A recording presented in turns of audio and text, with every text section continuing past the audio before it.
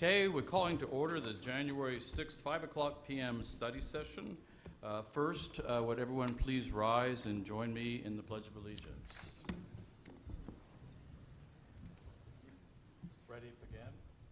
I pledge allegiance to the flag of the United States of America and to the republic for which it stands, one nation, under God, indivisible, with liberty and justice for all. Thank you. I had asked the city clerk if we were going to have a prayer this evening. He said no. I said, well, perhaps we should. We might need it. Okay. Next will be the roll call. Councilmember Fote. Here. Councilmember Coors. Here. Councilmember Roberts. Present. Mayor Pro Tem Mills. Here. And Mayor Moon. Here. Next, the city attorney with the report of the closed session. Good evening, Mr. Mayor. The council met in closed session on the items on tonight's closed session agenda. The city council authorized my office to initiate an action against Miggy's Cantina to recover grant funds paid to that operation. Other than that item, the council did not take any reportable action. Mr. Mayor. Okay, thank you, Mr. Counselor. Next is the acceptance of the agenda. Do I hear a motion to accept the agenda as published? So moved. Second. Motion has been made and seconded. All in favor? Aye. Any opposed? Seeing no opposed, the agenda for this evening is accepted. Okay, the item 1 is the study session on the Museum Market Plaza Specific Plan Amendment, Downtown Palm Springs Specific Plan, and final EIR Addendum number 2. And we've had a discussion on how, move it back. Are we ready? Okay. We had a discussion on how to actually proceed through this and to try to keep it orderly so we won't be flipping back and forth between pages, and I know a lot of people may have printed this out and want to follow along also. We'll just be starting at page 1 and moving our way through. So, Marcus, are you going to be leading the which page by page, or shall I? We'll be starting first with a PowerPoint presentation by Flynn. Okay. Mr. Mayor and members of council, There I'm you are. actually over here because I Hi. felt a little Hi, far Flynn. away over there. I felt like I was in Siberia. What I'd like to do is to briefly go through some of the background and purpose of why we are doing this update. I've got a short PowerPoint presentation. After that, you will go ahead and begin your discussion of the update to the specific plan, and then staff will be available for your questions as you go through the document. First, let me just talk briefly about the purpose of this update. Number 1 is to update the document to reflect previous approvals of City Council since the plan was originally adopted back in 2009. Second, we need to look at doing a traffic impact study update. I'll get into the details of that a little bit later in my presentation. Third, we're looking at a reduction in the density and intensity of the development that's currently permitted by the plan. And then finally, the developer has requested a change to the plan for the height of Block B1, and I'll go into the specifics of that as well. Let me go briefly through a timeline of the specific plan itself. As you will recall, the specific plan document was adopted back in December of 2009. Associated with that was the approval and certification of the environmental impact report for the specific plan. And with that, they adopted a schematic site plan for the development. In the 2009 specific plan, this was the site plan that is shown in the document. When we talk about the specific plan, we refer to blocks by letters. And let me just go through those. Let's see, I don't know if there's one better than the other. Block, and my pointer is not really focusing there. We'll have an exhibit at the very end of my presentation which identifies each of the blocks, and we'll leave that up during the course of the discussion this evening. Does this one work better? Okay. Much better. I just want to go through. Block A is the block that is currently under construction, the 3-story building that's immediately adjacent to the Hyatt Hotel. This is the Hyatt Hotel here. So Block A, progressing southward, here is Palm Canyon. Here is Tockwitz right there. Block B is here in the center with Andreas Road coming through here. Block C is where the Kimpton Hotel is, which is currently under construction. This is identified as Blocks D and F on the western portion of the site. Here is the Art Museum here. This is referred to as Blocks E, G, and H. This is identified as New Main Street, is what we call that here. And then Blocks K are here on the east side of Palm Canyon. And so that constitutes the blocks that are within the area covered by the specific plan. In terms of the timeline, these were the next actions that occurred. In 2011, there was a project financing agreement, often referred to as a PFA for short, that was approved in September of 2011. And then in October of 2012, City Council approved the following. They approved an addendum to the EIR, to the Environmental Impact Report, and they also approved a conformity review for a revised site plan for the project and an amendment to the project finance agreement. In terms of the conformity review, the reason that was done was there were some subtle shifts in the site plan for the project. One of those is relative to the location of the park. There was also a plan to reuse part of the Desert Fashion Plaza, and so the conformity review was done to ascertain that those proposed changes were consistent with the guidelines of the specific plan. The next actions that occurred were in December of 2012. At that point, City Council approved a tentative map for the project. They also approved major architectural approvals for blocks A, B, and C, and they approved a planned development district for the Kimpton Hotel on block C1, and then associated with that was a third amendment to the project financing agreement. Just to go over the revisions to the site plan, here's Block A with the Hyatt Hotel immediately north. What was intended there was to reuse a portion of the existing Desert Fashion Plaza building to tenant that with stores and restaurants. The plaza area shifted from Block B here, where my pointer is, over here to Block E. And so there was a change from plaza here, and then commercial uses from Block E over here on Block B. And then with that, Block C, Blocks D, F, and G there. And so again, those were the changes to the site plan as covered by the conformity review. One of the things you'll notice here is that Main Street has a slight curve to it. That was corrected with the approval of the tentative map. And what you'll notice is that Main Street is now straight and in direct alignment with the Art Museum itself. With the tentative map approval, that established the street widths for the project and the location of the streets themselves, in addition to the dimensions and boundaries of each of the blocks within the project. What I wanted to do is talk about some of the entitlements that have been granted by either City Council or Planning Commission to date by each of the blocks. Let me start off with Block A, which again is the block that's immediately adjacent to the Hyatt Hotel. The approval for that block was a major architectural approval.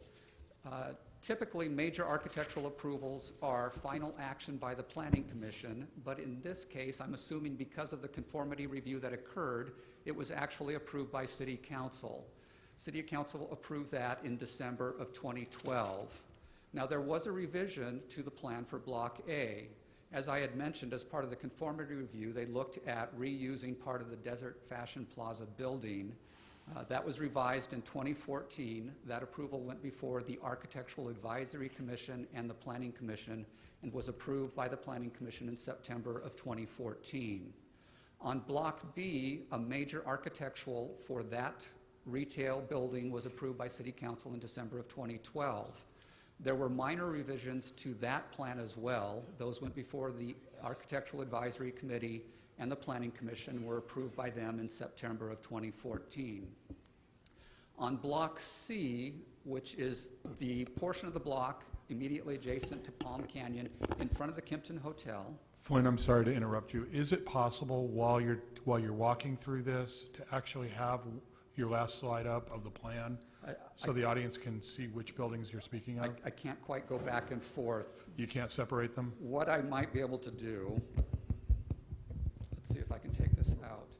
Maybe if I come over here, sorry, and I can point to the model, would that help? Well, it's not for me. It's for the audience, but, so I don't think that will help. But if Okay. you can't do it, you can't do it. Okay, but thought again, I'd I will ask. have that up at the very All right. end.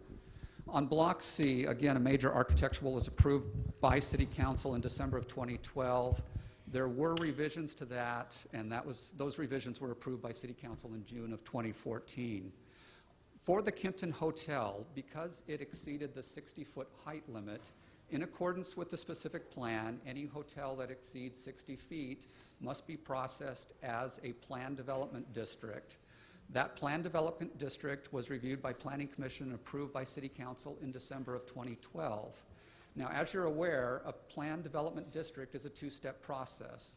There is a preliminary plan development and a final plan development. The final plan development for the Kimpton Hotel was approved by the Planning Commission in November of 2014, finding it consistent with the original approval back in 2012. The last block to have an entitlement is Block F, which is, and I'm sorry, I'll just go over here to the block right here, just to the west of the Kimpton Hotel. That has been approved for the AC Marriott Hotel. That went before the Architectural Advisory Committee and Planning Commission, and Planning Commission approved that in November of 2014. So those are the projects that have been entitled to date within the specific plan area, and you'll note the two different types of entitlement processes, either a major architectural application for those that are consistent with the specific plan requirements, or a planned development district where required by the specific plan when a hotel exceeds 60 feet. Let me talk about some of the key changes that were proposed as part of the update to the document. First of all, as I had mentioned as part of the conformity review, there was a change in the location of the park or plaza from Block B adjacent to Palm Canyon to Block E further to the west. There was also an increase in size of that block, so the park increased from 0.8 acres to approximately 1.3 acres in size. With that, there is a need to also adjust the development standards for each of those blocks. So we will limit the use of the block where the park is in terms of height, in terms of the permitted uses there, while allowing commercial uses on Block B with the associated heights accordingly. There is also a need to provide an updated plan within the document itself that reflects the approvals of City Council and the entitlements that we have to date. And so again, we have Block A here immediately adjacent to the Hyatt, with the building here adjacent to Palm Canyon that has been entitled and is under construction. Block B, as it has been approved, with the building in front that has been approved, the building in back here has not been approved. Block C with the Kimpton Hotel in this location that is under construction, and the building in front here which has been approved but has not started construction. The AC Marriott Hotel here on Block F, which has been entitled but has not started construction. Block D here, the park on Block E, the plazas in front of the Art Museum, Blocks H1 and H2 here, the parking structures which will remain, Block G here, and then Block K here on the east side of Palm Canyon. As I had mentioned before, there's also a need to update the traffic study for the project. One of the reasons for that is to analyze traffic volumes associated with the increased size of the park, and then also based on the entitlements that have been granted to date and the final street layout from the tentative map that was approved in 2012, we've analyzed those traffic patterns as well and are proposing an addendum to the environmental impact report to recognize those changes. There is also a proposal to reduce the density of the project overall. Currently, in the 2009 document, a total of 1.7 million square feet would be permitted. What we are proposing is to reduce the density of that to 1.3 million square feet. So that's a reduction of approximately 400 square feet that would be 400,000 square feet, excuse me, that would be permitted with these changes to the specific plan. In terms of the process that we've been through with the update thus far, the Planning Commission held public hearings on the update to the specific plan on October the 28th, November the 12th, and December the 9th. At their December 9th meeting, they voted to recommend approval of the update to the specific plan with a number of changes and modifications. What year was this?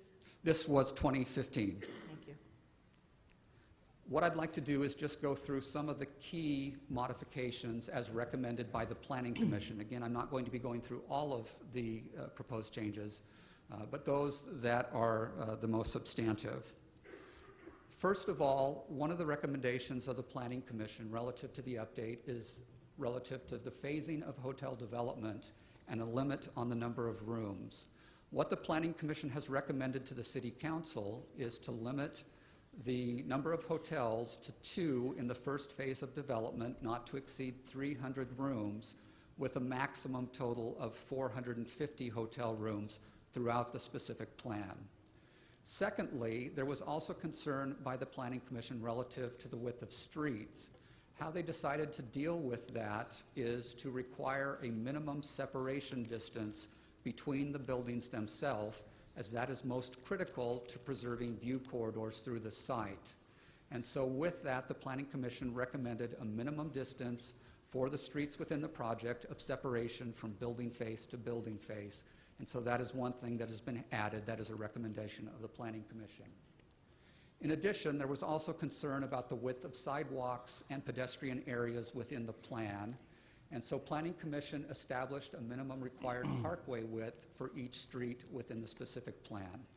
And what that, excuse me, Mayor? Could you define parkway? Exactly. I was just going to get to that. I'm sorry. The Planning Commission defined the parkway area as the area between the street curb and the face of the building, and would include the sidewalk, any landscaping adjacent to the sidewalk, outdoor dining, and any on-street parking within that area. They based those dimensions off the approved landscape and hardscape plan, and so that would establish the minimum parkway width, or the area of the sidewalk, and the amenities in that zone for each of the streets within the specific plan. The next recommendations from the Planning Commission are relative to height. Under point number 4, they proposed to reduce the height from 60 feet down to 40 feet for blocks D and G for commercial uses. The interest in reducing height on those blocks was relative to view corridors and preserving views through the site. They also recommended approval of allowing up to 75 feet on block B1 for a hotel use only. All other uses would be limited to 60 feet on that block. The next points were relative to Block K, which is the block on the east side of Palm Canyon where the Town and Country Center sits. Number one, they were concerned about future planning for that site, and so what they have recommended is that a planned development district, or PDD, be required for Block K prior to any construction or development on that site.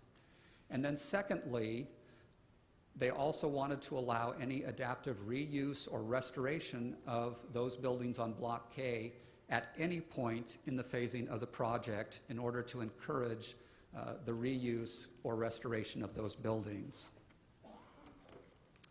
Lastly, the Planning Commission also wanted to add 2 guiding principles to the document. The guiding principles are the ones against which we base future decisions of development and the plan. And those 2 new guiding principles would be, 1, relative to view corridors, and then secondly, dealing with the issue of building massing and visual dominance and trying to reduce those, going back to the issue of preserving view corridors through the site.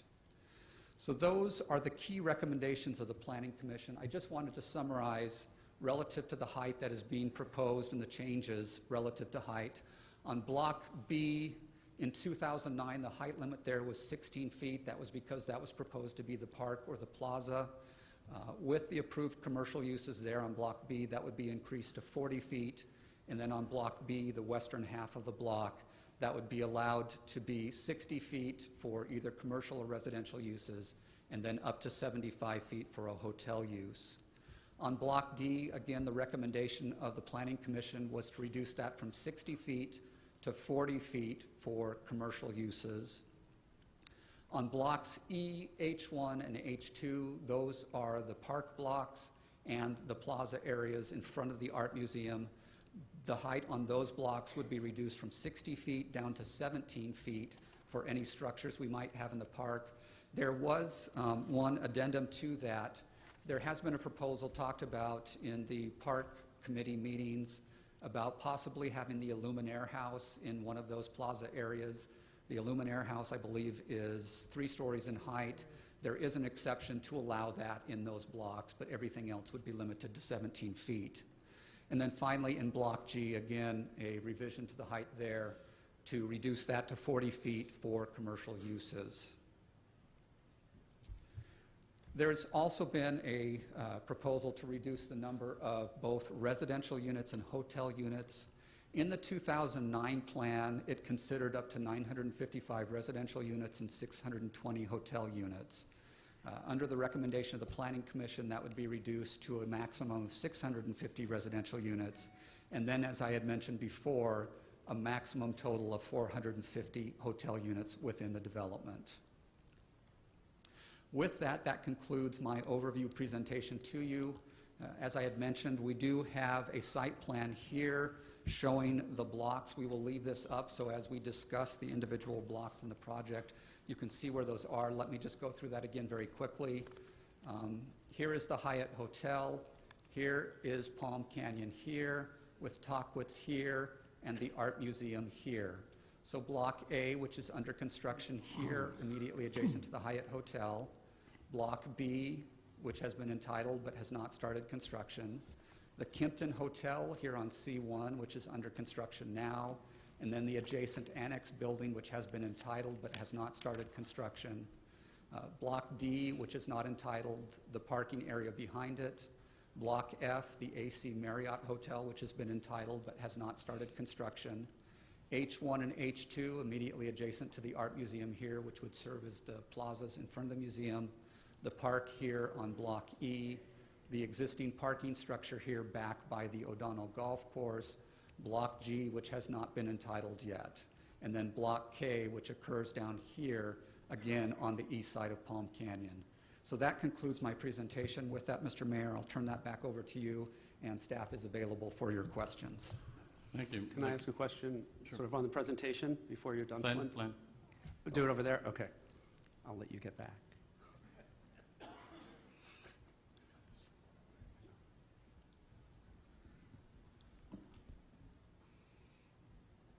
Okay, great, thanks.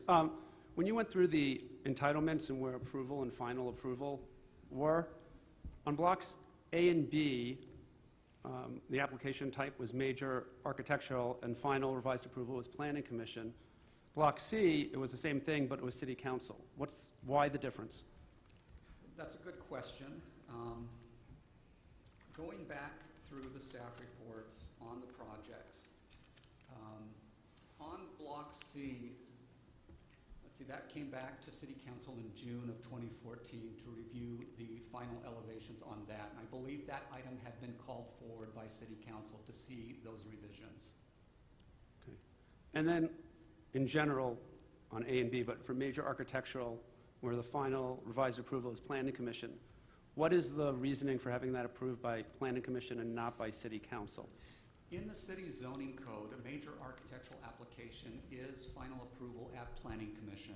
And so in terms of the entitlement processes, we use the same processes for the specific plan as are in the zoning code. And so again, a major architectural application is final approval at planning commission. A plan development district requires approval of the preliminary plan by city council, and then the final plan is approved by planning commission. Now, a major architectural application, of course, can be appealed to city council, or city council does have the ability to call up those applications as well. Okay, great. And just the last thing, on the model, everything's been approved except the proposed hotel on B1, is that correct? In terms of the buildings that are shown within the specific plan area, yes, that's correct. The hotel building, which is shown on B1, that has not been entitled yet. The other buildings have received their entitlements. Okay. So if, maybe for the future, if we can somehow mark those before we put them back for the public so they know what's been approved and what hasn't, I think that could be helpful. Certainly, we'd be happy to Great, do that. thank you. Joe? Thank you, Flynn.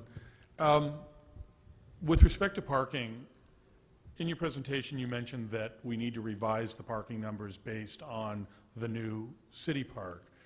And I'd like to know what the process is for that and where that is in the process. And also, was the museum overflow parking considered in our parking numbers as well? Right now, the museum uses and counts on the free parking structure that's directly adjacent to the museum. And it pretty much fills it every day, and I was wondering if that was taken into consideration here. Let me have Nicole Christ, who is with Terra Nova and is our consultant for the addendum to the environmental impact report, as well as preparing the update to the specific plan, if she could talk a little bit in terms of the traffic study that was done and the questions that you just asked relative to the overflow parking. Thank you. Councilmember Roberts, the analysis that was prepared did not consider the use by the museum of the parking structure, because the analysis was based on the uses and the parking demand generated by the specific plan area, which is the way these things are studied. The museum is currently underparked particularly for special events that they may have, and are using off-site parking that is provided within the parking structures. But we did not analyze their use as part of this project. A quick follow-up question. Given that the parking structures exist and we know that they enjoy a certain amount of use on a daily basis, would we have not considered that? In other words, you are considering the parking structures within the specific plan, as you state, but wouldn't the current use of those structures count? In other words, they're not empty. So in your calculations, it would seem to me we would have needed to calculate that there's already a certain amount of use in those structures beyond what we're adding to the 14-acre parcel that encompasses a specific plan. The analysis does include the attraction created by the site. So parking and traffic in particular is calculated based on the uses generated, the traffic generated by the uses on the site, both internal and being attracted to the site from outside. And the parking calculations in the zoning ordinance and in the analysis are calculated based on both of those things as well. And so ultimately, the use of parking spaces is based on the maximum likely use when the site is developed, both of people who are within the project and people who are attracted to the project. Including the museum. No, Not that didn't make any I sense. think the short Okay. answer was no. Okay, Yeah. that's what I'm trying to get to. So it seems to me that along with that parking structure and the parking around the existing parking today that gets used on a regular basis, it would seem to me that would have been factored in, and I just don't, I'm struggling to understand why the existing use of the parking structure would not have been factored in. That's all. And I have a follow-up question on that, because we just did a slide that said we were gonna, we need to reanalyze the traffic volumes because of the changes in use. So what do we do with that analyzation after it's finished? That has been done, ma'am. That is the traffic study. No, the one that Flynn just referred to. Yes, Councilmember Fogt, the traffic analysis has been prepared and it was included in your backup. So that analysis has been completed. Yes, but what do we do with those results is what I'm asking. We review them, and then what we are requesting is that City Council adopt the addendum, which includes the traffic study. Okay. Let's move on. Yeah. Okay, moving right along. Glenn, are you going to take us through page by page here, and then we'll make, as council members will make comments as we go through here? Actually, Mr. Mayor, I'll go ahead and leave that to your direction. Okay, if you'd like I'll do to that lead the then. council members through that discussion. Okay, starting on page 1-1. Any council members have any comments on that page? Questions? If not, I have one. Since 2009, this has been called the Museum Plaza Project, and now this is being changed, the name of the project, to Downtown Palm Springs. I mean, this is 13 acres, but it's not downtown Palm Springs. I mean, there's a great deal more to downtown Palm Springs than this. I think that could be confusing. We have uptown, downtown, midtown. I mean, we're going to have to redesignate what we call everything. This is a part of the downtown. Could you please tell me why this has been decided to change this from from Museum Market Plaza to downtown Palm Springs? Yes, thank you, Mayor and Council. The conformity review that was approved by the City Council in 2012 was entitled the Downtown Palm Springs Revitalization Plan.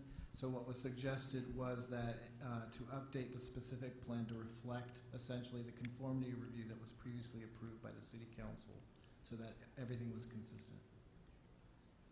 Okay, so we can review that when we actually have the hearing on this, correct? That's correct. Okay.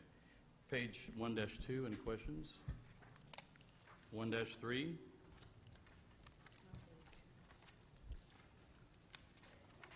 Okay. 1-4. Could you go by the line items? Okay, well, I'd have to go 85, 86, 87, page, any line on page 1-4. Right? Mr. Mayor? Yes. Councilmember Mills? Thank you. I have a question of probably planning staff in regard to line 51, and it occurs other places, but, and I apologize for going back a page on you, so, but line 51, it mentions the requirement or suggested modification by Planning Commission to 450 rooms. Can you elaborate on where that number came from, how that number was established? Is there any background to come up with that number? In the discussions of the Planning Commission, they wrestled with how many hotels and how many hotel rooms would be appropriate for the development.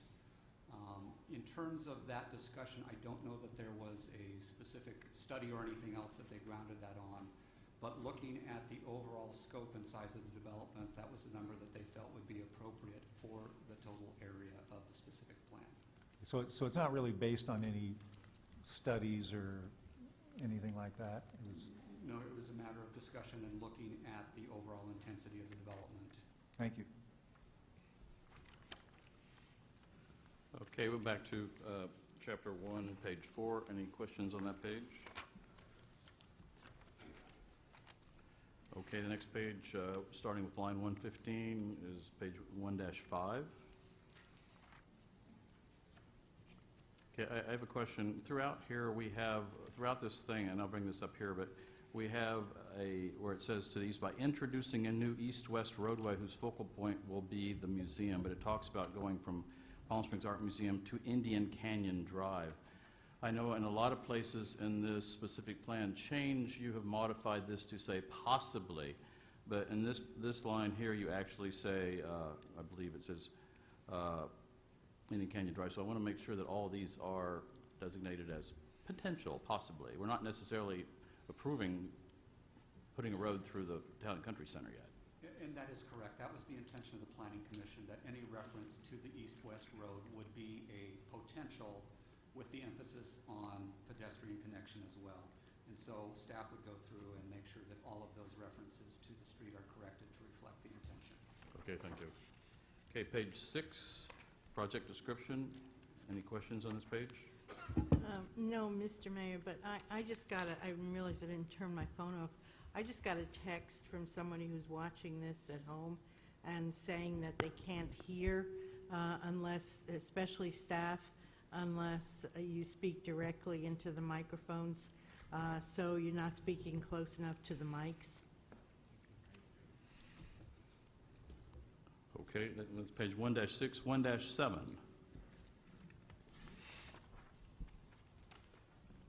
Okay, page 1-8.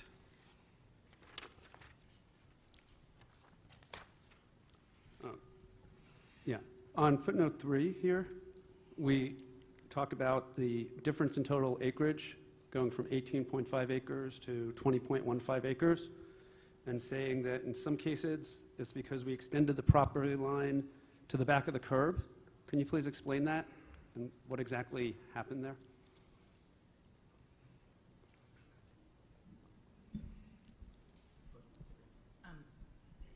Councilman, the original calculation for the size of the project was based on the parcels at the time in 2009. In 2012, when the parcel map was processed, those property lines moved in some cases to the back of curb, and so land that had been public right-of-way became part of the specific plan area, and that increased the overall size of the project. So let me follow up on that. How did that go from public right-of-way to part of the private specific plan? And that was approved as part of the tentative map approval back in 2012. Okay.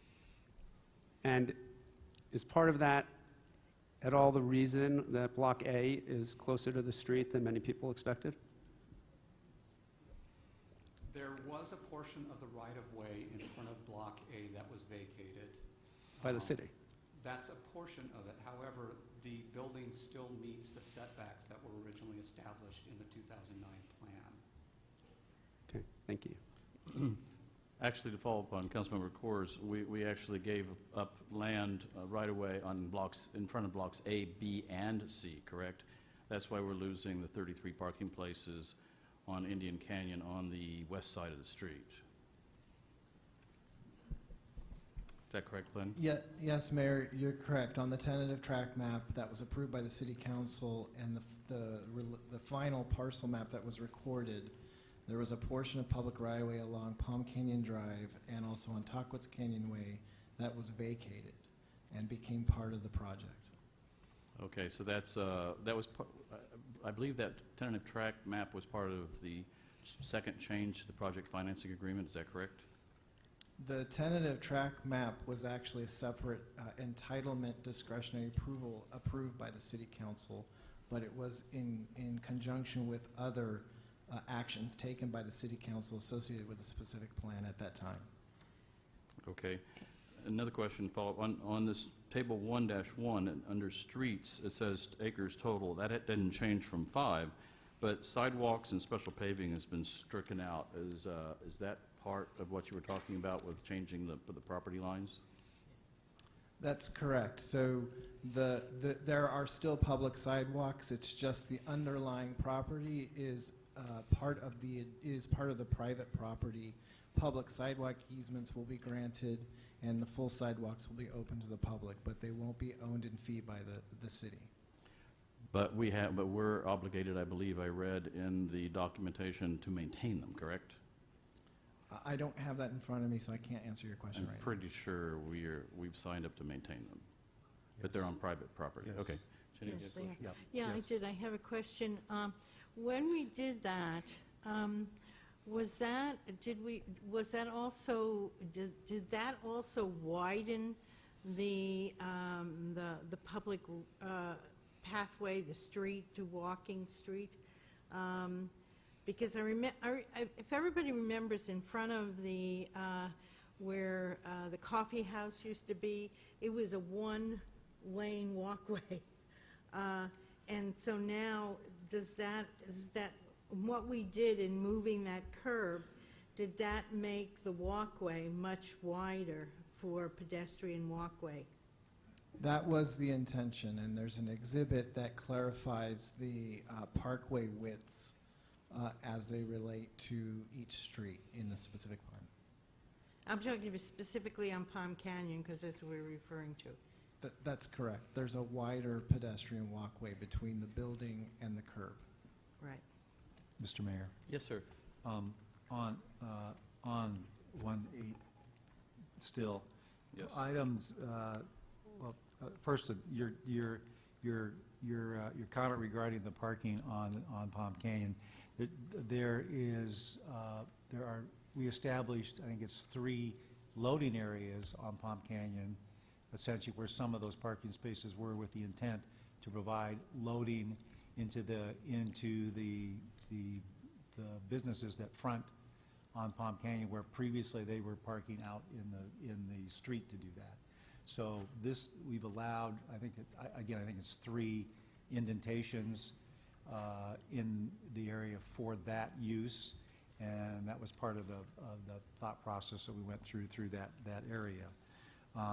But getting back to 1.8, and I'm looking at the paragraph from 191 to 198.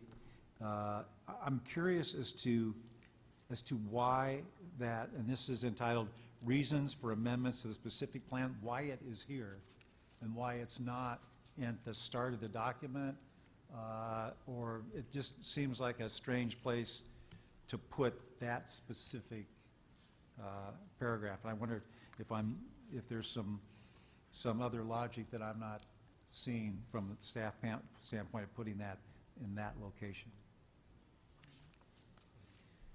I mean, in my mind, it's a paragraph on it. It's a paragraph on its own.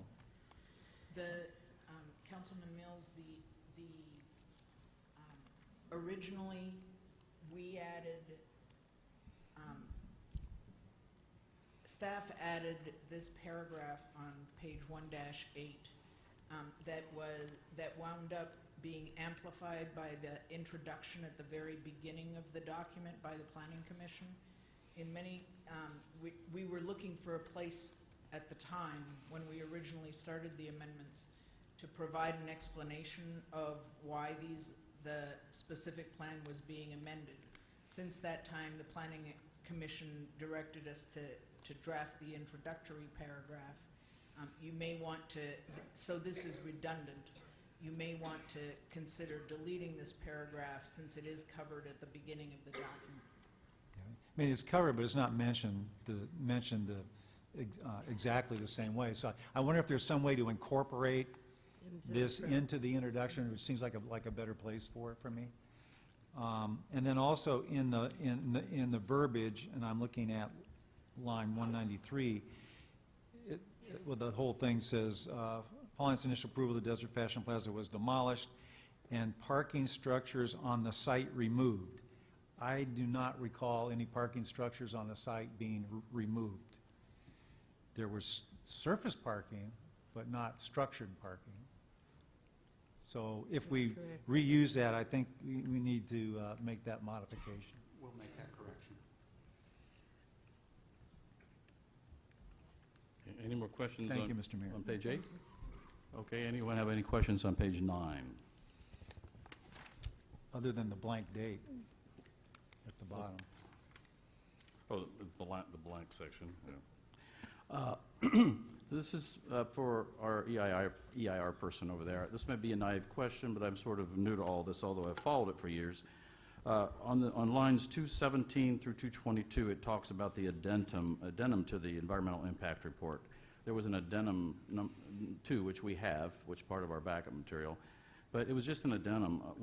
Could you please explain for me and for other people who may not understand this, when we do a dramatic change, like doubling the height of the Block A building and changing its use also, because I now understand it's probably going to be residential on the 3rd floor and offices on the 2nd floor and commercial on the 1st floor, and also a potential for a 3rd hotel of 75 feet on Block B1, originally zoned for 16 feet. How can we do that just as an addendum? At what point do you have to totally redo the environmental impact report? I wish there was an easy answer to that, but I'm afraid there's not. Is it subjective, or is there No, there is, Section 15162 of the California Environmental Quality Act lists 3 specific criteria that require the preparation of a subsequent or new environmental impact report. Those criteria are primarily tied to the significance, to an increase in the significance of impacts associated with a project.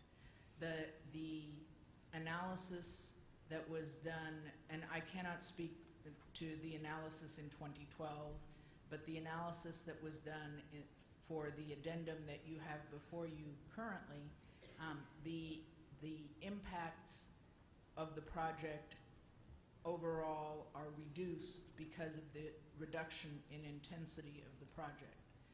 And so an addendum was the appropriate document under CEQA to be undertaken in this case. Okay, thank you.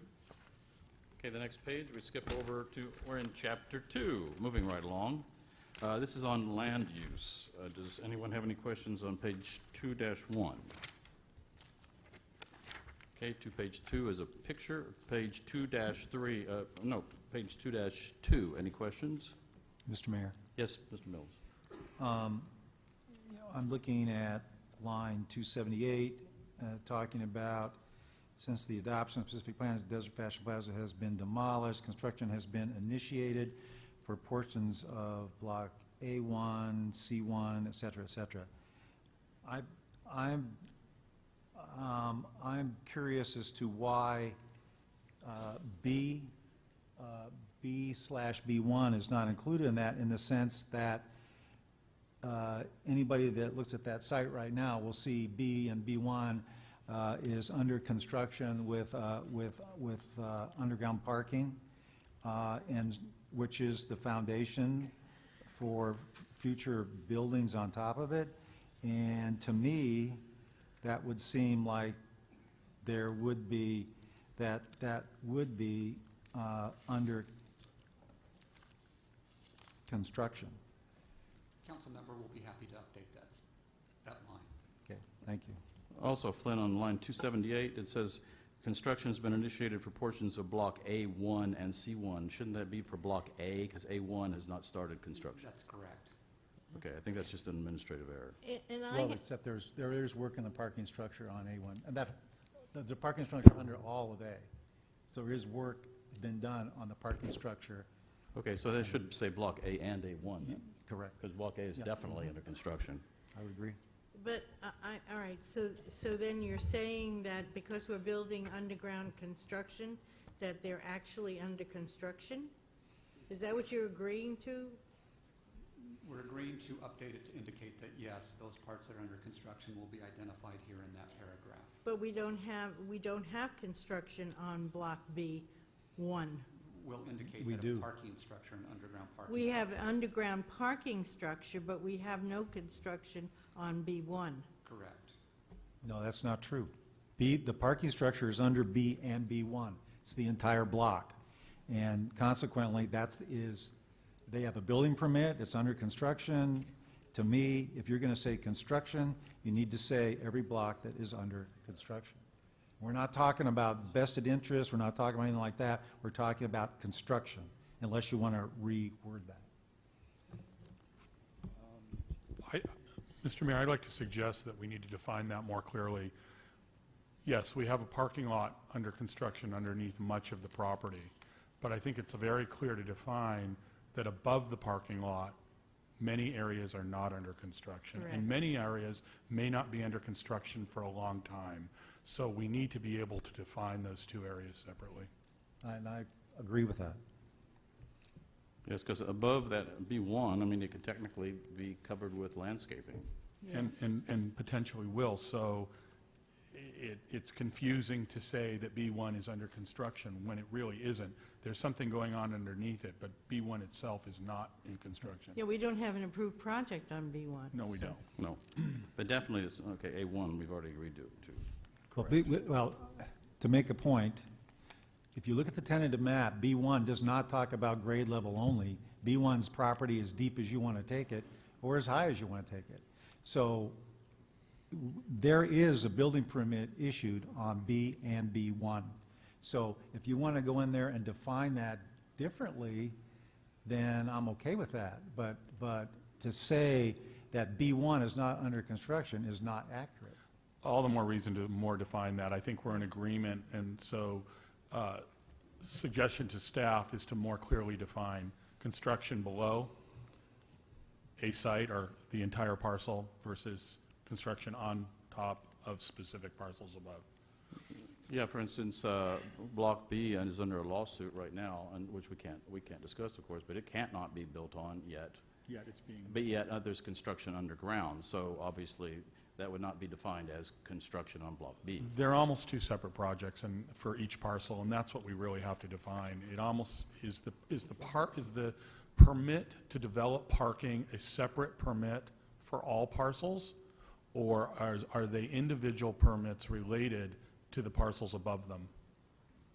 There has been a building permit issued for the new underground parking on block that extends across blocks B and B1. That's a separate permit from any other building permit. We'll make that clarification. here Yeah, I in the- think we need to define that on its own page. Okay, page 3. Page 4. Yeah. Towards the bottom of this, on page, line item 347 and 48, and this whole paragraph talks about traffic flow, and particularly talks about improved pedestrian circulation. There's no mention of bike paths here or actually throughout this document, so I just want to know, what are the plans for bike paths, and shouldn't they be included in the specific plan? The city's general plan has bike routes established. There's a Class 2 bike lane that extends up past the museum and up Bellardo. Through the specific plan on Bellardo, we will establish a Class 3 bike route with sharrows. But there will not be a Class 2 bike lane or a dedicated bike path through the specific plan. Can you explain the difference between the Class 2 and the Class 3 for Certainly. folks? A Class 1 bike path is a separate path outside of the street, often behind the curb.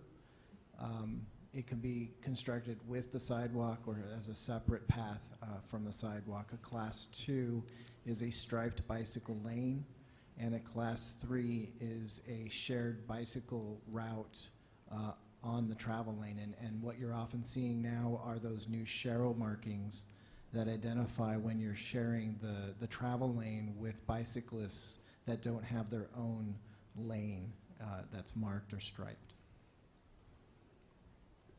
Is that something we can explain in the specific plan, just so when people are looking at this document, they understand what's We certainly can. being proposed? I think that'll become more clear later on, because later in the specific plan, there is a significant reduction in the width of Bellardo going through the development. Therefore, there is no room for any bicycle paths, correct? The specific plan always envisioned 24-foot wide travelways. The difference has been removing some of the on-street parking. So the specific plan never had intended for wider streets with a dedicated bike lane through it. So the difference that you're seeing is in some cases, the on-street parking has been removed in most cases to fit some of the utilities that are required because the underground parking doesn't allow for underground Edison vaults, as an example. All of those utilities must be above ground. But the specific plan always intended for the extension of Bellardo, the new Main Street, and the Andreas Road extension to be 24-foot wide, two-way travelways, with, in some cases, on-street parking. Okay, I believe that's referred to later. And to follow up on Councilmember Coors' question on bicycles, I believe there are 3 or 4 areas set aside for parking of bicycles, but they have a maximum of 6 bicycles. So is that the maximum parking for bicycles in this entire downtown or museum plaza specific area is 24 bicycle parking places? I don't have a number, but we're going to be working with the developer on all of those fine details of adding bike corrals and other site furnishings and furniture as they develop each of the parcels. Okay, thank you. Mr. Mayor? Yes, sir. On that, on 11.4, and I'm looking at 11.4, you mean page? 2.4, I'm sorry. Oh, we're not there yet. Roman numeral 2. We're not there yet. We're not on 4? No, we're on 2.1 right now. Mr. Coors just referenced 346 and Yeah, 347. no. Yeah, we were in 347. Okay, what page are we on then? 2.4. Okay, sorry, I skipped a page. Oh, you're right, I skipped a page, sorry. I went out of order once, I don't want to do it Yeah, again. okay, so I okay. I'm looking at 337, line 337, and which the prior statement, it talks about including a new east-west oriented public street called Main Street, potentially connecting Indian Canyon Drive to Museum Drive, and the entry of the Palm Springs Art Museum to the west, and the redevelopment of the Agua Caliente Spa Hotel site onto the east. One of the key parts of this specific plan, and also the design guidelines that were developed for downtown, was not a link to the spa hotel site, but a link to the convention center. And so I would like to add at the end of, after the word east, potential connection to the convention center or something like that.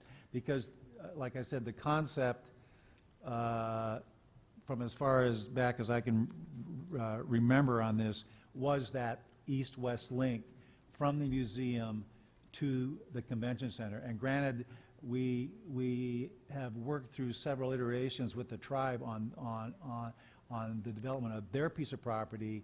I think that link is worth mentioning, at least here, and that is a goal of that east-west path, be it vehicular, be it pedestrian, be it both. So. Yes, ma'am. I think I don't want to see that so closely defined, because the east-west that we already have made into a two-way street is not Amato, what's the name of that street? Andreas, sorry, is now an east-west passageway, and I was going to look at wanting us to look at line 338, which it says until such time as development of Block K occurs, and I want to know if that could be changed to development or adaptive reuse. And so I don't want us defining exactly where that's going, since we already have a two-way street at one end of the project, and that's yet to be defined.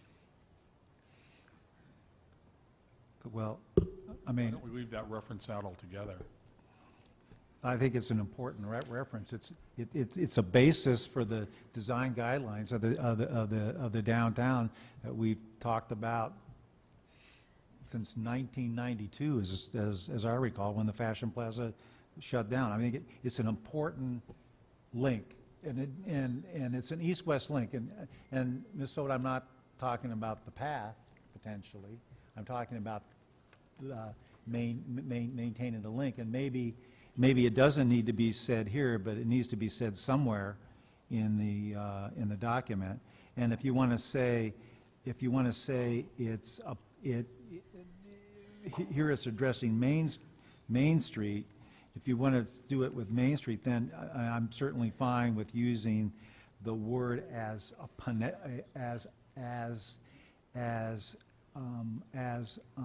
potential connection. You know, part of the problem that we have here, and I'll mention it further on as well, is that we have our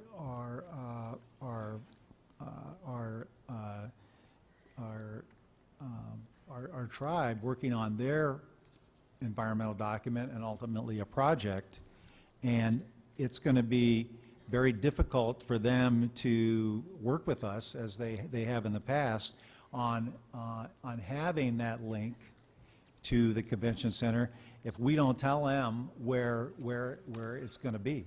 So that's something that, in my mind, in this document that we're working on now, that we decide where that link is going to be, and help them to determine if they choose, and it's certainly their choice, to work with us in maintaining that link. So, I mean, that's really all I'm after, is just something to mention that, and it has been around for a long time. And, you know, maybe this isn't how you do it, but it needs to be, in my mind, addressed some way. Well, I think where the problem lies is I do see the east-west connection, and I do see that as Andreas Road. Originally, when this plan was developed, it was through Block K that we were putting a street going through. And what I'm saying is now we have made Andreas a two-way street, and so that is, for me, the direct link from this project straight through to the convention center. So we have a disagreement. We have a disagreement, yes. Well, I'd like So to, let staff figure it out then. well, I think not let staff figure it out. You make a strong point, Chris, in that in working with the Indians' new plan, we need to define for them a potential link back to Palm Canyon or back to this project. The potential of going through, of having Main Street go through is pie in the sky right now. We have no proposal for K, but we have an existing two-way existing street for Andreas that takes us to Indian. We have it defined already. I think that's where we should clearly define this. And I would agree. So do I. As do I. And I'll make a correction, I'll make a correction to Mr. Roberts' statement. We do not have, the only defined one we currently have is a roadway between K. We're looking at altering that, but the one we have right now is through Maine. And all I'm saying is that we need to leave that window open at this time. And there was a lot of study over the years of what link makes the most sense of the museum to the convention center. And I'm sure Ms. Foat remembers. And there were several studies, there were reviews, there were this and that, and at the time, the decision was made to put it through K, and so again, I'm kind of asking where that decision needs to be made, and I sure don't want to make it arbitrarily.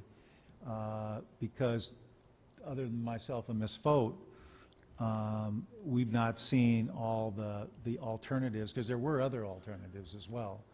So, I mean, I don't know if we need to deal with that in this document or not, but I think we need to deal with the concept. And I'm fine mentioning the concept of Andreas as well, but I think both concepts should be included in the document. I would simply suggest that if the day comes when we have another street that goes through, we can then have it within this document. But right now, we have an existing street that goes two ways. The former council that I wasn't a part of, in its infinite wisdom, decided to make Andreas two ways. It solved the problem. And as the tribe is currently working on their plan, having to do with the reconstruction of the spa and its different connections back to Palm Canyon and to the casino, we have something clear to give them. That's all I'm saying. Why have alternatives that don't exist when we have a clear functional path now? Well, That's all. And what I'm saying is, it doesn't have to be a road. It can be a pedestrian path as well. And to eliminate that potential is, in my mind, at this point in time, the wrong thing to do. And I'm not saying it needs to be a road, because it says in the document, vehicular or pedestrian, or vehicular/pedestrian. So I would hate to have us say, no, that we don't want it to go there, because if you look at the plan, again, in my mind, it looks like the logical place for it. But at least a pedestrian lane. Can I suggest that we, again, with Andreas, have pedestrian access? And Chris, not to beat this to death, we can always add it. Just because we're taking it out right now, since we do have an existing path, if it's something we see we want to add later, we can.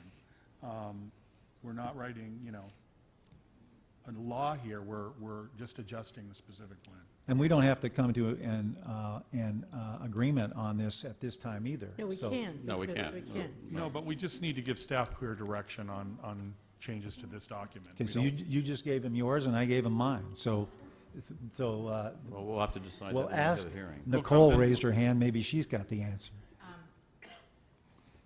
Members of council, what could be done is that the sentence that begins, "A connection may be made to Palm Canyon Drive," that part is part of the plan. What That's part number are you on? What line? What- 337. And actually, the bulk of it is on 338 and 339. So the sentence that begins, "A connection may be made to Palm Canyon Drive until such time as development or adaptive reuse of Block K occurs, comma, or another route is identified." I'm good with it. I'm good with that, too. Okay, fine. And also, just an editorial comment. I mean, I certainly respect what the city council has done in the past, but you know what city council said and decided and discussed in 2009 was 2009, and we're now in 2016, and the reason we're having this study session and revising the specific plan is because things have changed. So, And, Mr. Mayor, on a more important note, I'd like to go back and clarify that we actually have 6 bicycle racks holding 20 bikes each. oh, 20, okay. Yeah. Where'd you find that? It was actually texted to me by the architect. Oh, okay, good. 'Cause it's not in the report. No, Okay. no, I'd love to say that I found it there, but I got some help. Okay, because bicycle racks are dear and dear to people in Palm Springs. To me. Okay, we're on page 2-7, I believe, which is specific plan land uses. Any questions? This is the page that has some changes to the hotel room numbers, et cetera. Any questions? Yeah, I have a couple. And I know we touched on earlier the change to 450 hotel rooms, 300 now, and potentially another 150 if occupancy hits a certain arbitrary number. I'm just wondering, can we make this, instead of rooms, the number of hotels? So if we wanted to, can we limit this to 2 hotels on this project? That is something that you can certainly do, and again, this was a discussion that the Planning Commission had when they were discussing the appropriate number, or how do you look at what is appropriate for the overall specific plan. The one issue with just identifying the number of hotels is you're not saying how big those hotels could be, other than the other development standards that limit the height, setbacks, et cetera. And so if you say 2 hotels and leave it at that, that calls into question what is going to be the intensity of those hotels. So one option is to do 2 hotels, just as an example, with a certain number of rooms. Correct. And then if the developer wanted to come back and ask for a 3rd hotel later, we could then consider it at that point. And that could be one way to put that limit in the plan document. So that's something I'd like to consider. Obviously, we can do that at the hearing next week. Okay, that's page, One other thing on this. On line 371, we talked to up to 650 multifamily residential units.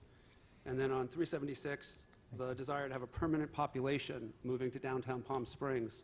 So I have a couple of questions on this. One is, do we have any say in what that residential housing is? Can we have any input on whether it's rental housing, condominiums, et cetera?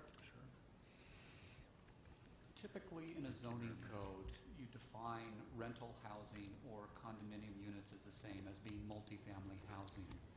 You typically do not distinguish between the 2 of those. And I don't know if the city attorney has any input in terms of defining that it has to be condominiums or it has to be rental housing, one or the other, or balancing that out with limitations on the number of the 2 types. And typically, it is oriented towards the use, not necessarily the ownership, and that's why we support the planner's recommendation that you look at it as being single-family homes or condominiums or multifamily use or that sort of designation. But if we wanted to, could we designate them rental or condominium? So it's legally, is that an option? We could probably figure out a way to make that work. Okay. Can I just ask a question on what you're asking? Is there also a way for us to include in that, if we do go the route of rentals, that there be affordable units also included in that? Exactly. It would not?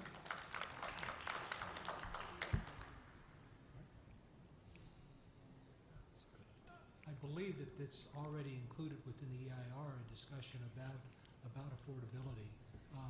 But there are ways, obviously, that the council can indicate that there should be some requirement to address our affordable housing needs. within the Yeah, city. because we're losing that we're losing all of our affordable housing with condo conversions and conversions of upgrading properties. And so it would seem to me that we should do more than just include it in the EIR. Agreed. okay, any more on 2.7? Yeah. My other question on this is, for the residential housing, is there anything we can do that would prevent the residential housing turning into basically hotel rooms?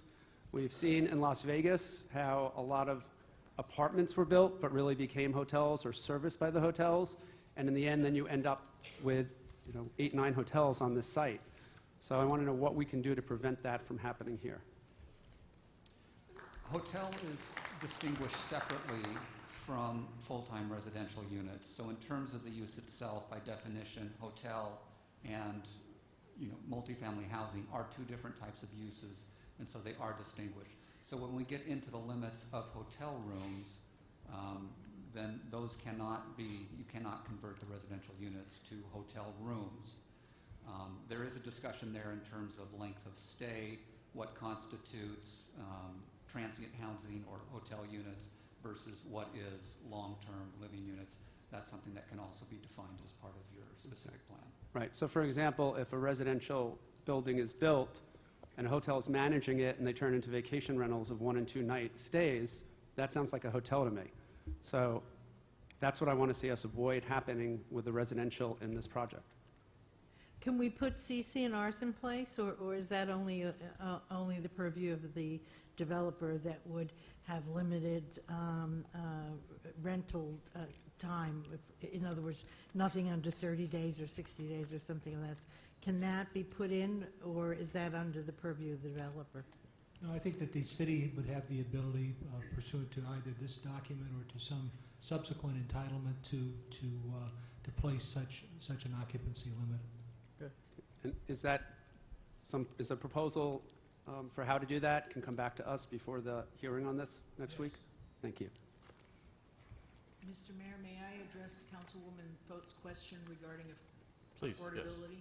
The project is currently required to provide 15% of residential units as affordable housing units for low and very low income households.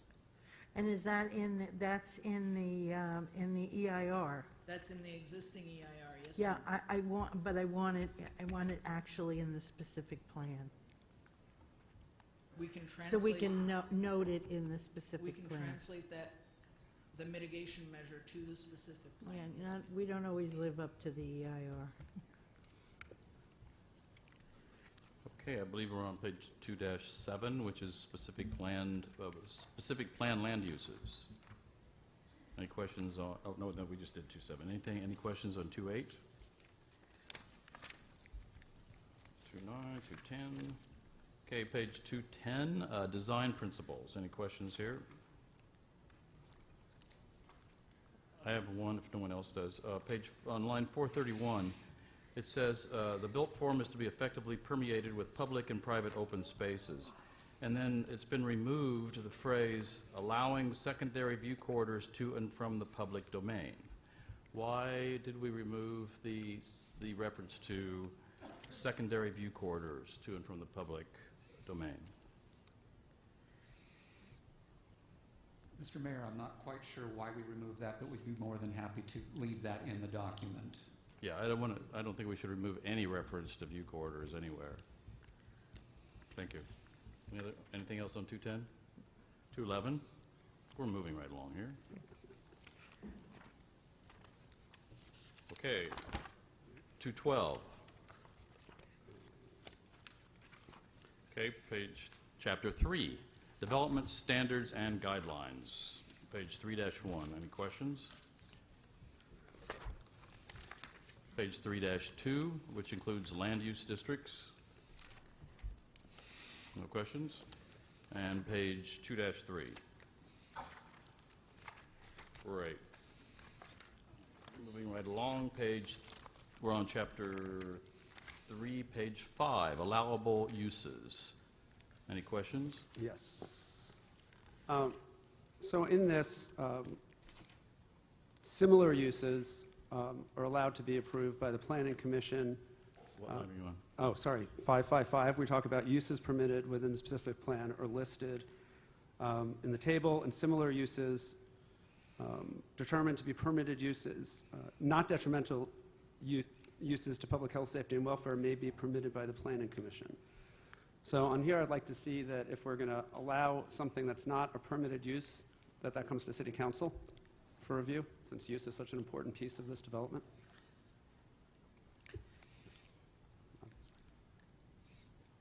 Okay, any other comments on page 3.5? Okay, on page 3.6, we start with the table of allowable uses. Any questions on 3.6? Mr. Mayor, Yes, sir. just a typo, there's no line number, but under, it says books stores, and it should be bookstores. Okay. It's alphabetical, though. Books, stores, okay. So it should be bookstores. Well, originally it said books and stationery. Right. So it's been Right. changed to bookstores, okay. Page 3-7. Page 3. Can we go back to the consignment stores and auction houses? It's an LUP as opposed to a CUP. Can you explain why that is? That was a discussion of the Planning Commission. In terms of the difference between an LUP or a land use permit versus a CUP or a conditional use permit, a land use permit can be approved administratively by staff, by the planning director. A conditional use permit requires them to file an application. It's approved by the Planning Commission. The discussion by the Planning Commission was that upscale consignment stores or auction houses may be appropriate within the specific plan area, and so they felt that could be a land use permit. If council feels differently, we'd be more than happy to change that to a conditional use permit if you feel that would be more appropriate. To me, I mean, I can see the LUP for the motorbike rentals or sales or things of that sort, but actually having an auction house or a consignment store, how are you going to define that as upscale? I think it would be, I would rather see that as a CUP than an LUP. If I could, Mayor, as I was on the Planning Commission when we were discussing this, this particular issue came up because originally these type of uses were prohibited under secondhand stores and so forth. But the truth is that we have some very upscale vintage and secondhand stores, and we wanted to encourage those type of mom and pop uses within this development. We currently have an auction house that's opened on the south end of town on Indian that again is very upscale and really doubles as again a vintage furniture store, which is one of the things that we're known for. So we were actually trying to encourage those uses within this project along with the large-scale retail stores and things that we expect to see. So how do you differentiate with an LUP between somebody who comes in and is selling used clothing that's not vintage and not collectibles, and somebody who's coming in and selling collectibles? With a CUP, you do make that distinction. You also make the distinction with a CUP, and maybe I'm just not understanding the extent an LUP has. I don't see how if somebody applied for an LUP to sell used refrigerators and how would you say that that's not an upscale use? Well, that's, You know, I mean, that's an appliance. Right. Maybe it would be helpful if staff would define the two processes. We'd be happy to do that. Thank you, sir. In terms of the definition of consignment and what would be Hopefully the rents are going to be high enough for anybody who can afford to do that. I was going to say that, but I thought it was better in my head. Okay, page 3 Mr. Mayor, on that same item, I would tend to agree with Ms. Foat. You're looking at a land use permit, which is staff. Yeah. And that's really kind of a tough place in my mind to put staff in to make a determination if something's upscale or not. I think it'd be better served, as Ms. Foat suggested, as a CUP. Doesn't matter that much. I have no issue with it. I think that staff probably could make that determination, and more importantly, we recently gave staff the authority to kick things back to the Planning Commission when they weren't sure or wanted our take on it. But it's just that a CUP is a lengthy, time-consuming process. And expensive. And very expensive. So if we have a nice vintage store that wants to come to town and we're trying to simplify our processes a little bit, we thought this was one way to do it. But I'll leave that to my colleagues. Okay. Well, we'll have a chance to discuss that when we approve this anyway. 3-7. 3-8. Okay, 3-9.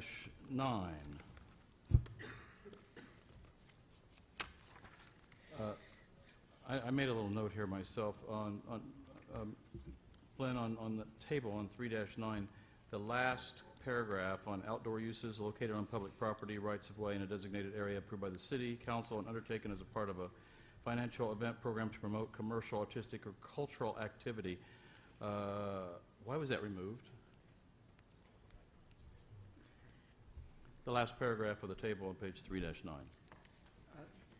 This was removed because this only applies to the commercial blocks where commercial development is going to occur. What you'll notice is that should actually apply to the blocks that are owned by the city, the park and the plaza blocks. Well, but like on that one New Main Street, I think it is, which is going to have bollards to block it off. I mean, there's going to be special events and festivals and things in that area, correct? There could be. You're correct, there is, and that is allowed under the paragraph up above about outdoor uses. The line, the portion that's stricken out there is on public property. New Okay. Market Street is a private street. Public property, again, is the park and the plazas. Okay. Page 3-10. Yeah, Mr. Mayor, just similar uses, starting at line 578 that we just discussed, just to have those to come to City Council, if they're uses that aren't already permitted, just to make that consistent throughout the document. Okay. 3-11. This is where they took out the second-handed or used goods shop, so that's been removed. 3-12, development standards. Mr. Mayor, Yes. again, a housekeeping issue. Under Table 3.2, Andreas is spelled wrong. Oh, it says Andias, yeah, correct.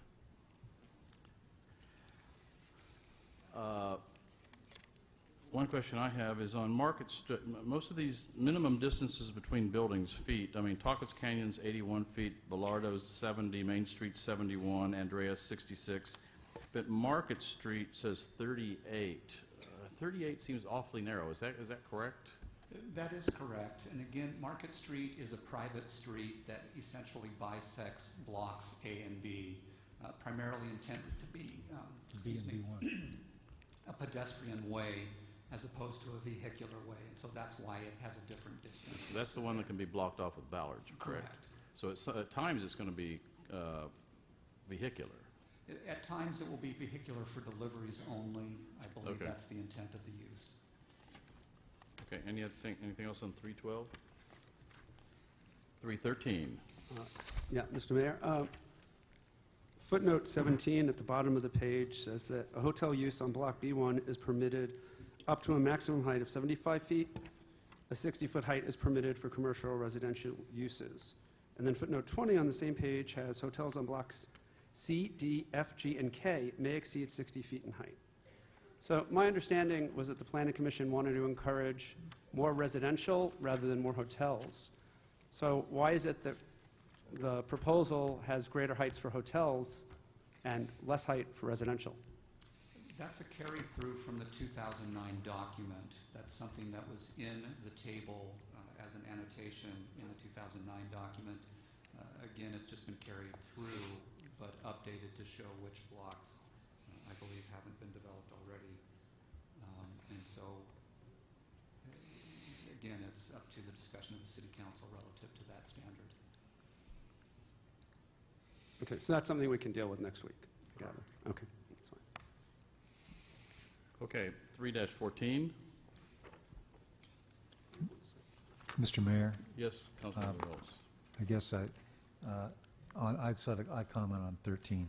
So, and having to do with Block E, which is the park space at 17 feet. Currently in the park plan, there is a portion of one of the buildings which is anticipated to be higher than 17 feet, and I know Flynn mentioned the Illuminaire exception. This is the facility that is for the downtown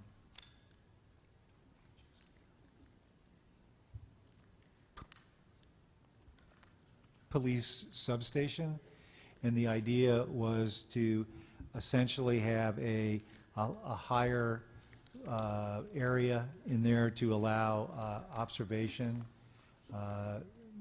not just over the park, well, really just intended over the park. And it was it's a very small area, but I think if we could include something like that in the exceptions along with the Illuminaire, I think it'd be helpful. I mean, it's a very small area. And I think, we're talking about something very minimal footage-wise. Okay. But we also don't have any, I haven't seen at least a plan yet for the park area. So I would agree that should remain flexible, but the the council hasn't even looked at that or approved that, that park area. So, I mean, it sounds like a good thing, but I don't know. I think it should be more flexible because we haven't even seen a plan yet.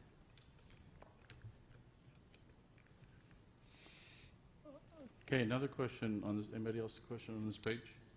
3-13, where it says Block B and Block B1. Block B is changed from 16 feet to 40 feet, and Block B1 says 75 feet with a footnote saying a hotel use on Block B1 is permitted up to a maximum height of 75 feet.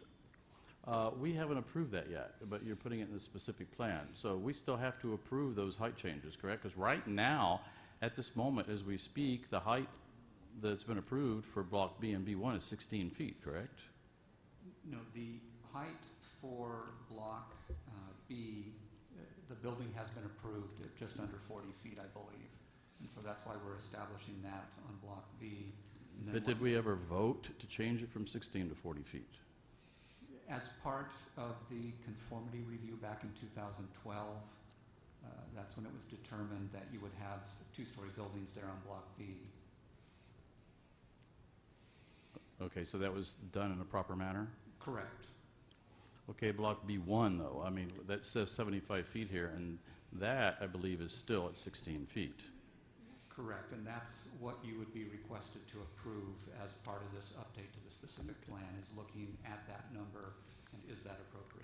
Okay, so tonight we're not approving anything, we're just reviewing, but Correct. I just want to make a note here that Block B, this is an assumption of 75 feet, and we've got a long ways to go before we have to go through a proper process to approve that, correct?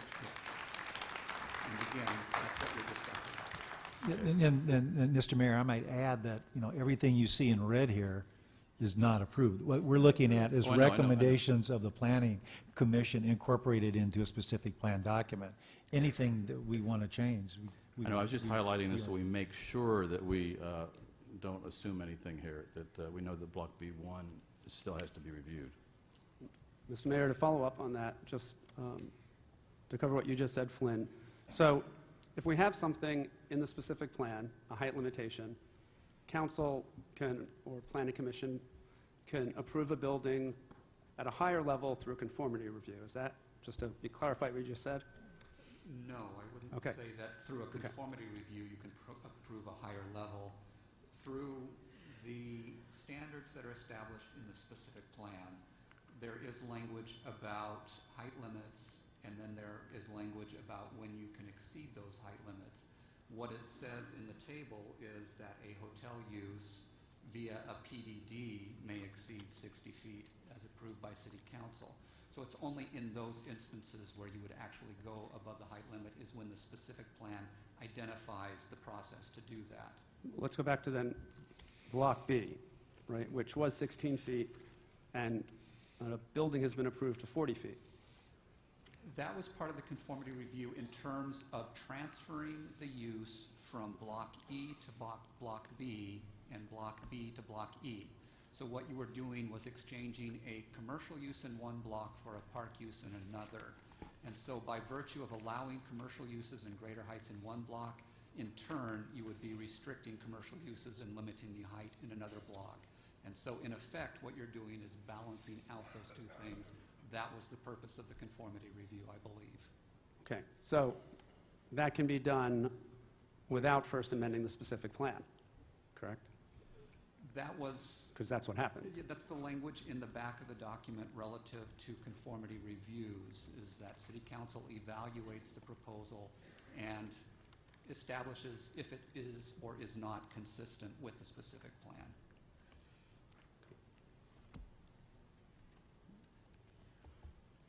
That answer your question? Yes.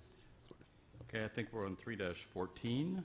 Okay, Mr. Mayor, here, starting at line 609, it talks about in order to allow creative building design and maintain views within the specific plan, buildings less than 60 feet in height should be designed with voided airspace in the floors above second or third stories. Buildings 60 feet or more approved after this update will be required to have them. And then on the next page, it talks about, again, having greater open airspace above certain floors, subject to approval by the Planning Commission. So a couple concerns on here. Given that Block A is all of 3 stories but over 50 feet, I'd rather see us have those voided airspaces over a certain height than floors, because floors have no height restriction. And therefore, we could end up with a lot of blocked views and no view corridors. So I'd like to see us with a proposal on doing that over a certain height rather than floors. Okay. And second, and we can discuss this next week, but I'd like to have a conversation about that, these final approvals coming back to council. You know, right now they're Planning Commission, which I understand, but a lot of people who work during the day can't attend Planning Commission, and a lot of people don't watch Planning Commission. And in order to get the maximum public input and input from council, I think something like that should actually happen at a council meeting, so the public has an opportunity to weigh in and give us their input.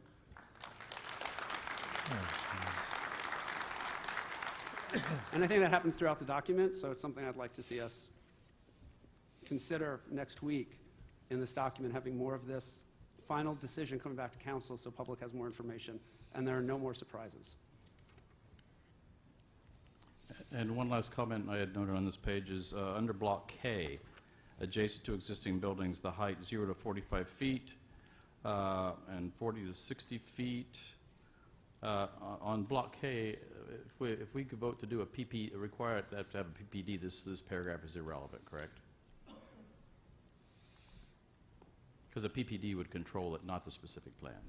A planned development district would still need to be consistent with the specific plan, and so that's something that City Council would need to consider as part of the application for the plan development. So we should leave this in? I believe that you should leave that in, yes.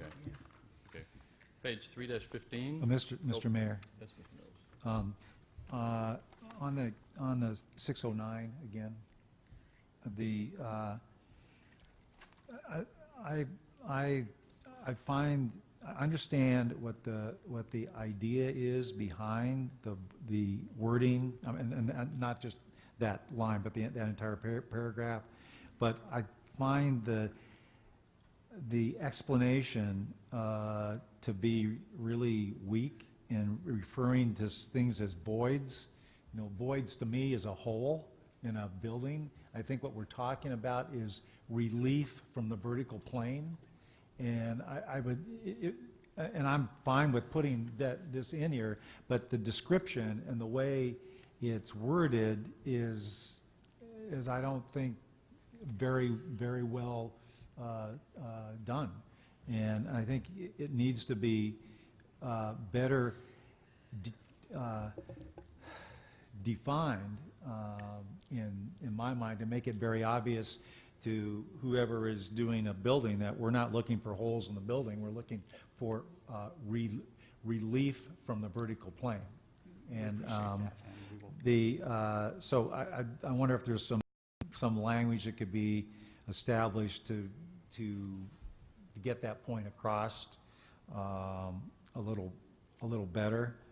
I might add that Mr. Corr's request of, and if I understood you right, Jeff, you're saying that Planning Commission, that final design is not, would go to council automatically? Is that what you're, Yeah, what I'm suggesting is final approval automatically go to council, because I think that's the only way the public has the knowledge and information of what's happening and the chance to weigh. The architect go to council on appeal. Yeah, I mean, to council on appeal. But I need to mention that part of the reason that things were done the way they were was to not to bypass the public, not to keep anything away from the public, because obviously these went through architectural review, which are public meetings. We went through planning commissions, and usually more than one time, which is a public meeting. So now we're adding another public meeting and increasing the length of time that it takes anybody to process any type of a project on this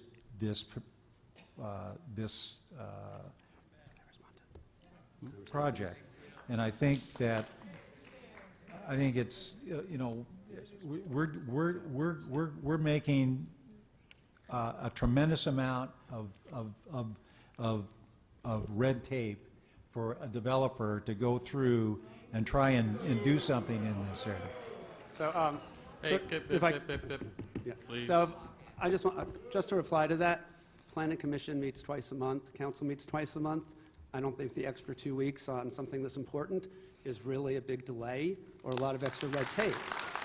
And in addition, and while I appreciate they go through that, and I don't think there's been any deliberate design not to get public input, the reality is Architectural Advisory and Planning Commission meet during the workday, and a lot of people can't participate, and I think it's really important we have that participation. And one thing where I hear the most concerns is much more over the West Elm building than the Kimpton building, because people, even if they didn't like the Kimpton building, felt they had a voice and they knew what was going on. A lot of public officials, including council members, were surprised by the West Elm building. How did it get so tall? How did it move closer to the street? How did it get so dense? Why are there no views?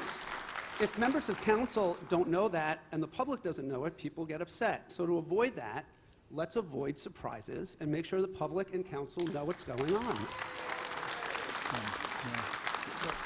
Let me go ahead and speak, because I got something to add to what Jeff said. Yeah, because I took some notes when I was going through this, and on December the 19th, 2012, the City Council reviewed and approved the application for Block A to stay at the existing 28-foot-high building, which was 1 story, and use the old Fashion Plaza building. And they said the proposed reuse of the existing building maintains the low-rise scale of the site and the interior access to the lobby of the abutting Hyatt Hotel. The existing building's overall height of 28 feet is maintained. Portions of the building walls will be set back from the existing locations to provide greater outdoor access or seating. The building is proposed to be reskinned with a consistent use of contemporary design elements, etc. There was a lot of discussion by the City Council, and I've seen the drawings of it, and it looked really good. However, on May 27th, 2014, Palm Springs Promenade LLC submitted a revised architectural application for the construction of a 3-story commercial building on the easterly half of Lot A, located at the northwest corner of North Palm Canyon and Andreas Drive, new. Less than a month later, on June 23rd, the Architectural Advisory Commission reviewed and proposed the project and provided extensive comments and voted to continue until their July 7th, 2014 meeting. However, on June 25th, 2 days later, before the Architectural Advisory Commission met again in July, the Planning Commission reviewed and approved the height of 53 feet by 6 ayes and 1 no. So between May 27th and June 25th, we went from the 1-story building that the City Council had approved and reviewed and had drawings of and had looked at and the public had seen. In less than 1 month, we completely changed the entire building, and it was approved and done. That, we cannot allow that to happen anymore. Well,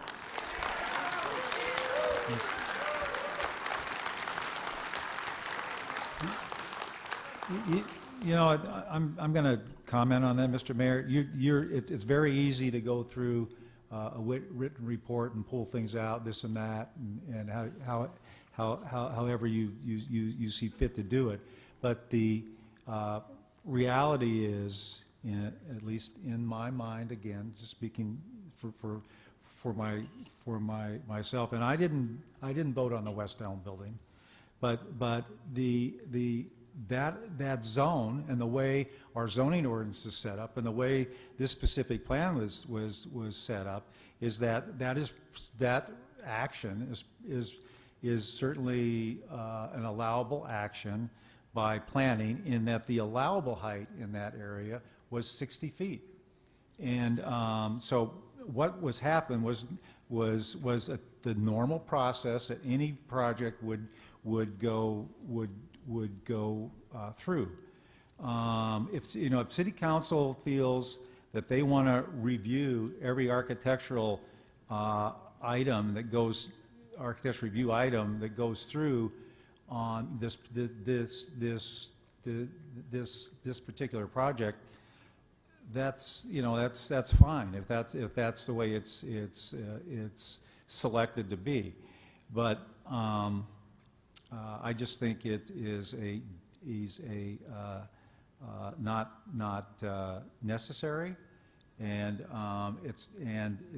to potentially have a minimum of 2 public hearings prior to the approval. And again, I'll mention, I don't think there was anything with this project that was approved at planning on the first go-round, is I think, things that is something that does not need to happen. But in my mind, it isn't a battle worth fighting. It's not that big a deal, and I ultimately don't think it's going to change anything. But as I said, I actually pulled the documents and read them, and this is true. The city council approved what was going to go on Block A, and then 2 years later, within a matter of less than 30 days from the time that the Palm Springs Promenade submitted the revised request, it was approved by the Planning Commission. The city council was overridden, and it happened in less than 30 days from the time it was introduced, and then until the time it was passed, and the city council did not see it again, as you yourself said, and that is unacceptable. But, Mr. Mayor, can I respond to this, Yeah, please? sure, yeah. Thank you. I understand Chris's concern on this. We're not looking to make any of our planning process more onerous. This is a special case. This is a very controversial project. It's become a very controversial project. When I hear Councilman Coors asking for this to come to council, what that means is it can come to our consent calendar. Considering where we've been on this, and considering that this specific plan allows for things that have never been allowed for, and increases heights and increases densities and setbacks, things that have never even been considered in Palm Springs prior to this project, I don't think it's a lot to ask that it at least come back to our consent calendar. Furthermore, I was sitting on our planning commission when Building A came to us, and Building A came to us as because of this specific plan, came to us as a conforming project. We were asked to look at it aesthetically. So I think for that reason and that reason alone, and we struggled, we had a big struggle with that, but we were given specific direction about it. For that reason and that reason alone, I very much concur that anything further on this project would come to us on our consent calendar at minimum, and then we can decide whether we pull it off and put it through more process. We may decide not to, and it will fly right through. The few days difference, I don't think will have any impact on the developer whatsoever. And I know we don't need to make this decision right now, but I'm glad these things are coming up. When we're done going through the specific plan page by page, I have a list of suggestions that I'd like us to consider for next week, but I fear that on some of these items we're going too far, and that there really should be coming up when we're actually acting Oh, true, we're on just them. taking, things to look at. Yeah, Yeah. but I do concur in this case on this issue. Okay, that was a busy page. Okay, 3-15, land use regulations. Okay, 3-16, which is mostly maximum building square footage. I do have one question, Mr. Mayor. The specific plan, as currently written, talks about step backs being required on Palm Canyon Drive, Indian Canyon Drive, and Tucker's Canyon Way. Just want to ask Planning Director Flynn, have these been done on blocks A, B, and C? Yes, the buildings do meet the step back requirement as measured from the property line. So, and that includes A, where the West Elm building is? Correct. Okay. And I have one technical question, and Flynn, I asked you this before, and you explained it to me that I didn't quite grab it, understand it. I noticed here you've stricken the words "and building mass." What line? I'm sorry, line 656. Maximum building square footage and building mass. And also there's some tables further on where you have maximum allowable mass. So the word mass is through here multiple times, and it's been removed in every instance. So why is mass not relevant? Let me give you an explanation on that, and I'm going to focus on the table that you have there on page 3-17. In the table there, you have in the second column the total mass allowed in the central business district zone. What that number is the calculation if you were to build out a parcel from setback to setback up a full 6 stories in height. That's how big the building could be. And so what that's giving you is an overall number of how much you could develop on a parcel. What it doesn't do is it doesn't take into account step backs or the variations in the building plane or the other concepts that the Planning Commission talked about in trying to reduce the overall massing of the building. And so for that reason, we had recommended that that column from the table be stricken because, again, it's addressed by either the step backs or by some of the qualitative language in the guiding principles relative to wanting to have the buildings reduce their mass at the upper levels and preserve view corridors. Okay, I still don't understand that fully, but I'll So what it's doing is it's giving you, this is how big the building can be. And I Right. don't think that's the intent that we want to see.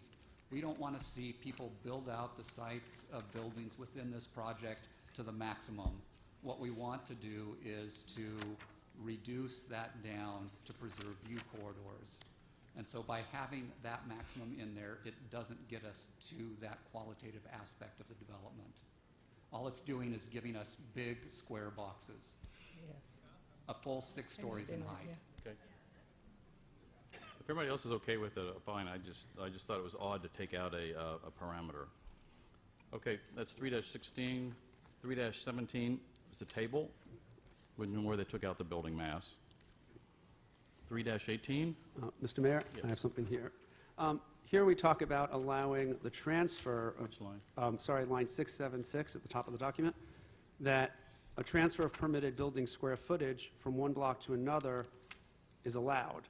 I just want to ask on that because given the conversation we just had and the square footage and view corridors, the square footage on buildings in some places versus others are going to impact view corridors. So to have this just be allowed without any review seems to be what this is saying, which strikes me as a problem. The actual process for review would be as part of the entitlement process. So in terms of the review, either Planning Commission or City Council would review and either approve or deny that request for a transfer of building square footage from one block to the other. One of the things that I do want to point out is that it isn't allowed to be transferred from the east side of Palm Canyon to the west side of Palm Canyon. So on line 678, it says that the transfer from one block to another will be permitted. So shouldn't that then say may be permitted, Let's see. Yes, because it has to be voted on. right? That was my concern. Oh, okay. Yeah. So that could be changed to may be permitted, and maybe Yeah. that would be It has to be changed, right? Yes. Okay. And also, to follow on with what Councilmember Corr said, you've stricken the words, transfer does not, you can do this, as long as the transfer does not increase the building square footage or mass by more than 15% in the receiving block. It seems to me like a good restriction that, if you're moving mass, if you're moving square footage or mass from one building to another building, to have a limitation of how much you can move from one building to the other. Why did you strike out the limitation of 15%?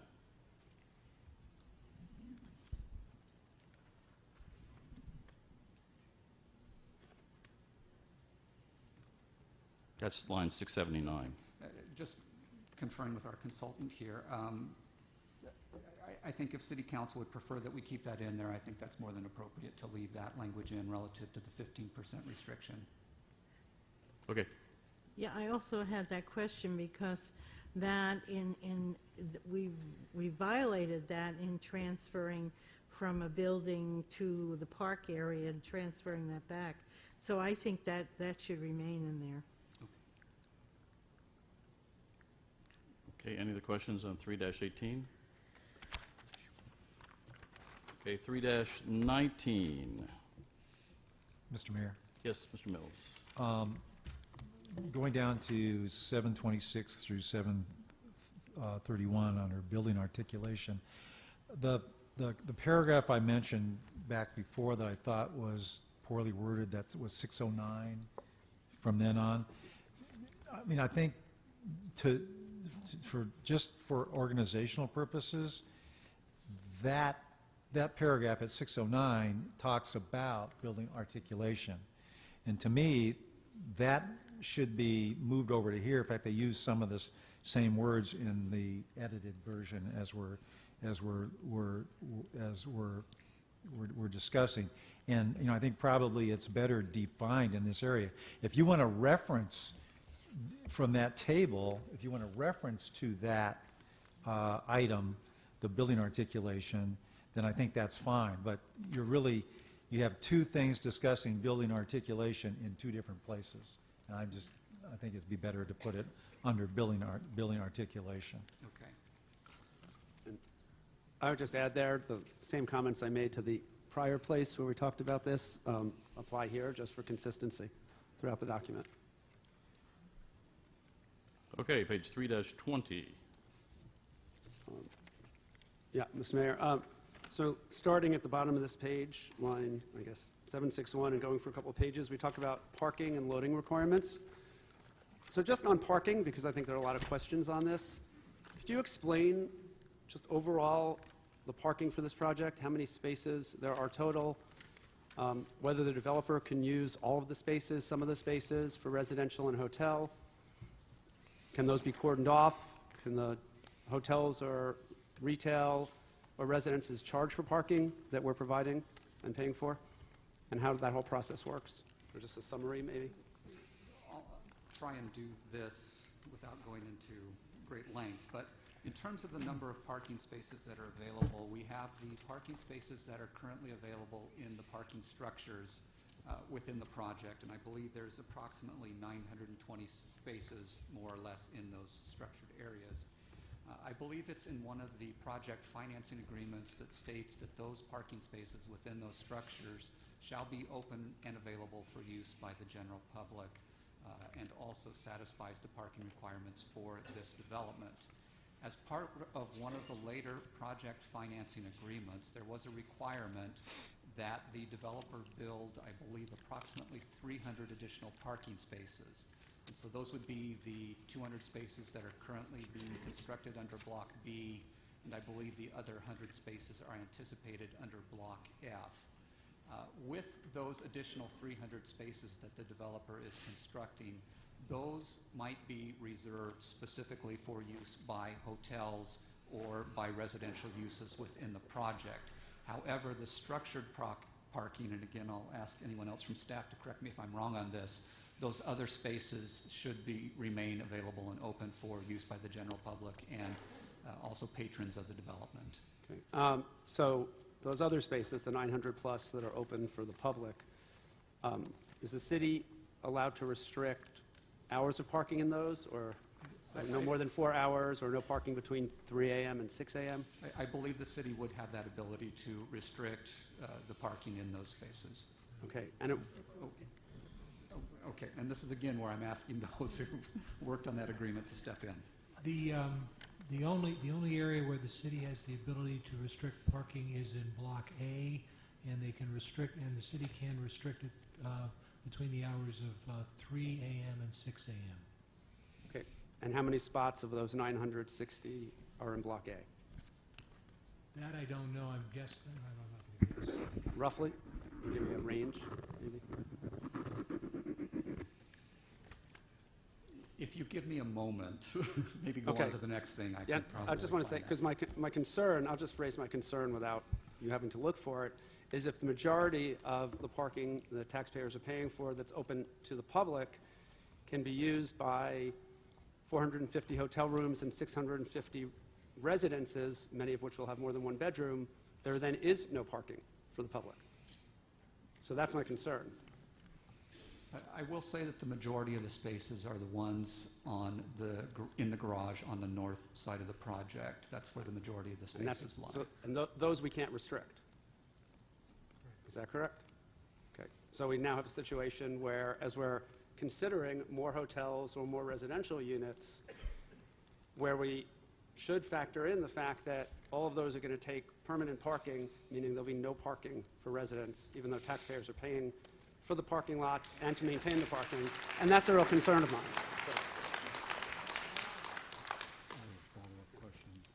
Yes, Jay. And again, I have a follow-up question going all the way back to my first question of staff on parking, and I'm sorry first to staff for not clarifying my question well.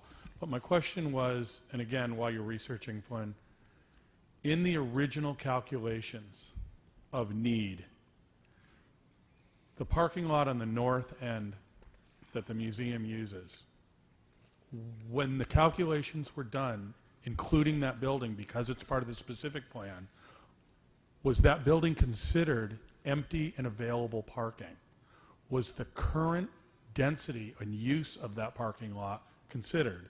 In other words, if 150, I guess there's 150 spaces currently available in that building because we've cordoned off most of it, was that considered available parking for this project? Or was it taken into consideration that the museum uses that parking and will probably continue to use that parking? And that was my question. In terms of the analysis for the environmental document, sir, the former, the analysis for parking does not include use by the museum of, or any other existing use of the parking spaces at build-out of the project. It does not. So it was essentially including parking spaces for this project that are already used on a daily basis. That's correct. Okay, thank you. That was the clarification I was trying to understand. And Mr. Mayor, this concerns me greatly. I have I've always had concerns, and the Planning Commission has always had a lot of concerns about this project being grossly underparked. And one of them is that we're using existing public parking that already was being used on a regular basis. So it seems to me it's almost impossible to use that in the calculations of all these new uses. And this goes along with what Councilman Kors was bringing up. Those structures, because they were already being used on a regular basis, shouldn't be considered for allowable parking in terms of getting to the necessary parking that this project needs. And I think that we need to look at that in a big way now. Mr. Mayor, Yes. I think, having been involved, myself and Ms. Fote, in the negotiations from day one on the original document and the PFAs, et cetera, it needs to be pointed out that the museum is underparked. The museum is a private entity. It's not the city's responsibility to provide parking for the museum. However, that being said, we have worked with the museum over the years. The intent was always to continue working with the museum.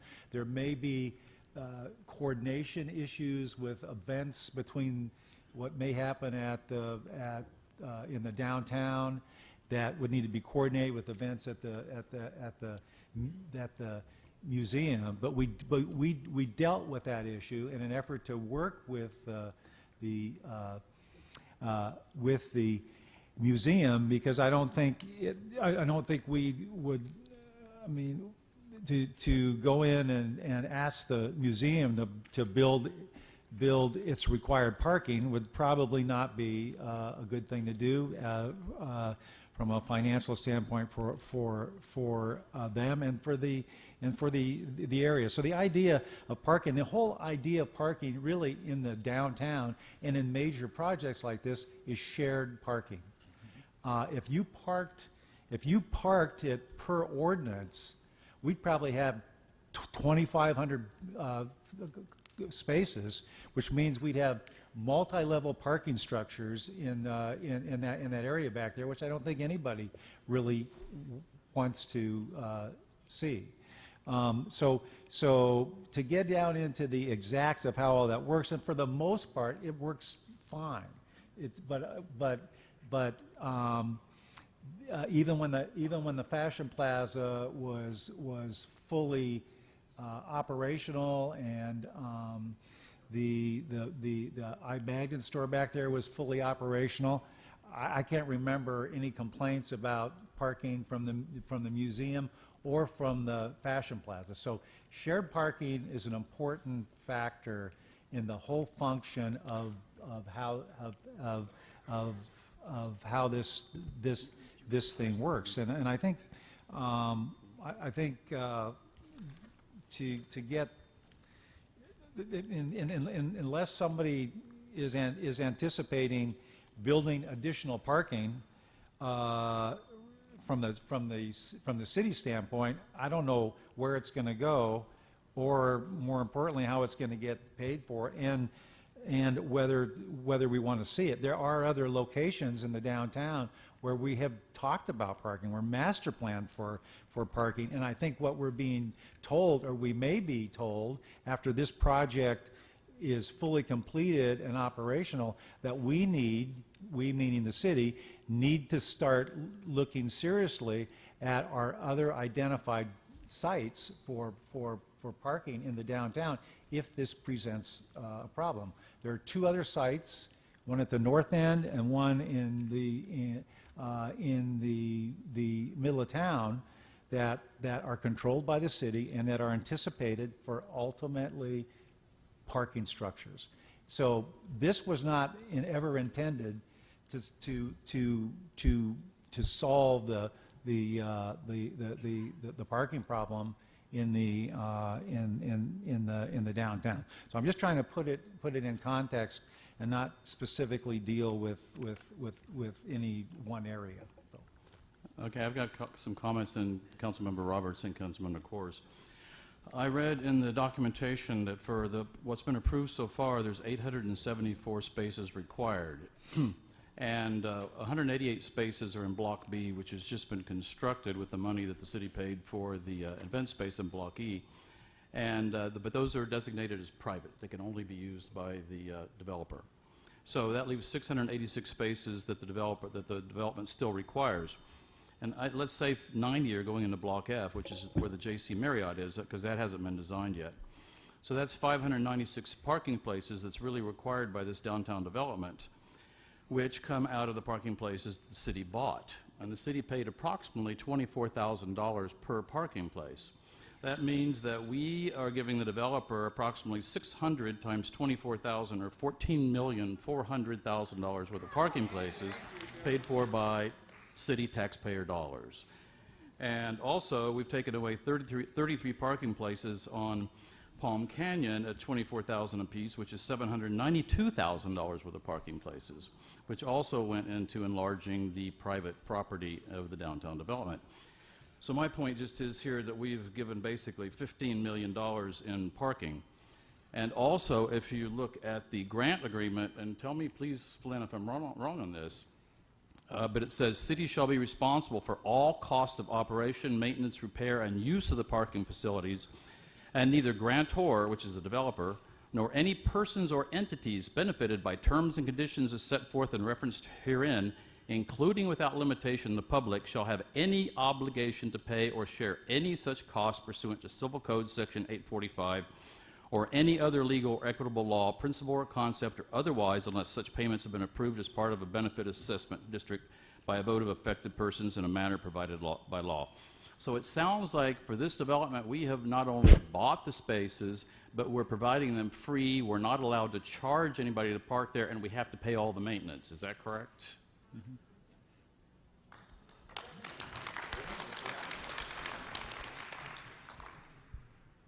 Mr. Mayor? Yes. Wait. Oh, wait, I'm sorry. J.R. Roberts was going to Yeah, well, I simply want to say that as a former planning commissioner and now a councilman, we require any new project to be parked, to provide the parking necessary to accomplish the parking needs for that project. I can't imagine that when the city bought back all of the parking structures to provide parking for the general public, there was never an intent that this would now park all of these new uses.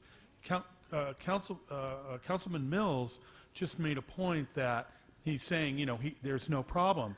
There's no problem now because we don't have these high-rises and future residential high-rises that are going to be filled with people in need. Furthermore, when this parking was provided, it was provided for a one-story shopping mall that was never completely filled.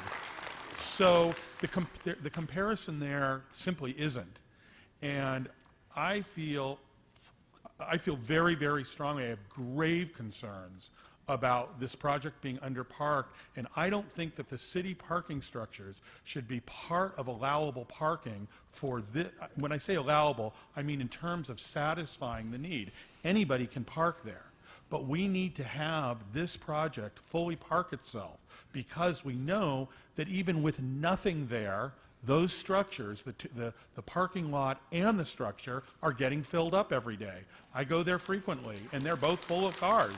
So where are those cars going to go when we now have all these other uses that we're also intended to use that? I understand the shared concept, but that still doesn't relieve this developer from providing the number of parking spaces it needs for this specific project. Period. Mr. Councilmember Mayor? Kors, So Councilman Kors, then Councilmember Mills. So following up on that, just for staff or the city attorney, do we have options as far as requiring more parking or being able to actually limit the use of parking during certain hours so they're not fully occupied by residential and hotel guests?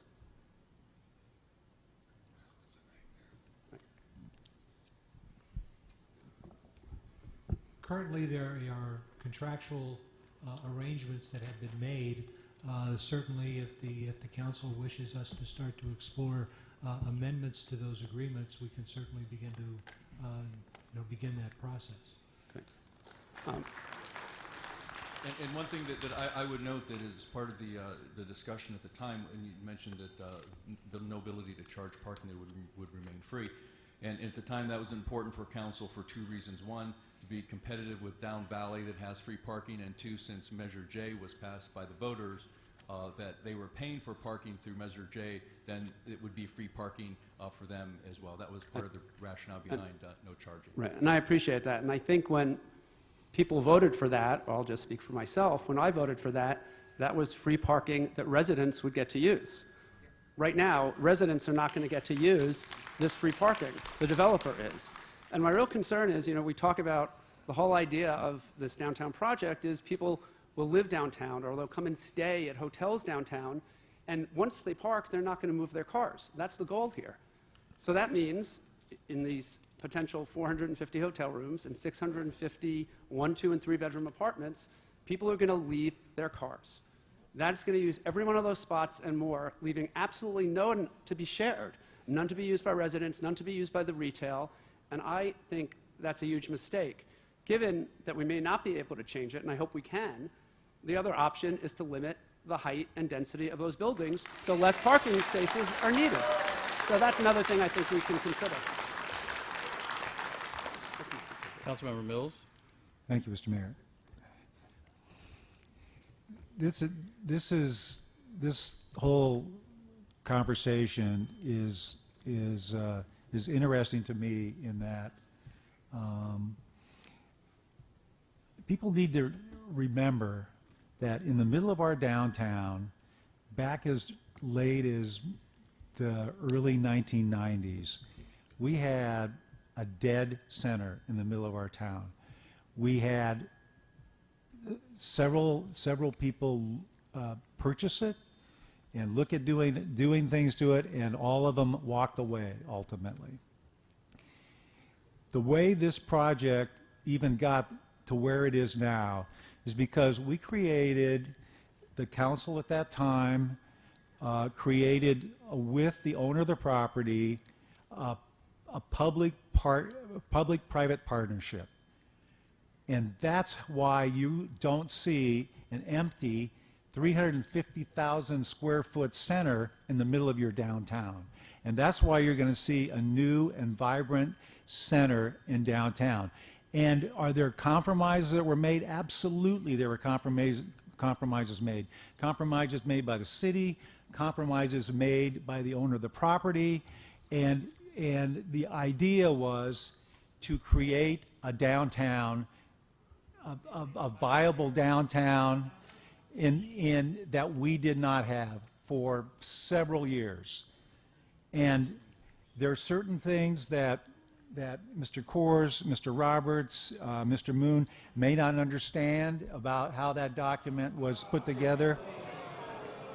Okay, please, Mr. please, Mayor, please. There'll be time for comments later, Mr. please. Mayor, I would suggest that, that you take charge of this meeting and people get out of hand, that you have them removed.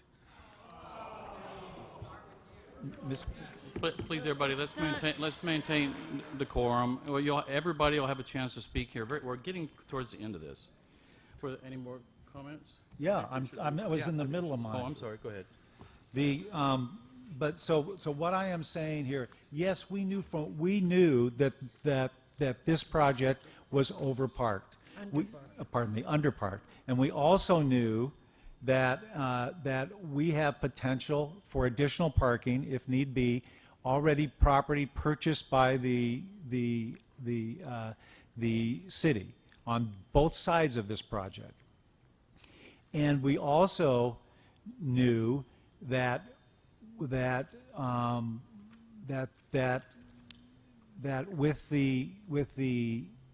the approval of hotels would come not only would come the need for those hotels and or residential projects to want to have their own private and secured parking, not in the public areas. So consequently, under F, which is the approved AC hotel, the developer has put in, I think it's 110 parking spaces that are controlled by the hotel for his patrons of the hotel to park, thus relieving the 1,000 parking spaces that the city owns of the responsibility per the agreement to park in public parking. The same thing holds true on B and B1. That whole block is underground parking with a total of, I think, a little under 200 parking spaces. 188. With the same intent. And that relieves those facilities, the hotel potentially on B1, from having to park in the 1,000 parking spaces. Hence the reason that the city purchased E as our event space and made it mandatory that the developer develop or take the money from that and develop those parking spaces, and that it relieves the parking of the city's free parking area. So consequently, the only hotel that impacts the city parking is the Kimpton. And that was, as you remember, the Kimpton was the first project, the first product, and that was something that had to be that had to be done at that time. So understand that the hotel on F and the potential hotel on B1 are self-parked and not impacting the city's parking. So I think that that's a very important issue that tends to get overlooked. I wanted to bring that point up, Mr. Mayor. I understand, but I sometimes don't think that the people really, being a bean counter myself, I don't know if we really looked at the numbers.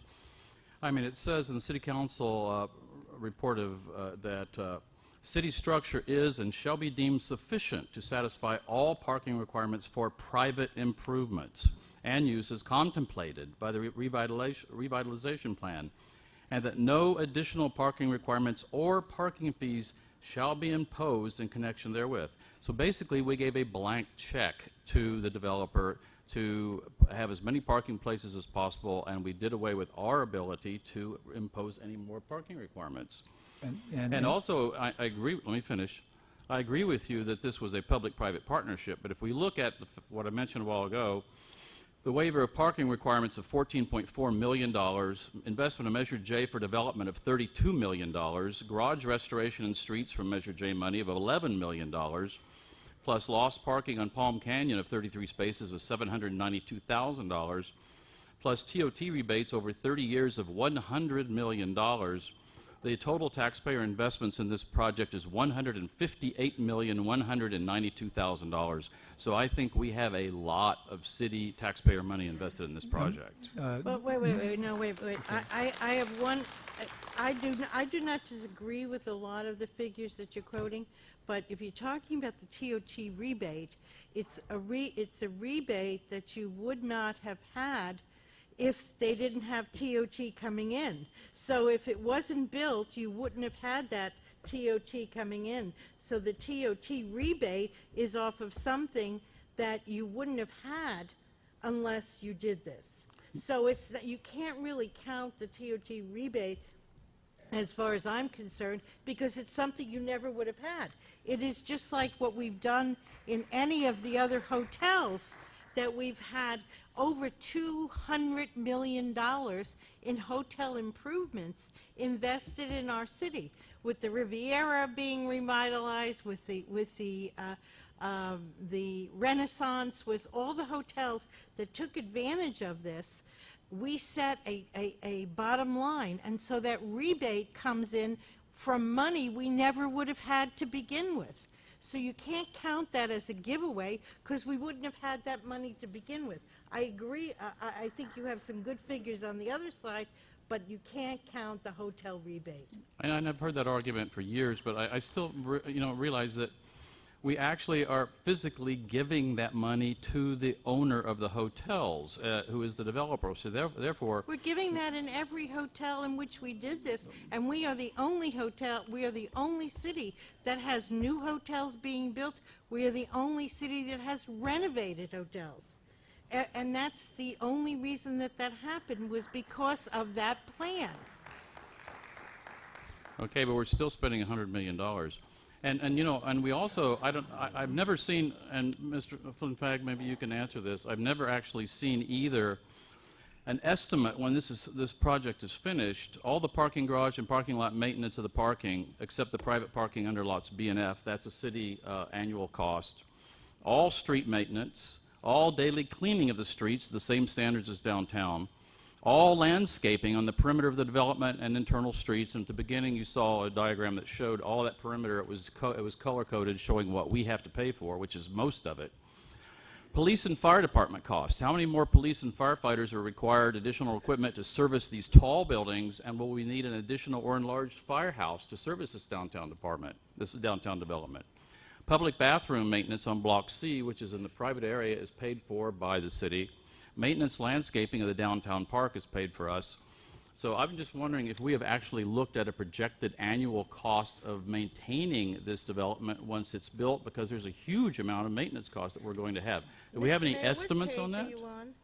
No, I'm saying that's Oh, not I in thought here we were going anywhere. page by page. Yeah, we True, need to get okay. back to this document. All right, we'll get back to it. But I think at the end, we should have comments, but Okay. right now, Yeah, can but we right get now, through this? All right, you're well, off, it's you're sort of- off in a whole it sort other of flowed one to the other. tangent here. Okay, any more comments on 3-21? 3-22, we're actually getting close to the end. 3-23. 3-24. 3-25, architecture. Any questions, comments? 3-26. Okay. 3-27. Mr. Mayor, Yes. just the one comment on 891. Again, we talked about the 1-story in height, and this is in the public park area. And again, I mentioned the substation. So there's where it says exhibition structures, and you may include substation. Ms. Fote had a problem with maybe the limitation of the height. I don't know if you did the stories, Ms. Fote, or the height. This just talks about stories. Well, then, that's okay then, if it's Okay. story, because the other one was 17 feet. Yeah. This is a story, which could Okay. be. So I just think if we can exclude the exhibition structures, again, which was the Illuminaire, we could also exclude the substation. Okay, 3-28.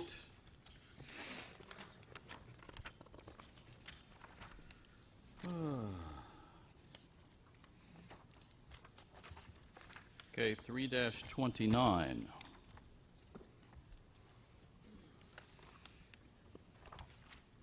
Okay, 3-30. Mr. Mayor? Yes. Starting, let's see, about line 974, which is hard to see because it's in the middle of a picture. This talks about the importance of the architecture and the buildings responding to the demands of a desert climate and with new respect for minimizing energy and material use in construction and occupancy, and the need for incorporating solar, passive energy, which is solar and wind. Just like for the buildings that have been approved, how this has been accomplished, or if it's been accomplished.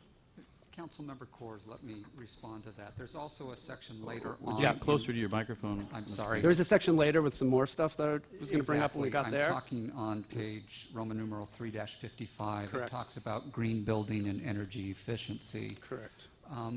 In just reviewing the past staff reports for projects that have gone through the entitlement process, I haven't seen that there's been any evaluation of necessarily conformance to LEED, which is Leadership in Energy Environmental Design Principles, or LEED certification.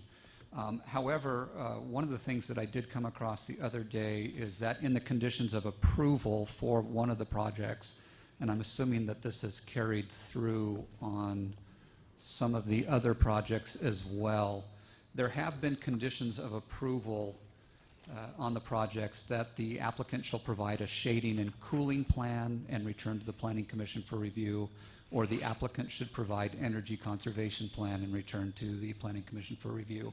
So I don't know that those reviews have been conducted uniformly on every project, but again, I think these are important things to consider, and we should for every project as they go forward. Okay. So, not to jump around, but just to follow up on the second section you referred to, which is on page 353, I believe. Just so we can finish the environmental stuff in one swoop here. 3-55. 3-55. It talks about encouraging that 50% of the buildings meet minimum LEED requirements. And I'd really like us to consider next week, because I'd like to see us actually require all of the future buildings to receive at least the minimum requirements for green buildings. You know, we live in a desert climate.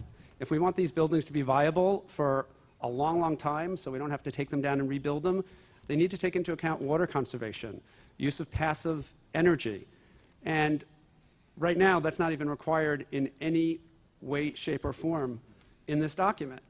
In addition, if we want to show that we're a model city for sustainability, which I think we do really well in some areas, we want our downtown to be sustainable. If we want to attract good green energy jobs, we want our downtown to be sustainable. So I really want to see us see a proposal next week on what we can do so that the future buildings actually do meet green requirements, and how we can incorporate that into this document. Okay, back to 3-31. Could we just go back for a moment to 3-29? And when we spoke earlier about the east-west, could we just check that the east-west streets, can we just make sure that the wording there is the same as the wording we discussed earlier? Certainly, we will do that. Thank you. Okay, 3-31. Jeff, do you have anything else on that page? No. 3-32.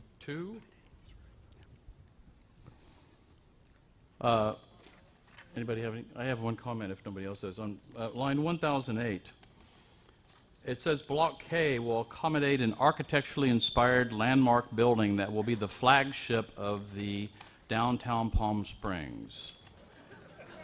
I think that's sort of assuming that we're going to raise the Town and Country Center, so I feel very uncomfortable with that statement being in there. Maybe the flagship building already exists. Yes, maybe the flagship building already exists. So I think we need to be careful about having that in there. I mean, staff, you might want to look at that to see if that's really appropriate to say. It is a flagship building. Going R2. It is a flagship building. Okay, good point. I think they had something else in mind. Yes. That's why I brought it up. That part of it's completed. Okay. 3-33. 3-35. Don't worry out there, we're getting close to the end. 3-36. Jenny, again here on 3-36 is 1086. It's more that east-west connectivity, Okay. which staff, more of what Councilmember Foat was talking about, I think, on there, need to make sure it's consistent. 3-37.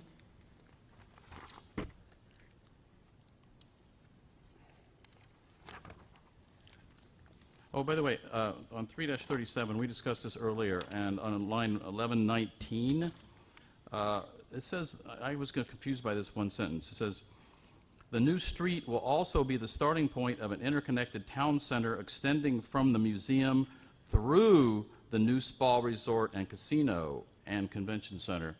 Are we really anticipating going through the tribe's land on the spa resort casino? Yeah, again, that's left over from 2009, and maybe a Well, change would be I think appropriate. staff might want to there. look a Yes. little more closely for these kind of things that are inconsistent. Okay, anything on 3-37? 3-38.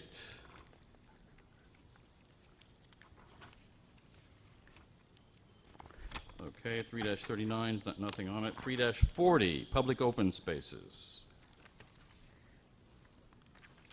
Okay, 3-41. 3-42. 3-43 starts on landscaping. Any comments? 3-43. 3-44. 3-45. 3-46. Obviously, we don't have a lot of horticulturists here. 3-47. And 3-48. 3-49. 3-50, and nothing is on 3-51. Okay, anything on 3-52?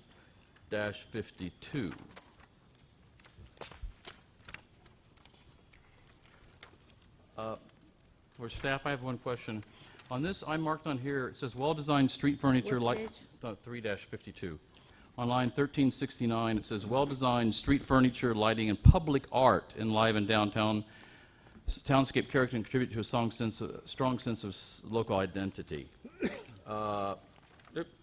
There's actually a city requirement that I believe it's 0.5% of all commercial buildings, building permit costs be set aside for art in public places, and 1/4% of all building permit values on residential, except single-family residences in the first 100,000. That's not really relevant, but supposedly a certain percentage is required by city code of money to be set aside for art in public places. I don't see that in the specific plan anywhere. Have we allowed for that? Are we collecting that from the developer?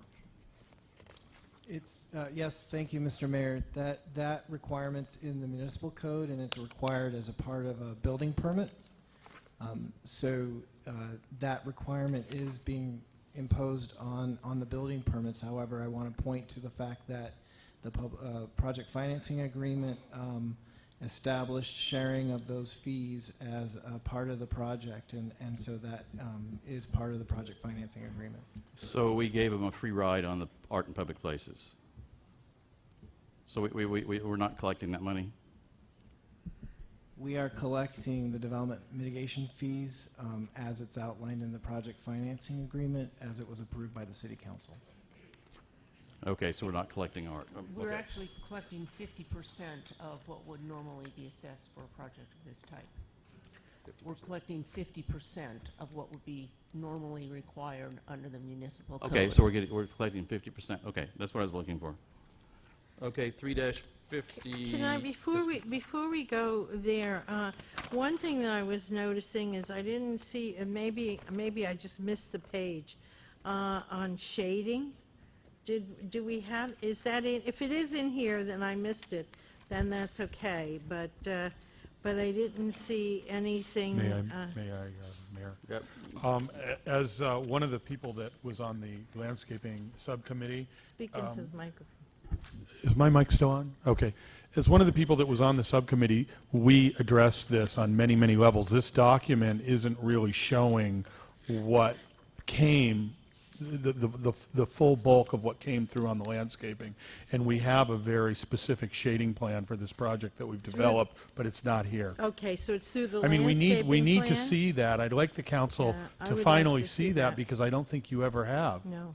And it's time to unveil that, but we have a very clear landscaping, street furniture, and shading plan for this project. Okay, thank you. Okay, 3-53. 3-54. 3-55. Quick question on here. On line, I just highlighted this earlier. Line 1456, this is active solar design. This goes back to what Councilmember Coors were talking about. Active solar design should be considered throughout the project as flat rooftops will occur throughout the site and will be available for use for solar panels. I don't think so far we've seen any solar panels included in any of these buildings, have we? Yeah, I don't know if those were included in the specific entitlements, no.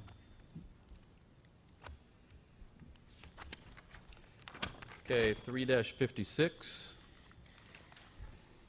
Minor thing, but on line 1474, staff, you've got sensing, and C-E-N, S-I-N-G, and it should be S-E-N, minor. 4-1, which is infrastructure.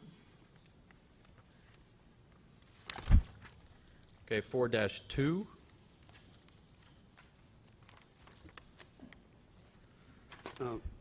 Just one thing here on, starting on line 1523, here we're saying the specific plan proposes to reduce a portion of the existing right-of-way and basically revise the parking to eliminate parking on the west side of Palm Canyon. Hasn't that already been done? Correct. That was an action that was approved by City Council back in 2012. Okay, so this is just, so this reflects what council did? Correct. And I have a question. On 4-3, line, 1531, I'm not quite sure why we're addressing parking on Indian Canyon Drive, especially so specifically, because it's my intention to bring back up the two-way Indian Canyon Drive proposal. And so I'm not quite sure why we have this included in here. And certainly we can revise that to allow greater flexibility in terms of any future efforts relative to Indian Canyon. But why is it in there to begin with? It was a carryover from the 2009 document. Okay, so would you work and revise that then? Correct. Okay, thank you. Mr. Mayor, quick follow-up question. Flynn, in that revision, is it possible that Indian Canyon Drive is in this because there is some sort of parking that's being used there as part of this development, or could it be that? Specifically in line number 1534, it does talk about parallel parking, so perhaps that was the intent of including it in the 2009 document. As part of the parking for this project? Mm-hmm. Yeah, but the odd part of that is if K was to be a through street, then how do you do parallel parking on K, which is now a through street? And so then that expands the purview of what's on Indian Canyon Drive beyond this project, as far as I see. So that's why I don't think it should even be there. Okay. 4-3. Similar to what Councilmember Coors talked about a while ago, on line 1546 through 49, Bellardo Road, it says Bellardo Road will be extended through the specific plan area, which we know, and with a 62 has been struck out, and it says a 41-foot right-of-way. So that's where we've reduced the Bellardo Road from 62 to 41 feet. That was additional part of that adjustment to the joint financing agreement that we gave away right away. Back the tentative map action in 2012. Okay, so we reduced Bellardo from 62 feet to 41 feet. Interesting. Okay. And on line 551 through 555, Andreas Road. Andreas Road will be extending across Palm Canyon Drive to Bellardo Road with a 41-foot right-of-way, allowing one lane of travel in each direction, curb-adjacent landscaping, and a sidewalk. And I walked through that on Tuesday morning with Mr. Flynn Fagg, and there is no parking on the side of that street either. There's a couple places for, again, pull in to unload and unload, but there's no parking, correct? There is on-street parking on part of it, but remember the portion of the block that we saw where there isn't on-street parking. Yeah, So most it does of it. have some, but not on all of it. Okay. Page 4-4. Okay, it's 1559 Museum Drive was reduced from 48 feet to 41 feet, still part of that same tentative map agreement? Correct. Okay. And then it says a 12-foot sidewalk will be provided adjacent to the specific plan, and that's scratched out. Did we take off the 12-foot sidewalk, or did we just reduce it? That's in line 1560 and 1561. That goes back to the new table, starting on line 1518, relative to the minimum parkway widths. Again, that was one of the recommendations of the Planning Commission, that rather than identifying specific sidewalks within each street, they've got the minimum parkway widths listed there in the table, starting with line 1518. Okay, and line 1565, Main Street was reduced down from 48 to 41 feet. So basically, we went through and we've reduced all the width of a lot of these streets, right? It's done. Correct.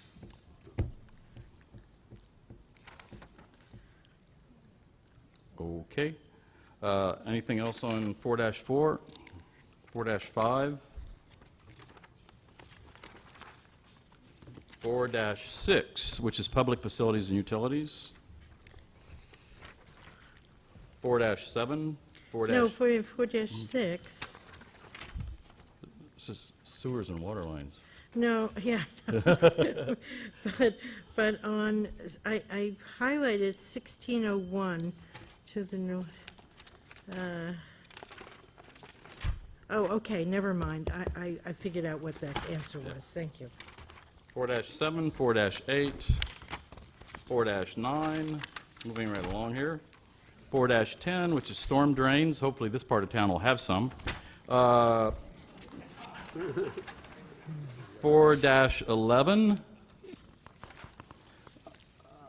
Staff, I'm just curious, we cover everything here like telephone service, cable television, blah, blah, blah. But there's nothing really about fiber optic data lines and FiOS type connections. Is that included under the cable television? Because as we all know, especially with hotels and new development, people want fast internet, but there's nothing mentioned in here about fiber optic lines or data connections. It just says cable television. Should we add data? There's no objection to adding that, Mr. Mayor. Thank you. Mr. Mayor, Yes, sir. I think the problem with that is putting that in there is that this is a utility, and there's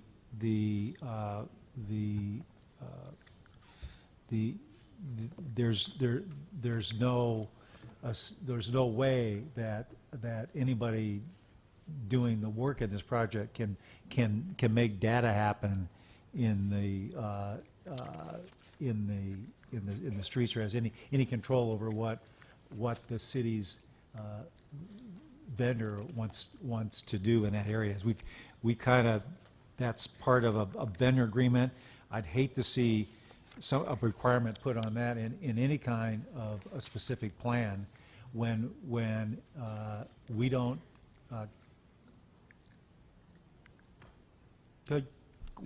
we're not in control of it, and neither is the developer of the project.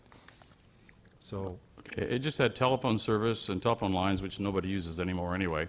And then it had cable television. It just didn't have anything about data, so that's sort of just, I guess it's not really important. 4-12,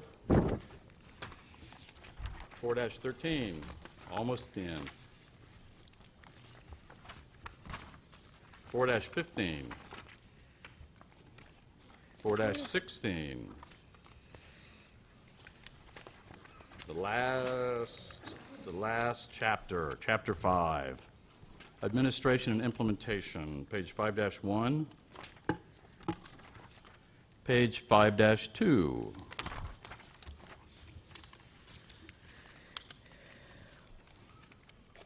Okay, again on parking, on 1715, it says a calculation of parking required, parking provided within applicable block, and parking provided elsewhere in the specific plan area.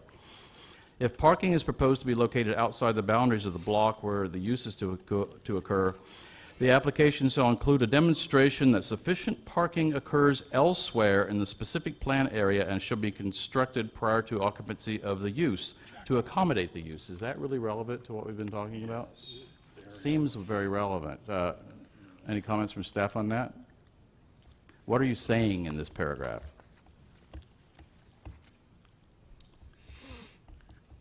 Basically, what that is looking at is having us analyze, as projects come through, their consistency with the parking requirements per the specific plan, and evaluating how parking needs will be addressed. That is something that, regardless of the language that we have in one of the project financing agreements, we continue to do with each project. We look at what parking would be required by code, and we provide an analysis of how many spaces have been required through the various entitlements that have been granted.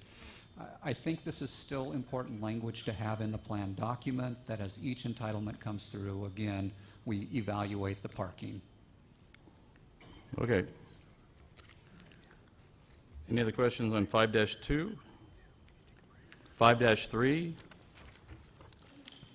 5-4, 5-. Mr. Mayor? Yes, sir. On 4, I'm looking at 1795, and this little sentence here kind of addresses what we were talking about earlier in that link, the concept of the link. So when we're talking about verbiage, this doesn't mention a specific anything. It just talks about maintaining a link. And so perhaps that verbiage that's been struck. Sorry, what line? 1795? That's been striked out. No, but what I'm saying is that language where it says Desert Fashion Plaza Shopping Center, which preserves opportunities for enhancing the connection between the museum and the casino convention area, shall be deemed consistent with the specific plan.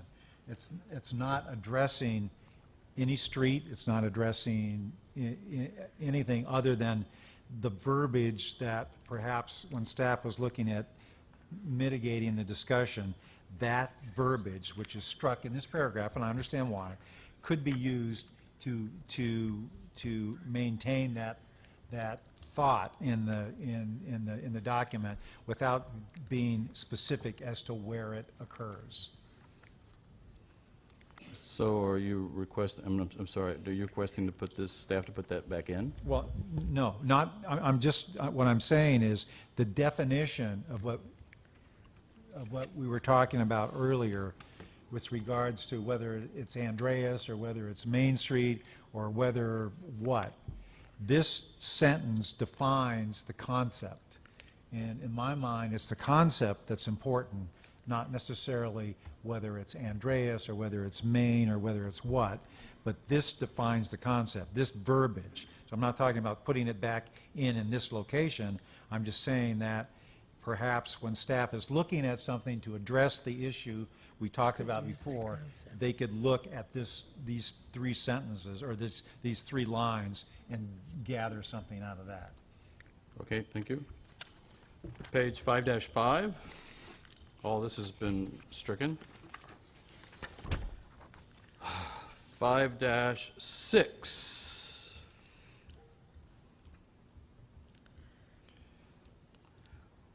Oh, okay, I was going to comment. Anybody comment on this? Okay, I was going to just ask a question of staff. It says Phase 3, starting at line 1852, blocks K1 and K2. An independent study evaluating the feasibility of preserving all or portions of the existing town and country center building shall be submitted prior to any application on blocks K1, K2. All development within Block K shall require approval of a PDD. No permit for the demolition or substantial alteration of any portion of the town and country will be issued until A, all discretionary entitlements consistent with a specific plan have been approved for the renovation or redevelopment of blocks A through G. Building permits for furtherance of such renovation or redevelopment have been issued, and substantial work consistent with such building permits has commenced on blocks A through G. I feel uncomfortable having language in there that gives a condition under which the developer can raise the town and country center. I mean, do we really need that in there? Because, JR? If you don't mind me commenting, this is language that already existed. I think it's been moved or shuffled. And I would say that I'd rather have some restrictions in there rather than none. This puts very solid triggers in place, and I think this was grown out of fear from the past, where demolition permits do find loopholes and show up very quickly, and this ensures that that doesn't happen. Well, what do you think, isn't there opportunity for the developer to actually achieve these things while we're trying to figure out what to do with the town and country, and then he tears it down? At some point, but that's way down the road. Can we change this Can we change this later, staff, if we need to? I'm sorry, Closer mic. Councilmember Mills, did you, No, somebody I said something? No, it No, was, just that they can't hear. Oh, I'm sorry. Staff, I mean, what do you suggest on this? Because I think we need to have something really strong in here. The Town and Country Center cannot have a demolition permit unless the city council specifically approves it.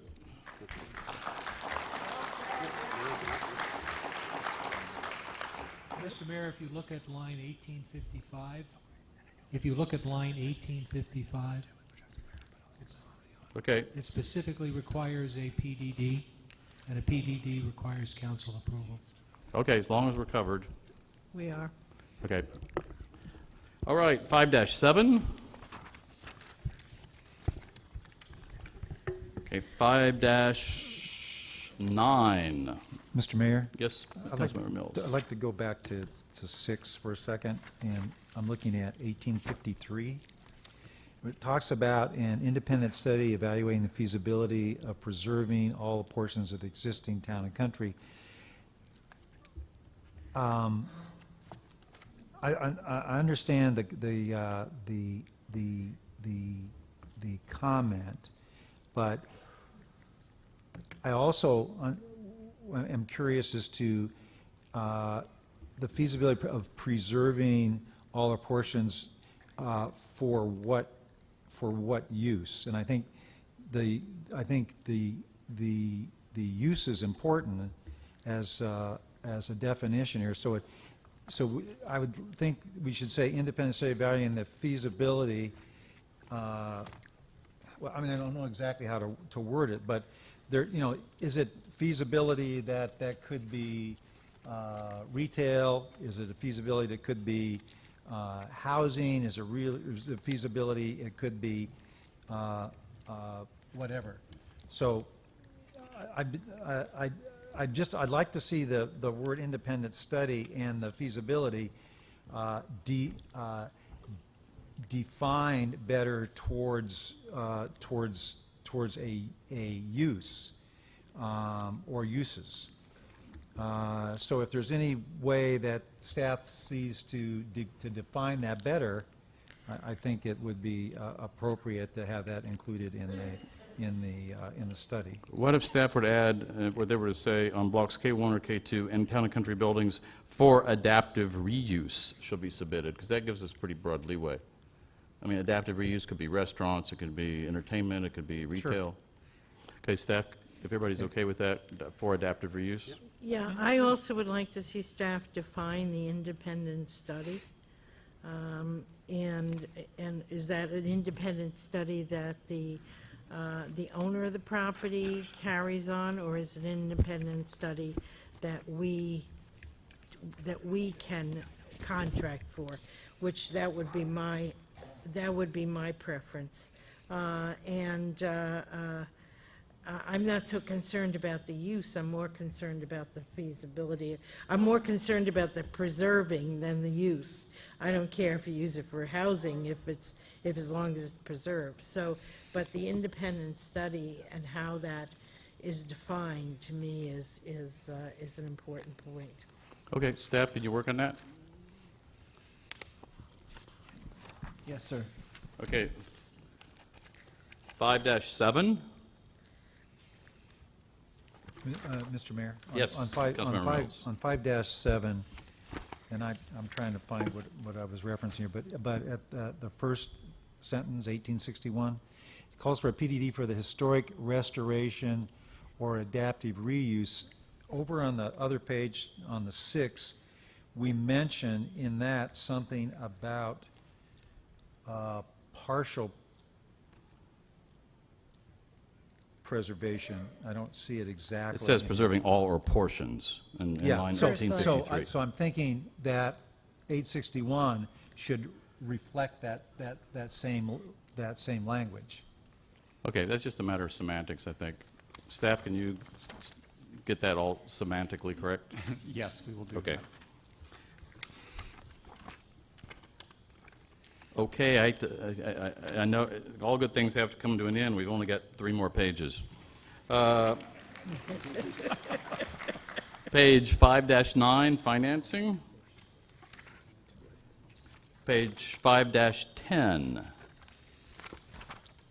Mr. Mayor? Yes, Councilmember Mills. I'm looking, first I'm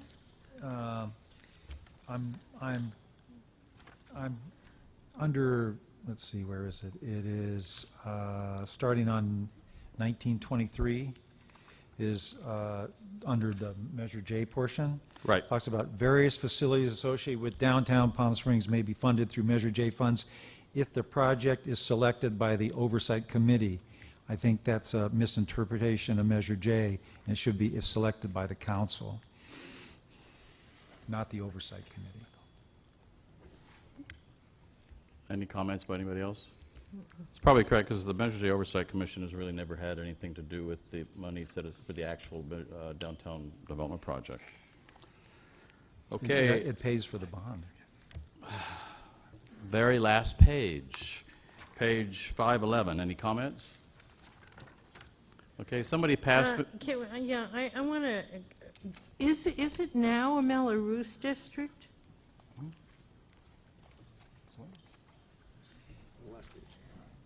No. And so why are we putting in a Melrose district? I don't understand why that That was paragraph is in inserted there. originally as a potential option for financing. But is it still relevant? It could be, ma'am. It is a valid financing agreement in the state of California. And I can't hear you here, so nobody can hear you at home. it is a financing arrangement. In No, I know what that's- Melrose is, but I'm asking is if this is still relevant since we haven't imposed Melrose on this project. This section was intended to just describe all of the potential financing mechanisms, not whether or not they would be used. Okay. Councilmember Roberts, you had a comment? Well, I just had a few overriding comments that I wanted to go ahead and get on the record today as potential things for us to discuss when we are actually looking into this for action. And I just wanted to run through them very quickly. It would just take a minute. Okay. So, very quickly, I first want to say thank you to Flynn and the planning staff. This was a very, very complicated document to redact, and I think overall you did a really great job. And, yeah, and thank you. And the planning commission worked very hard on it as well.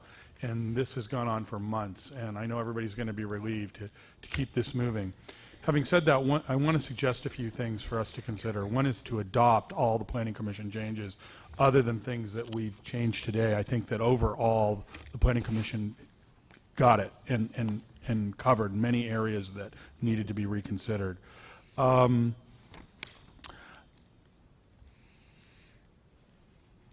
We've covered a number of things.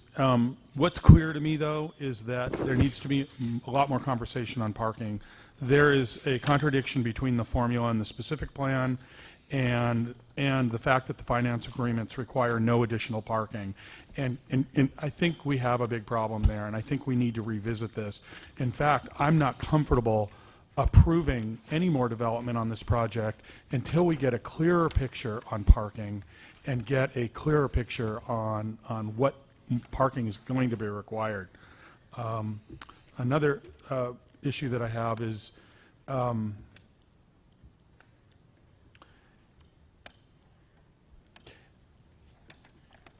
we have approximately 4 parcels in this development that are not vested yet, that there are no proposed projects for. And considering what we've seen to date and considering where we're headed, I'd like to look at reducing some heights and setbacks on particularly A1, B1, D, and potentially G. I've been concerned and continue to be concerned that we're violating quite a bit of the specific plan that looks, well, and I can quote specifically, structures are to be massed to reduce their visual dominance and preserve view corridors. And I don't think we've been accomplishing that up to now, but I think we can by taking a much harder look at heights and densities of the leftover parcels in this. Also, part of my argument for reducing some heights on these parcels is that, again, the specific plan states in a number of locations, but in one specific location it says height and setbacks are established to ensure the variety in building mass and height is achieved. We're not getting a variety in height right now. We're really not. Most of these buildings are tall or taller than what we originally intended, or I should say this specific plan intended. So I'm really looking forward to us looking at reduction in height, possible reduction in density, possible reduction in setbacks, and making sure that if we do go taller on any of these buildings in the future, we have maybe more restrictive setbacks. I think Building A was a wake-up call. And if Building A had been 1 story shorter, or it had had some setback in its 3rd story, I think we wouldn't be having some of the problems we're having. So again, sometimes you have to have a little bit of a problem to learn a lesson. Also, something that I feel very strongly about, I've pretty much been crowing about for years on this project, is the specific plan states on page after page after page that it envisions a balance between residential and hotel use. We currently, in this city, I pulled some statistics, we have 3 hotels in construction right now that will bring 333 more rooms to Palm Springs. We have another 3 hotels that are approved that'll bring another 350 another 350 hotel rooms. We have the Spa Hotel, which we know is aiming for another 350 rooms. We have the Park Hotel, which is coming through the process at another potentially 175 rooms. We currently have approved over 1,000 new hotel rooms here in Palm Springs. With the Park Hotel, that'll take it to over 1,200 hotel rooms. So what I have seen over and over is evidence, and having heard from a number of hoteliers and others, that if anything, we might be getting ourselves into a problem with too many hotel rooms. What I haven't heard anywhere from anyone yet is the need for more hotel rooms in the areas that we're putting them in. And I have a real concern. We don't have any, that I've ever seen, we don't have any analysis that shows that we actually need more hotel rooms. So That is part of my argument, but the real argument is the residential that the specific plan wants is not here. And I'm uncomfortable approving another single hotel room until we get a substantial residential component added to this project. And so, Now, JR, we do have a space on the agenda for council member comments after public comments. oh, okay, well, Well, this I is, just saved us Okay, time there. All right, I get it.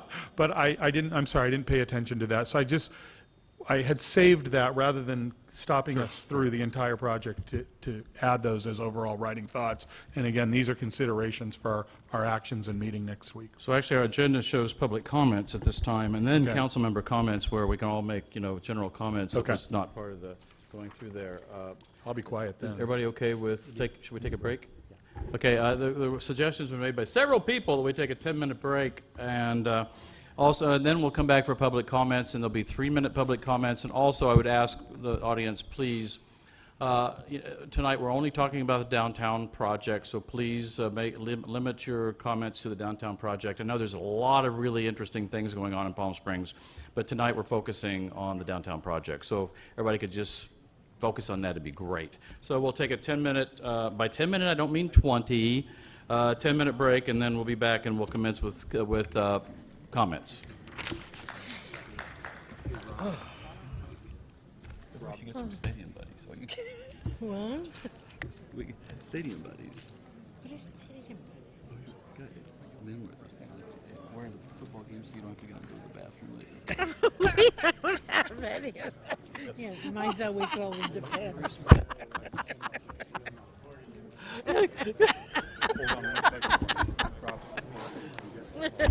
Oh, microphone's on.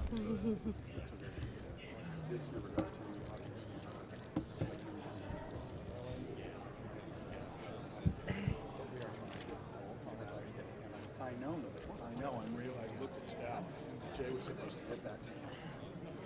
And so, because we're gonna be here all night. Nobody ever seen I need that. to water my nose. Was there a green? Yeah, that's what I thought. Oh, that's really sweet. That's the retreat. Oh, never mind. Yeah, you're right. Scared me. Never mind. Hi, guys, sorry. You can't hear me?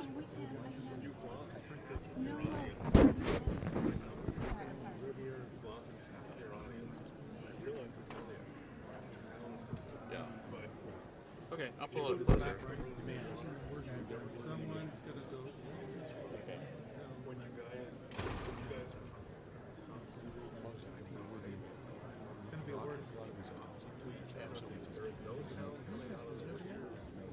Okay, noted.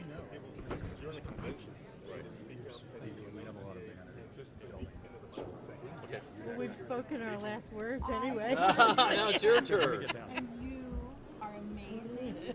I'm so serious. I am so grateful for you. You're the best mayor we've ever had.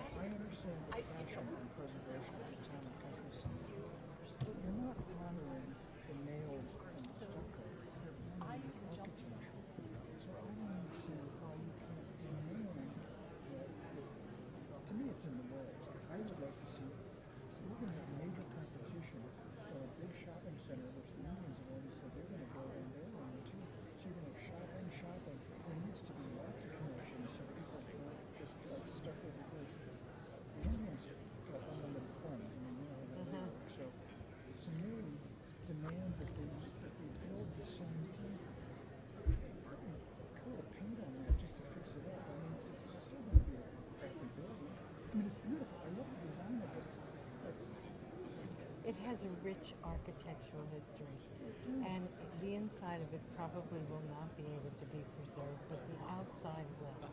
The facade will, and it'll become, and what it'll become instead of another canyon of autos going through will be a nice walkway through to that.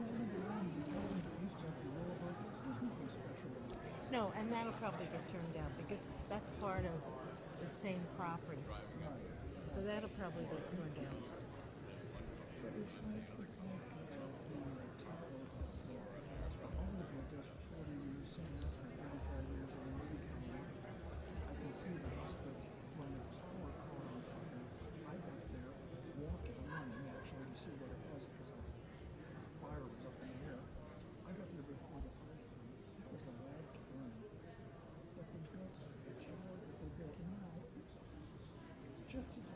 is iconic, yeah. Everybody, just, but that's the thing, if they would allow it to be demolished, but you get every aspect of it. Well, you can't, it's just like saying, I'm not saying it to isn't allow something that's a piece of history to be destroyed and a replica put in its place. It just doesn't work that way. Yeah, but there's so many things that were already lost. But I mean, I know, and that's the sad part.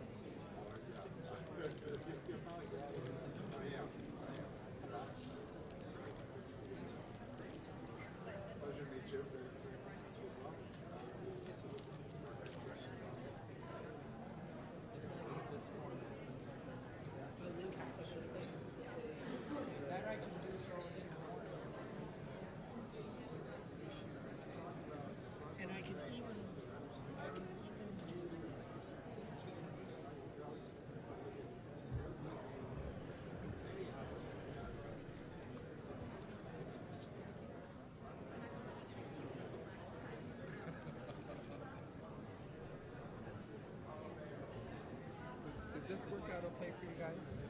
Yeah. Okay. The only thing that didn't work is the wind turbine running on one board. It doesn't reflect on all of them. You know, I'll tell you though, staff is really hard to hear. Yeah, I'll turn us up.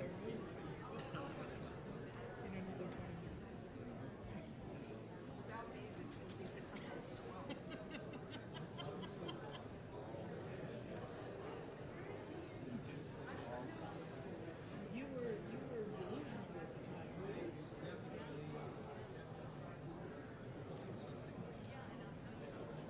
Actually, I need to call John and tell him, because he's gonna worry.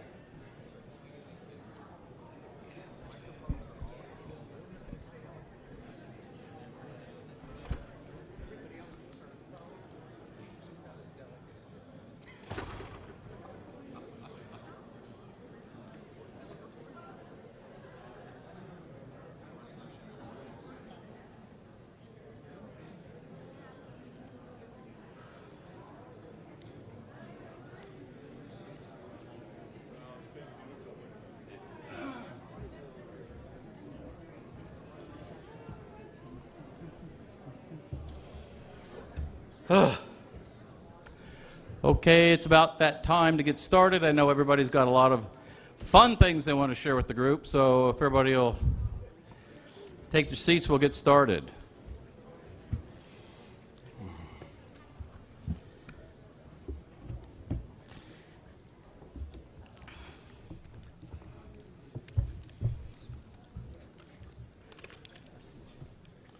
Ja.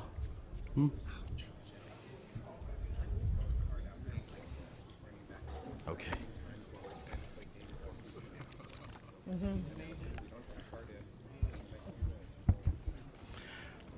Okay, one administrative note for the audience. Please, if you want to speak, we don't have that cool electronic system we have in council chambers. So our poor city clerk has got to run back and forth with the physical cards in his hand. So if you want to speak and you haven't turned in your card, please turn it in now so we can get them in the queue. Mr. Tyson, take your card out of your pocket and turn it in, please. I know a lot of people like to wait because they want to be the last to speak, but you know, tonight we really need to get these cards in. I know the games you guys play because I used to do it myself. So Take it out of your pocket, Mr. Tyson. we have everybody here? Oh, okay. We'll kick it off again. A couple people said that in the back they couldn't hear us. Can everybody hear us back there okay? Okay. Chief back there says he can hear us, and he's the farthest one away. So everybody, I'd just like to, staff and everyone, please make sure you talk right into the microphone. Somebody told me when we turn our heads sideways, not much comes out of our ear into the microphone. So, okay, the first one up this evening is Mr. Robert Findley, and a reminder, you have 3 minutes. And also, I know everybody really, you wouldn't have sat through all this if this wasn't really important to you. But please, let's try to maintain decorum and respect for the speakers, and no shouting and yelling and stuff like that. So please be respectful to people when they're speaking. So, Mr. Findley, you have 3 minutes, and the time starts now. Thank you very much, Mr. Mayor, City Council, staff. I'm Robert Findley. A lot of you know me as Red. For about 10 years, my wife and I came to Palm Springs as a couple of times a year as tourists. When we retired about 2 years ago, we bought a home here and became residents. I tell you this so you know that we've seen the city from both perspectives. Tourists don't come here just to sit in a high-end hotel room. A hotel room is a bed, a shower, and a place to put your clothes. and a place to change without being in public. We came here to browse through the boutiques on Palm Canyon Drive, to sit in our favorite watering hole in the afternoon and have a drink while the sun set over the mountains. Have a nice dinner at Matchbox or Blue Coyote or Lulu's. Visit the Palm Springs Air Museum or the Wellwood Murray Memorial Library, that's hard to say, or the Palm Springs Art Museum. Now, as residents, we would like to be able to do the same things. Last week, we had friends visiting Palm Springs, and we took them to our favorite place on the east side of Palm Canyon Drive in the late afternoon, just for a libation or two. After bragging so much about Palm Springs, I was embarrassed because we sat out on the front patio and all we could see was a monstrosity, a big, ugly, half-built building that blocked out the mountain and the sunset. And it's just going to get worse because that building is not going anywhere and it will not become invisible. It's our mountain. Our guests could have stayed home and had better scenery than that. There's no second chance for a first impression. Growth can be a good thing in a body or a city, but when the growth gets out of control, it becomes a cancer. This downtown museum plaza area plan is not a plan anymore. The original plan in 2009 was to rebuild that area. The plan no longer exists. Thanks to John Westman, the Planning Department, the Planning Commission, and the previous City Council, this has become a cancerous tumor in the body of our beautiful city. The buildings hang over the sidewalks and choke off the traffic on Palm Canyon Drive. They're too large, and Mr. Westman wants to make them even larger. The park, which was supposed to be the centerpiece of the project, is now hidden a block away behind buildings. On the top... Mr. Finley, thank you very much, but we've got to limit it to 3 minutes because we've got a lot of people to speak. But thank you very much. May I say just one last thing? Please remember, the needs of the many far outweigh the needs of the few or the one. Okay, Mr. Trey Daniel. Mr. Daniel will be followed by Lawrence Luckenbill. No, Trey Daniel will be followed by Lawrence Luckenbill. He's first, then you. I was trying to do that so you can move up to the front. Mr. Good Daniel, evening, welcome. Trey Daniel. A postcard from Palm Springs, January 6th, 2026. Dear friends, returned to Palm Springs after an 8-year absence, staying at the Days Inn Motel at Museum Market Plaza. Used to be the Kimpton. There are 3 high-rise hotels wedged in here. Ugh, 2 hotels too many. A resort experience? More like an urban nightmare. Nightmare on Palm Canyon, as a matter of fact. For a resort experience, go to La Quinta, Indian Wells. Hey, Desert Hot Springs has become the hot village in the valley. Downtown Palm Springs, a resort? Not. Makes you wonder who was driving the bus when this wreck happened. With the tribe's 350-room spa resort, the Hyatt, the Andaz, the 3 Museum Market Square hotels, and the 2 hotels next to the convention center, oh my God, Palm Springs is the queen city of cheap hotel rooms. Casa Cody, gone with the wind. It doesn't matter that there's little to do around here because you can't get into downtown. Parking, not a problem. Traffic is gridlocked, so no one gets there. You can walk faster. No one comes here. The Palm Springs Art Museum, moving to a beautiful new facility in Indian Wells. The Plaza Theater, renovated into a state-of-the-art theater, but there's no one to perform for. Lots of empty retail stores, even Crystal Fantasy closed up. The park across from the Art Museum was walled in for special events, but the only way to get to the park for the special event was by shuttle bus from an outlying satellite parking lot. No one came. It's mostly walled graffiti and a haven for the homeless. The 300 condos built next to the hotels are now low-income apartments for senior citizens. No one moving here for a desert experience wanted to live in urban jungle. Residential property values dropping as residents flee Las Palmas and the movie colony due to the urbanization and traffic. Palm Springs is not unlike that 80-year-old man who can't accept himself and wants to be 18 again. So he dyes his hair, has an eye job, boob job, nose job, faces pulled tight as a trampoline, liposuction, and butt implants. His grace, charm, radiance, and natural beauty give way to an unattractive caricature of himself, and he becomes what he feared most.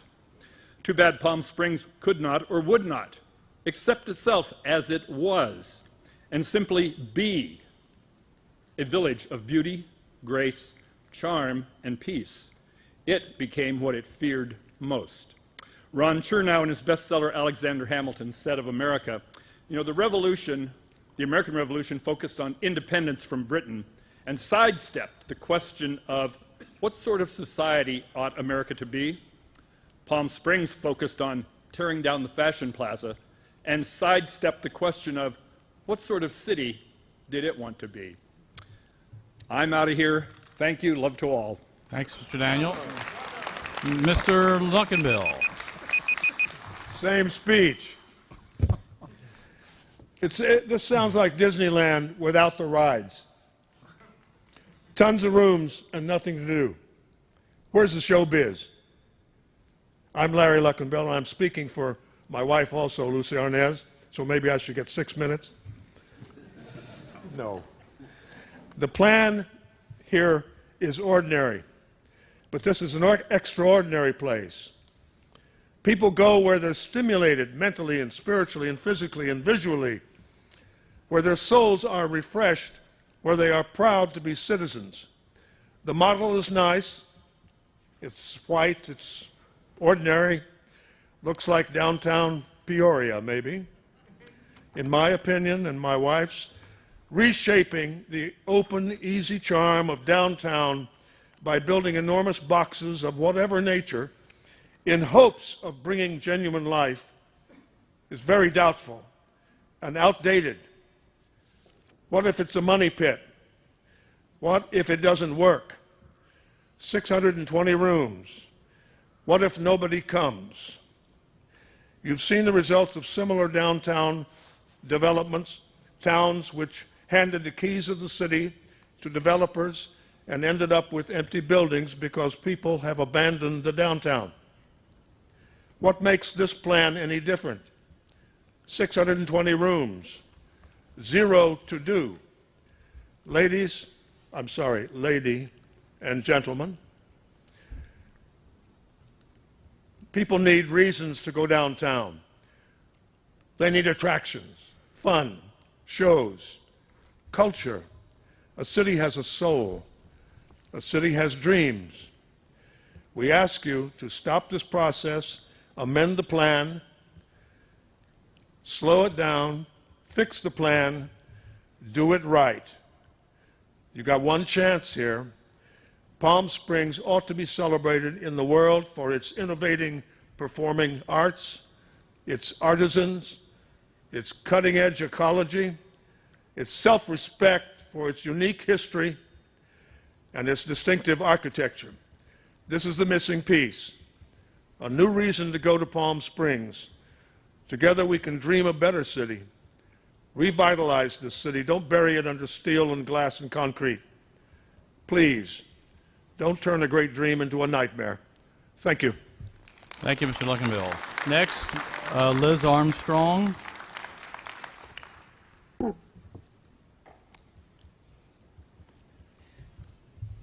Thank you, Mr. Mayor, City Council, and staff. I'm Liz Armstrong, Executive Director of the Palm Springs Art Museum, and I'm pleased to speak on behalf of the museum. We are excited about the Museum Market Plaza and its potential to extend the reach of Palm Springs culturally, economically, and civically. From the inception of discussions on the redevelopment of the downtown core, the museum has been involved in working with the city and with Westman Development in advocating for the best possible design to benefit the entire community. Our late Board of Trustees Chairman Harold Meyerman and our Executive Vice Chair Harold Matzner met frequently over the years with John Westman to relay the museum's priorities. These included visibility of the museum from Palm Canyon Drive with a connecting Main Street directly to the museum, access to parking, and the essential link between the public park area, H1 and H2 to the museum. We'd like to reiterate these priorities tonight of making the museum, its iconic building, and its magnificent mountain backdrop visible to pedestrians and drivers on Palm Canyon Drive, and of making Main Street the appropriate gateway to the downtown park, the museum's outdoor areas, and the museum as a whole. The museum has consistently promoted the need for high-quality design in the downtown park, which should be reflected in every aspect of it. Palm Springs is recognized worldwide for its architecture and has become a hub for thousands of visitors who are inspired by our numerous examples of excellent architecture and design. This park is central to the evolution of the city and needs to meet that high standard. We have a conceptual plan for the park, and we now need an experienced, world-class landscape architect to execute this essential public amenity for our city. The museum, with its attendance of 175,000 people per year, offers an anchor to this development visually, physically, and aesthetically, while also offering new opportunities for cultural experiences to our local residents as well as international visitors. Our Board of Trustees is made up of cultural, community, and civic leaders who are actively engaged in these plans as well. We share the vision expressed in the original site plans of a park that makes for a great downtown that would continue to attract people from all over the world to this great city. Thank you. Thank you, Ms. Armstrong. Next is Chuck Steinman, and after Chuck Steinman will be Alan Worthy.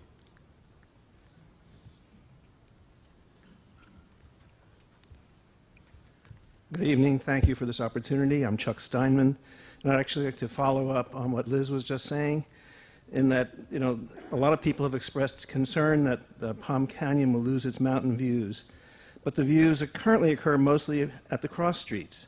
And it is important that the new Main Street connecting Palm Canyon to the Palm Springs Art Museum is expanded in width to become an important view to the mountains and a major pedestrian connection to the museum and the proposed park. One way this can be accomplished is by connecting parcels B and B1 for the proposed Park Hotel, eliminating the proposed Market Street and providing ground floor hotel access, commercial frontage to Palm Canyon Drive, Bellardo, Main Street, and the Andreas Extension. Making the sidewalks wider and the hotel narrower than it currently is designed will be a win-win for everyone, the city and the developer, providing us all with better views of the museum and the mountains. Thank you, Mr. Steinman. Next is Alan Worthy. Mr. Worthy will be followed by Paul Zak. Good evening, Mayor and Council, and thank you for all of your hard work and admin. I'd like to say you cannot tear down Town and Country. You cannot. Most of you know, but for the record, those of you who don't know, the building was designed by the great African-American architect Paul R. Williams. And then the tennis court, property that Mr. Massner owns behind, I just blanked the name of the restaurant. The Spencer's, I haven't been there in so long. That original building back there was designed by Paul Williams. I sold Ava Gabor's estate in Bel Air years ago, but I had become aware of his architecture prior to that, and I hate to let this cat out of the bag. As soon as I get a settlement from anyone and get off the street, then I had planned to do a documentary about Paul Williams and include those two buildings, a tennis court and Town and Country. It has to be saved, and it will serve as a great big Band-Aid downtown too, however this ends up, and whatever happens with the casino property. As you see how upset people are.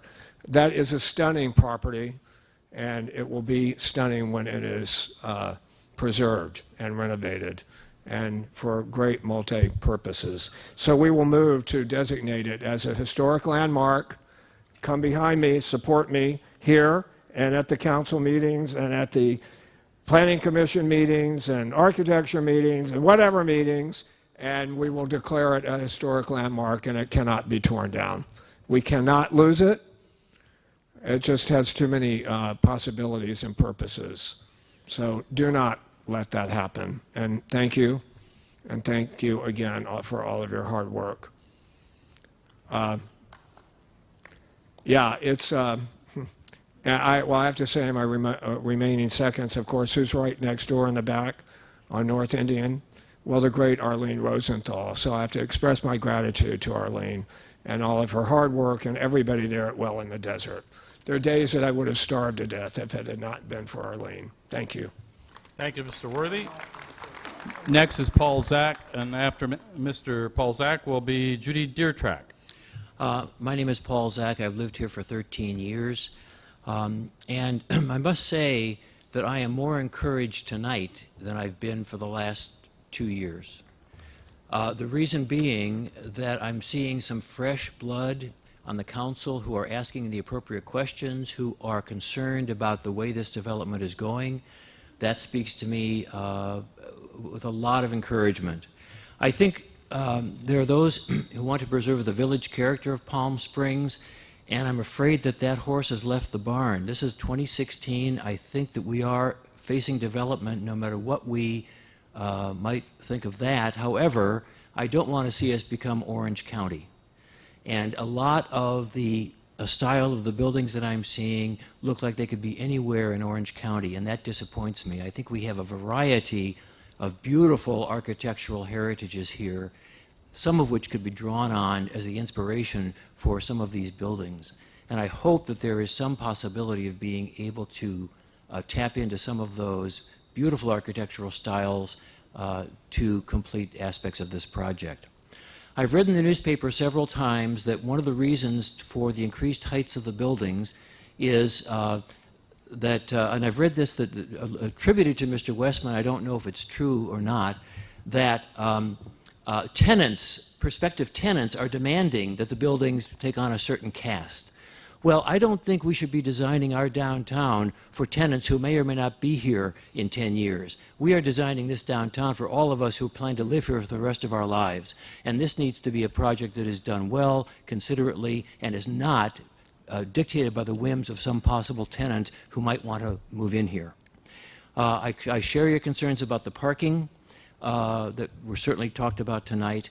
But most of all, I would hope the process here on out could involve much more transparency than it has. The reason I'm encouraged tonight, even though it was a marathon to go through that document, but we went through you went through the document, we heard every bit of it, heard all of your concerns. That is transparency. Transparency takes time, it takes effort, and it takes putting your butt in a chair for 3 hours to listen to for the process to unfold. So I really want to encourage ongoing transparency in this project by whatever public fora you can have that will enable that process to unfold in the way that it should. So thank you for all of your efforts. I also would like to thank Councilwoman Fote and Councilman Mills for the years of service they have given on this.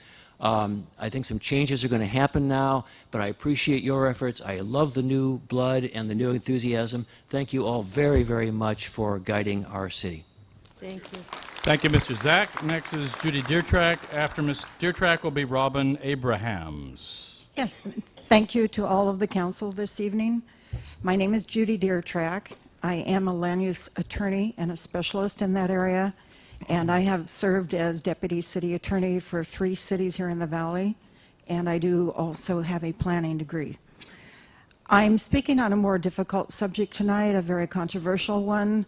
However, I may be one of the few people with enough information to raise this issue, and I think it does need to be addressed. We have drifted dramatically, and I think tonight's comments have reflected that, from the original vision back in 2009. And I have monitored very closely to find out why I think that might have happened.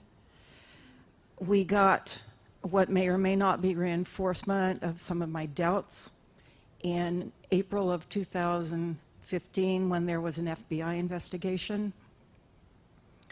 And the city began to probe into the employment of Mayor Punier, and with respect to any developer, okay, I need to get on a right track here.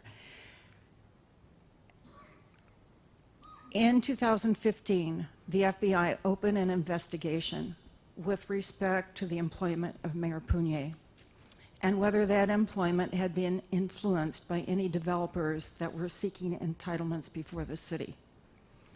As part of that, the city and the investigators began to look at all sources of employment for Mayor Punier. One of those sources ended up being the Palm Springs International Film Festival. We know from the 700 form of the mayor that he was receiving not anywhere up to $100,000 a year from the last several years. We also know that Mr. Westman was the vice president of the Palm Springs International Film Festival during the time that money came to Mayor Punier. Under the California State Government Code Section 1090, any member of a city council is prohibited from receiving income from any party that is up before it during that time period for an entitlement. What we have not yet found is how the investigative agencies, or whether the investigative agencies are going to address this.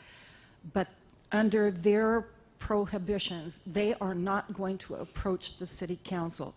It's going to be up to you to approach them through special counsel or through some investigative method of your own, and cross-consult with them, because under Government Code 1090, if there are any further entitlements, you are potentially implicated as members of the city council, and you have to resolve that. Thank you very much. Thank you, Ms. Deertrack. Next is Robin Abrahams, and Mr. Abrahams will be followed by Ron Harisco. Hi, I'm Robin Abrahams, a full-time resident here in Palm Springs. I'm also an architect, and I serve on the Palm Springs Art Museum's Architecture and Design Council. I'm actually a huge supporter of development, but I mean appropriate development. I'm here today to express my concerns about the revisions to the museum market-specific plan. Earlier this week, I wrote a letter to the City Council and to you, the Mayor, and I would like to include that letter in the public documents. I spent a good effort reviewing the proposed changes to the specific plan, and I also dug deeper and reviewed an earlier plan. It was the City of Palm Springs Downtown Urban Design Plan, which was adopted, as many of you know, by the City Council over a decade ago. I was taken by the thoughtfulness of those efforts, those urban design planning efforts, that they laid a blueprint for a successful Palm Springs downtown. Sadly, the revisions proposed today do not embrace the urban design goals as set forth in these earlier plans. There is no need to revise the original document in a direction that decreases the success of the established goals. Let me give a few examples. The revisions propose decreasing the width of a number of sidewalks, but to quote the original plan, the downtown goals were actually to, quote, improve street life and pedestrian experience, and also to make wider sidewalks in between to facilitate pedestrian through traffic. And also, quote, sidewalks should provide ample room for concurrent uses. It is recommended that sidewalks and pedestrian areas have at least 10 feet for window shopping and pedestrian through traffic, plus another 10 feet for outdoor dining, plus another 3 feet for landscape and shade trees. So that equals a 23-foot width. The plan goes on to very specifically say that the, quote, width of sidewalks should range from 12 to 18 feet or wider, and that the most important part of any public space is the sidewalk. Public gathering spaces and building heights and view corridors were also very specifically clarified in these earlier plans. And I only have several minutes here, but we can learn much from these earlier plans if we go back to them.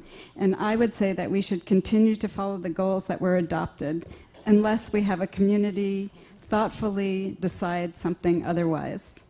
Lastly, no specific accommodation for bicycle travel was established in the earlier plan, and then on December 26, 2013, the Active Transportation Plan was adopted by the state of California. These regulations mandate safety and promote bicycle and pedestrian movement. These are not only the right thing to do, but now it's actually a required thing to do. I am inviting anyone. Thank you. Thank you, Ms. Abrahams.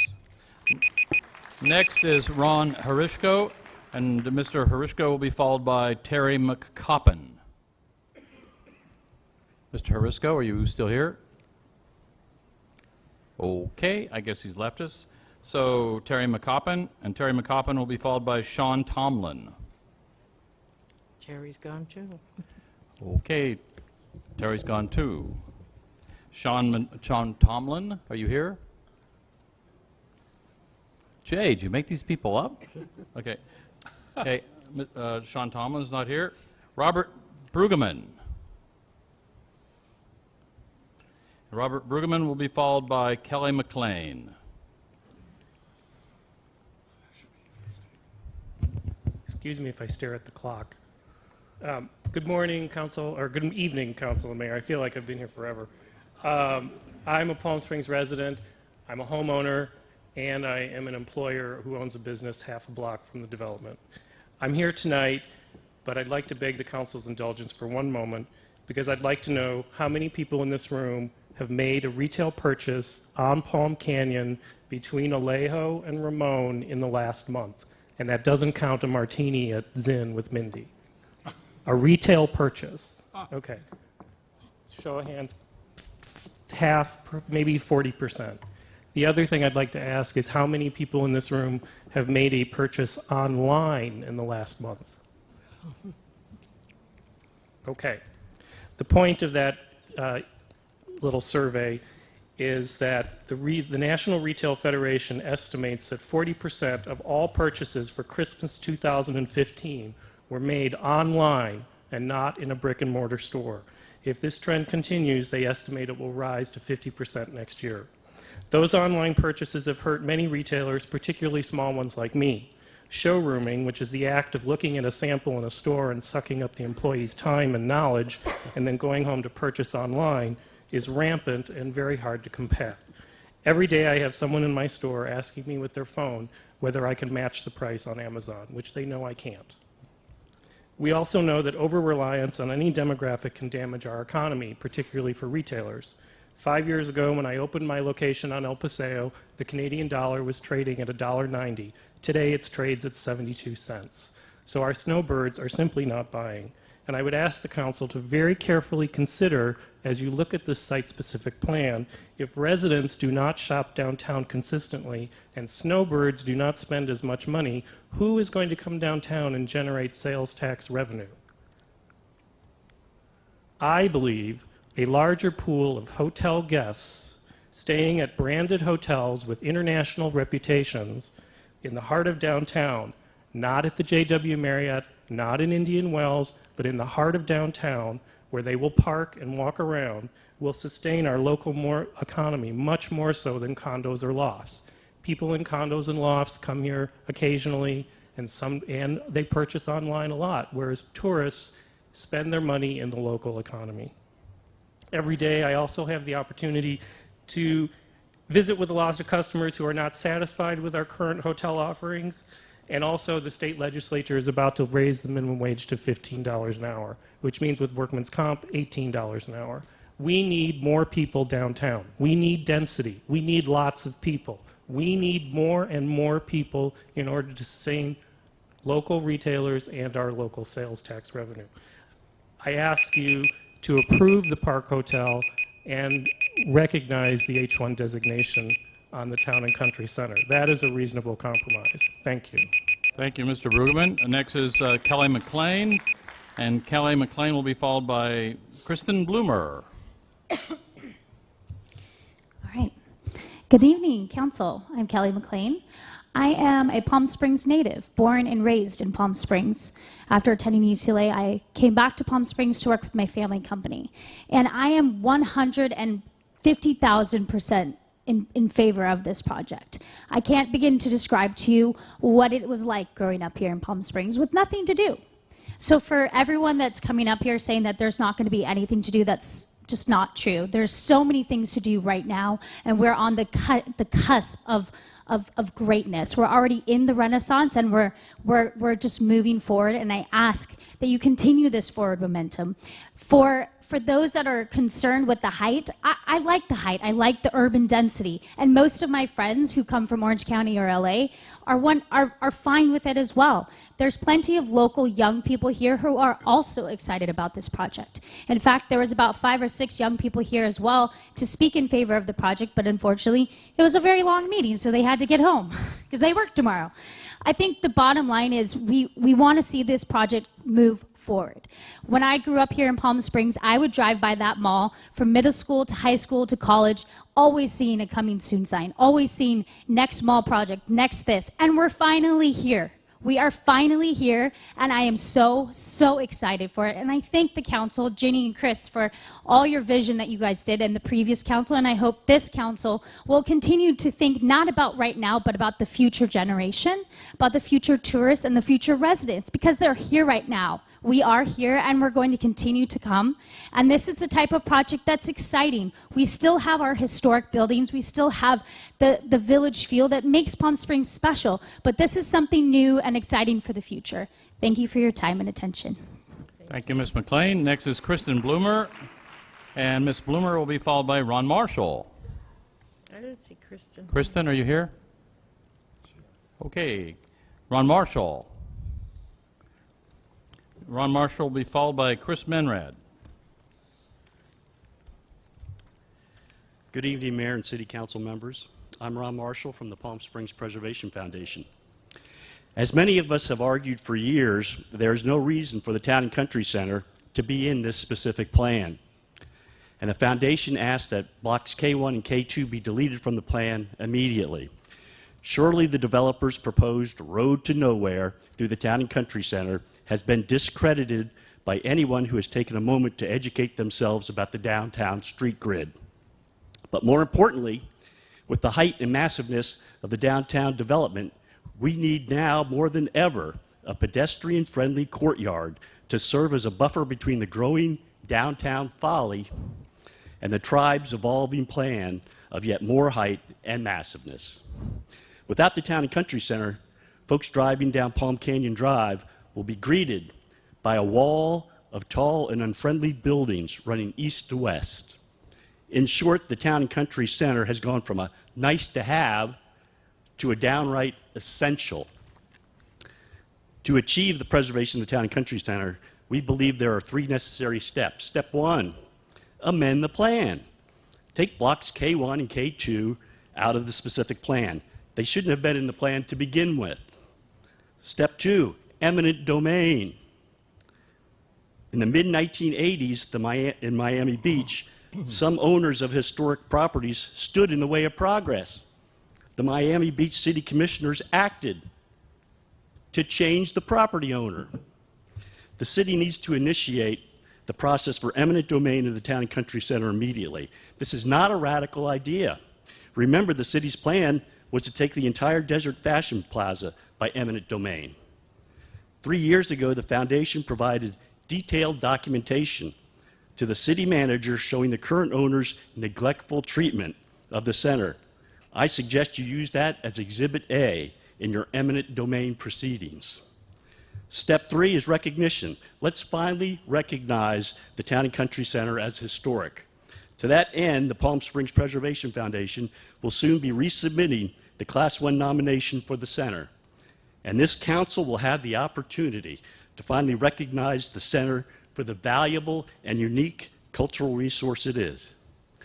Finally, the foundation would implore you not to allow the preservation of the Town and Country Center to be used as a bargaining chip to give away yet more height to this developer. In view of the millions of taxpayer dollars already promised this developer, haven't we paid for the Town and Country Center a dozen times over? Let's move forward, return the Town and Country Center to the community. Thank you. Thank you, Mr. Marshall. Next is Chris Menrad, and Chris Menrad will be followed by Nikki McLaughlin. Hello, Mr. Mayor and City Council member. My name is Chris Menrad, and I'm the president of the Palm Springs Modern Committee. On behalf of the Palm Springs Modern Committee, we strongly support the proposed revisions of the downtown specific plan that, number one, eliminate the roadway through Block K. Number 2, require a rehabilitation feasibility study for the Town and Country Center. And number 3, require a planned development district for Block K before approving any demolition of the Town and Country Center. Both the recent traffic impact study update and the 2015 addendum to the environmental impact report analyzed the removal of the proposed roadway through the Town and Country Center and found that eliminating the road would have no negative impact. Therefore, Palm Springs Modern Committee believes that the proposed revisions, which allow for potential historic preservation while providing the necessary circulation for downtown, are in the best interests of the city. However, based on our attorney's careful review of those revisions, we have several suggestions for language that would eliminate inconsistencies within the revised document. Those recommendations can be found in the 3-page letter that she sent dated December 31st, and all of you hopefully received by now. As relates to the significance of the Town and Country Center, you're probably aware that the property was recently found eligible for listing by the National Register of Historic Places. This came after careful review by the State Office of Historic Preservation and the keeper of the National Register in Washington, D.C. As a result of this tremendous honor, the Palm Springs Modern Committee requests that the Council ask the Historic Site Preservation Board to explore recommending Class 1 designation as soon as possible. Thank you. Thank you, Mr. Menrad. Nikki's not here. Okay. She had to leave. Nikki McLaughlin has left. I saw her a few minutes ago. She must have just left. Okay, next is Stephen Sims. Stephen Sims. Sorry, Steve Sims, yeah. Steve Sims. Steve Sims, are you here? He's here, yes. Oh, there you are. When I saw the Go Bike USA, I should have known who that was. Followed by Jeff Pluff.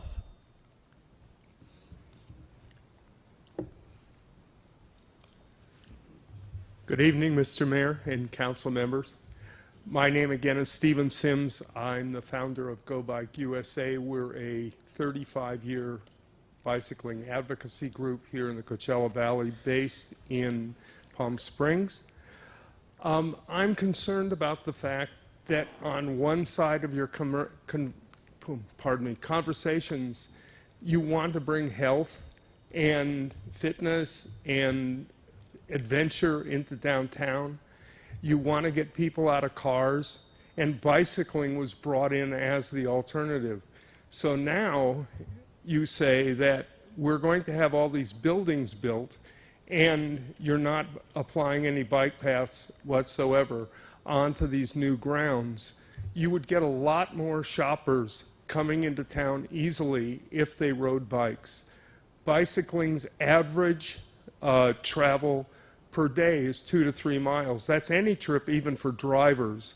So if you figure that you want to get the community to come into downtown and complain less about the shopping or any of the other activities that take place in downtown, if you employed a greater amount of bicycling and not eliminating it and improving the walkability of downtown, that would really be a benefit.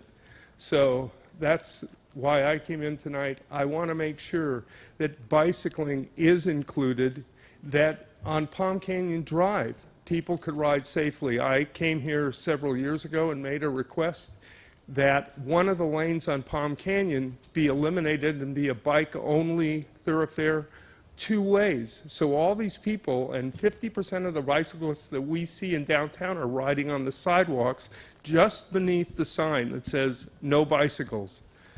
Bicycles are great if they can make it easy to get around town. We all would be better off. Skateboards are also healthy, and skates really are an improvement.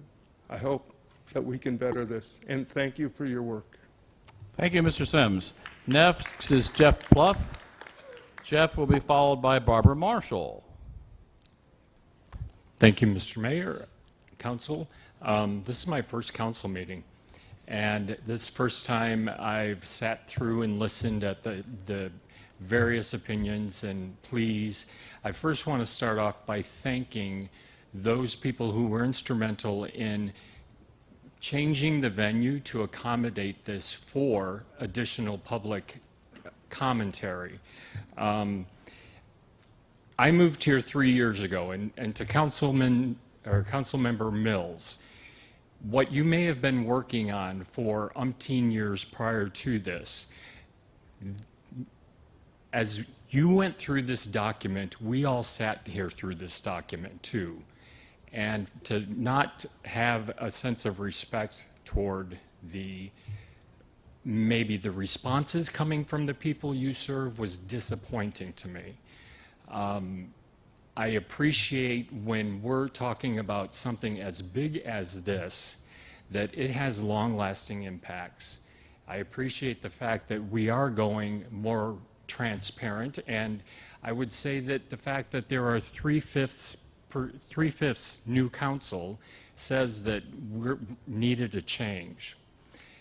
I'm a little surprised that this project did not have a feasibility study, which is perplexing to me, how we could move forward with adding more hotel rooms without having a study based on whether it was necessary or not.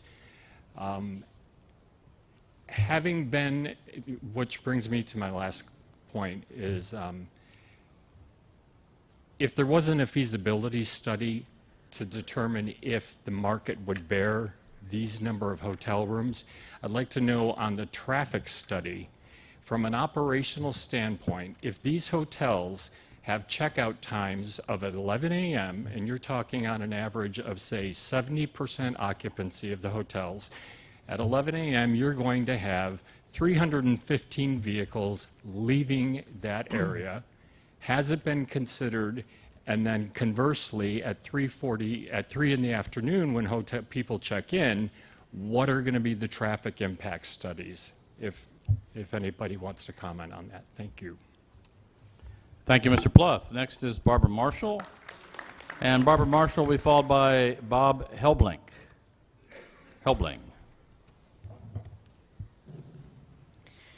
Good evening, Mayor, council members. My name is Barbara Marshall. I'm a former full-time, now rather infamous part-time Palm Springs resident. With regard to the downtown development, I'd like to talk about two things: trust and accountability. Much public trust has been lost, and we've seen little accountability. As you've heard tonight, there is much dissatisfaction with the downtown development. The narrowing of streets and the looming, hulking buildings now towering over Palm Canyon Drive are combining to make people mad as hell. It is important for this City Council to restore the public trust and to hold our leadership accountable. To that end, I suggest that the City Council Subcommittee on the Downtown Project be reconstituted with Mayor Moon and Councilmember Coors. They are the only two individuals who have the public trust and are completely untainted by any appearance of an overly cozy relationship with this developer. In the case of Mr. Mills, no council member should be on a subcommittee for 11 years. While I appreciate Mr. Mills' much-touted corporate knowledge, I have no doubt that given the opportunity, others can do just as well. Serving on a subcommittee for that long is bad public policy and can't help but engender personal relationships with the developer that cannot be untangled. Likewise, Ms. Fote and Mr. Roberts, though they are two people that I greatly respect, they have helped us to get where we are today as members of the City Council and the Planning Commission, respectively. We need a fresh start here. If you want to restore the public trust and hold those responsible for this mess accountable, a good start would be to reconstitute the Downtown Development Subcommittee with Mayor Moon and Councilman Coors. Thank you. Thank you, Ms. Marshall. Next is Bob Helbling, followed by Mindy Reed. Good evening, Mayor Moon, honorable council members. One of you is my neighbor. The other two I've known for the last 13 years since I've been coming to council meetings and was involved in a lot of the things we're talking about tonight and hearing about. I came here with a whole lot of things I wanted to say, but as I listened tonight, and first of all, I'm a little disappointed that we in the audience were disrespectful of any of you at any one time. You don't deserve that. We are acting like Congress. We shouldn't do that. Frank Tyson and I have been friends and enemies for years. We're friends, and we disagree on many things, but not once have I ever taken a cheap shot at him or he at I, because we try to keep ourselves respectful. I'm probably the only guy he hasn't sworn at in town. But we try to keep it friendly. Mr. Mills, it must be hard for you, Chris, to sit there and listen to this and listen to somebody say that you shouldn't be doing. There's nobody in this room who has served this city more than you have for so many years, who's made so much of our architecture better by your interjection, and that somebody got impatient with you because you stammer. Well, yes, he stammers, but he's got more going up here than a lot of people, most people I know. Mr. Moon, I welcome you as a new mayor. I've met you before. I was one of the guys who said, hey, he'd be great on the Measure J committee back, because I was one of the guys who helped put that thing together back when we were passing it in town. I also remember telling the public and putting it on things we sent out there, it'd be 1,100 parking spaces roughly in perpetuity. And the voters of this city voted on it based on the fact that they wanted free parking, not exclusively, and not for the use of the hotels. And yes, JR, you have some valid points. We do have to look at how we're going to distribute this parking and how much we're going to have in the future. No doubt. But to go backwards and cherry pick, and by the way, just one little thing, the gentleman who was touting Paul Williams on the Town and Country, there was another guy involved by the name of A. Quincy Jones, one of my old heroes, so it was a joint venture between them, just so he doesn't get slighted. He's one of my old idols I call it the Nuts and Berries School of USC Architecture. But all that said, Mr. Moon, also, I really wish you well in this job, but tonight you spent a lot of time talking about the cost of parking spaces. What you should be looking at is the income revenue stream we've gotten out of all the brilliant things that this council did. When we were upside down, the state was taking their money, we were broke, other cities were going down. So we can cherry pick and we can nitpick, but at the end of the day, one hell of a job has been done for this city. We have money flowing in like never before. And yes, when you're a retail developer, you just don't go out and build a box and say who's going to come. You have to deal with these very powerful end users, whether you're building an office building or a retail center. So yes, there are compromises that have to be made. But yes, we as a city also need to push back and say, hey, we need our open space too. So everything that is being said here tonight is good, but I'd like to see us take a little more civil tone and show some respect for the people who are running our city, new and past. Thank you. Thank you, Mr. Helbling. Next is Mindy Reed, and Ms. Reed will be followed by Admin Alcantan. Hope I said that right. Good evening, Mr. Mayor, City Council, and City staff. I would like to, first of all, say thank you to all of you for changing the venue and for being here and making it easy for all of us to be here tonight. I'm proud to live here for over 20 plus years and proud to have owned 2 restaurants downtown for 10. And I am confident that the previous comments about what we will be in 2026 are completely off track, because I know I, for one, am not going anywhere. Thank you for supporting downtown and uptown, Mr. Mayor, with your comments by not calling the project downtown. And personally, I don't like the name New Main Street, because Main Street in Palm Springs is and always will be Palm Canyon Drive from north to south. I do have some concerns on this project. I don't think that there's enough parking to support the hotel rooms, private residences, and 11 restaurants. I just don't think it's anywhere close to what we need. All of us who have expanded and remodeled restaurants or retail have had to pay a premium for parking, being assured that it would come eventually, and it's not. And that's very frustrating. The view is a concern of mine also. I think moving the blocks around took away the view and trapped it in the middle. It feels somewhat like a complete bait and switch to those of us who have supported this project from the beginning.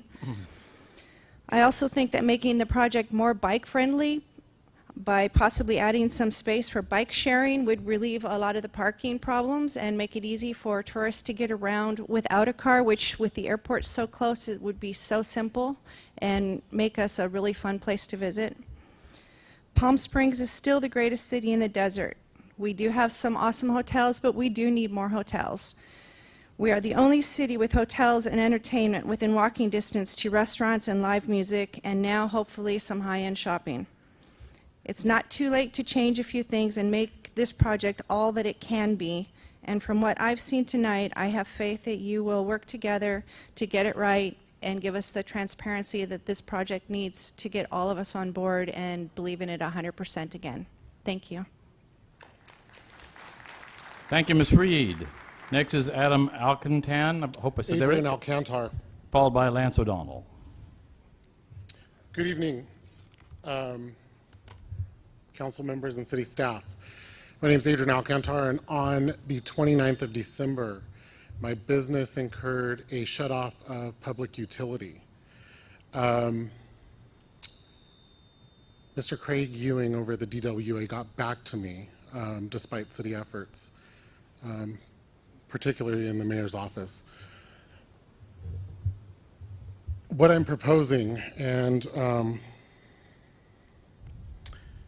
I spoke with Mr. Reddy earlier this afternoon or this evening, and we have to find a way that our small businesses can continue to work around the construction of what's going on downtown. And there has to be some form of communication to keep everybody informed about the progress that's being made, road construction, power shutoffs, water shutoffs, the list goes on.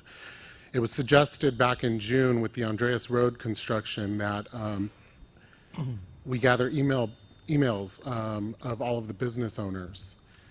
I never saw that go any further than a suggestion, and nothing ever transpired of that.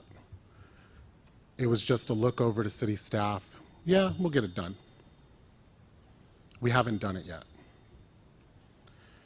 We're faced on a daily basis, you know, as business owners and as residents, that so much that's going into this project and into other projects around the city to incur growth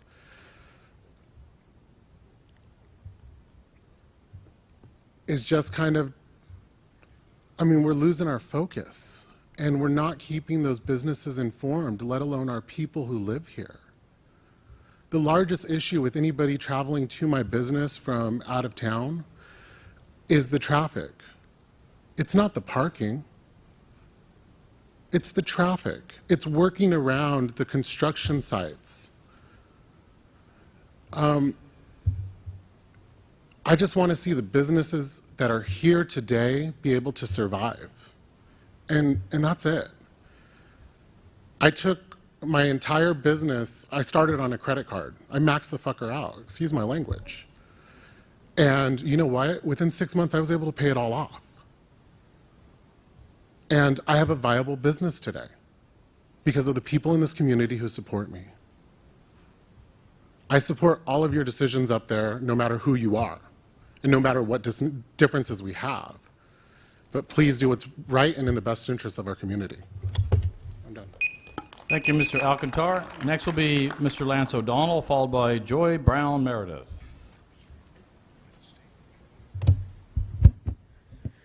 Good evening, Mayor and Council and City staff. Thank you for the opportunity.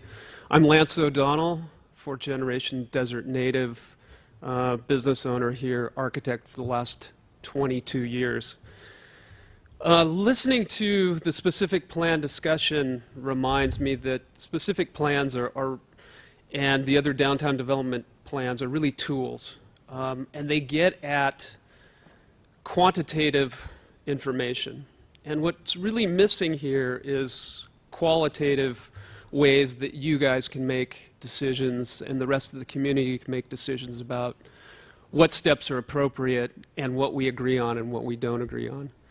What I would like to encourage would be to have the city hire an urban planner to work in concert with the city that could look at all of the outlying pieces, both at the micro scale and macro scale of this site. There are pieces of this project that are there, they're immutable, they're moving forward. A good urban designer with a national reputation or an international reputation could work stitch this project together in a way that would bring this community together, A, and then B, create something that is lasting, durable, and hits the mark of both economic, cultural, and ecological sustainability. And that's really what we're looking for here. So I encourage you, because if I'm you and I'm sitting up there, I'm thinking, this is a really hard task. We're being asked with a specific plan that gets at quantitative information, and then you're being asked to get into the qualitative environments that are being created. Currently, that's done by the developer hiring good designers, and they've done that.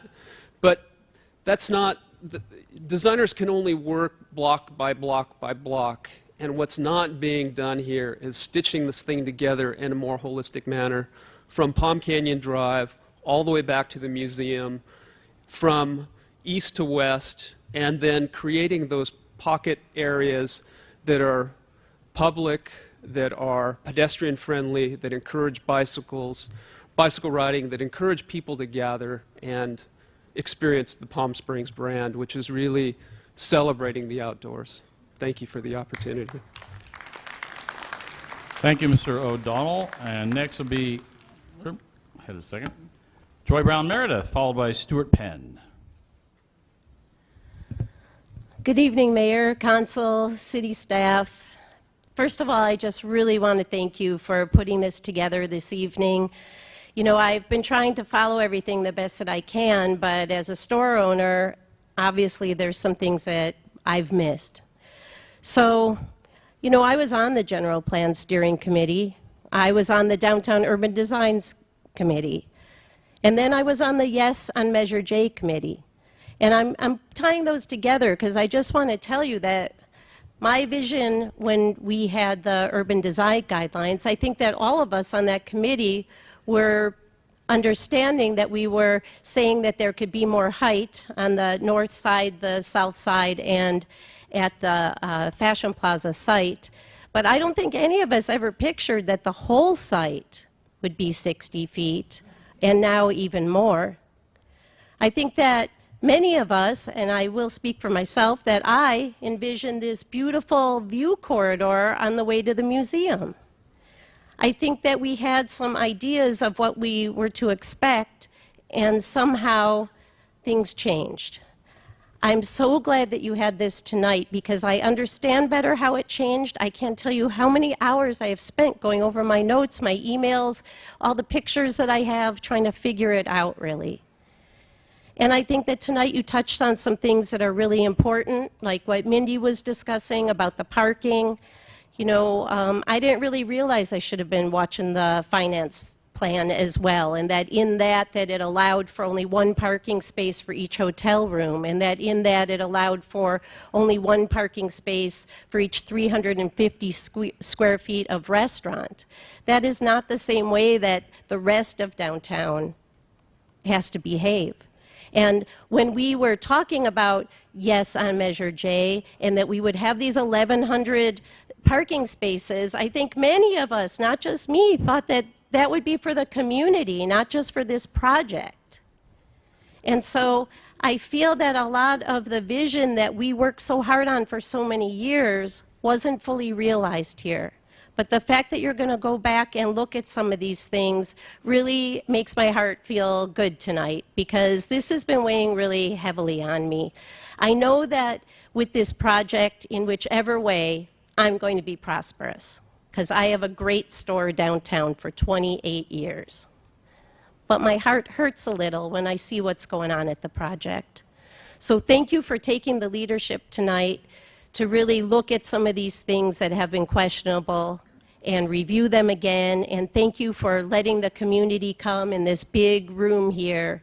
And I just really appreciate it, because I am going to still have a store downtown in 10 years, because I got kids and grandkids, and they all said they'll take it over. So thanks. Thank you, Ms. Meredith. Stuart Penn, and Mr. Penn will be followed by Frank Tyson.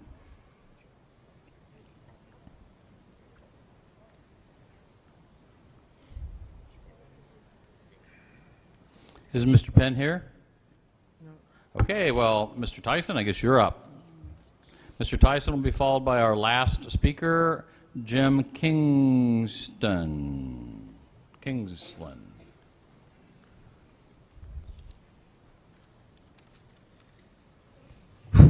First of all, I want to... Could you identify yourself, please? Yeah, Frank Tyson. I want to add to JR's comment about the... Can you hear me now? Is that okay? Yeah. Okay. About JR's comments about hotel rooms.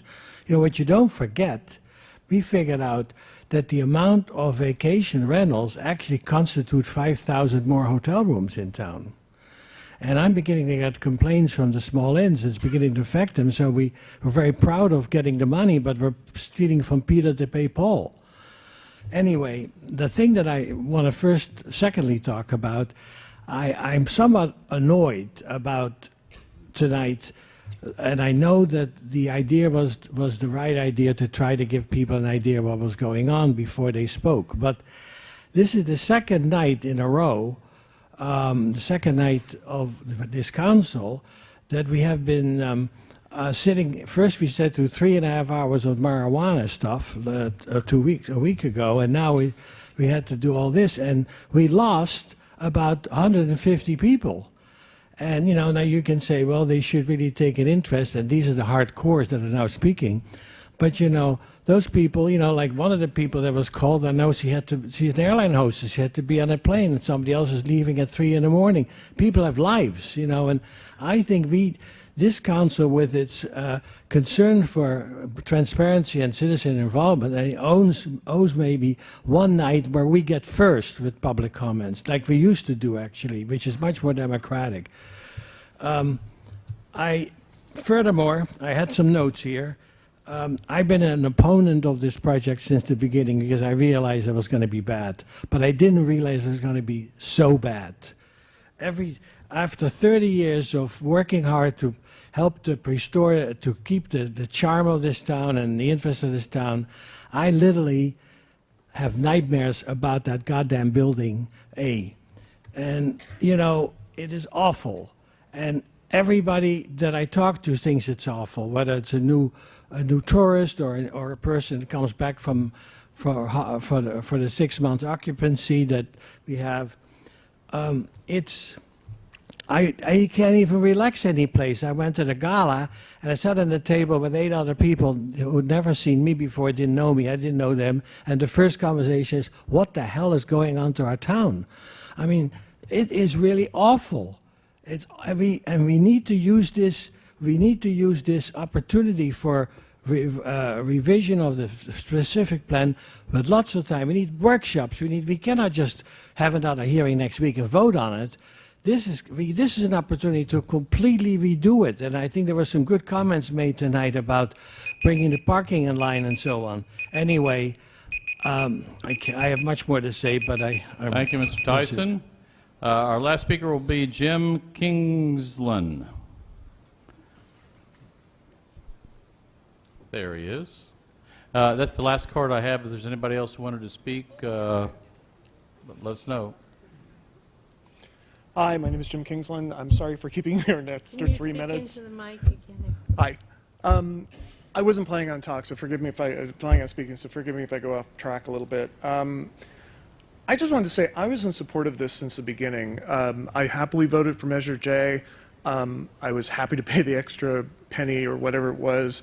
My biggest problem with this is the density that it's grown to. I lived through this before. I lived a block off of Sunset Boulevard when the Sunset redevelopment plan happened in West Hollywood. And I saw a wonderful village, small city, turn into a nightmare monster of gridlock and abusive people and angst. And I just don't want to see that happening here. I moved here 5 years ago to get away from that. And I'm sorry, and you know, and now I see history is repeating itself a little bit. I have roots here. I started a business here. I plan on staying here. And I just hope that we don't have the same problem that West Hollywood has gone through, and that we can keep this a town that everybody is proud of and everybody wants to live in. And thank you for your attention to everything that people have said tonight. It makes a big difference, and I think people will feel a little more confident going forward with the transparency that seems to be happening now. So, thank you.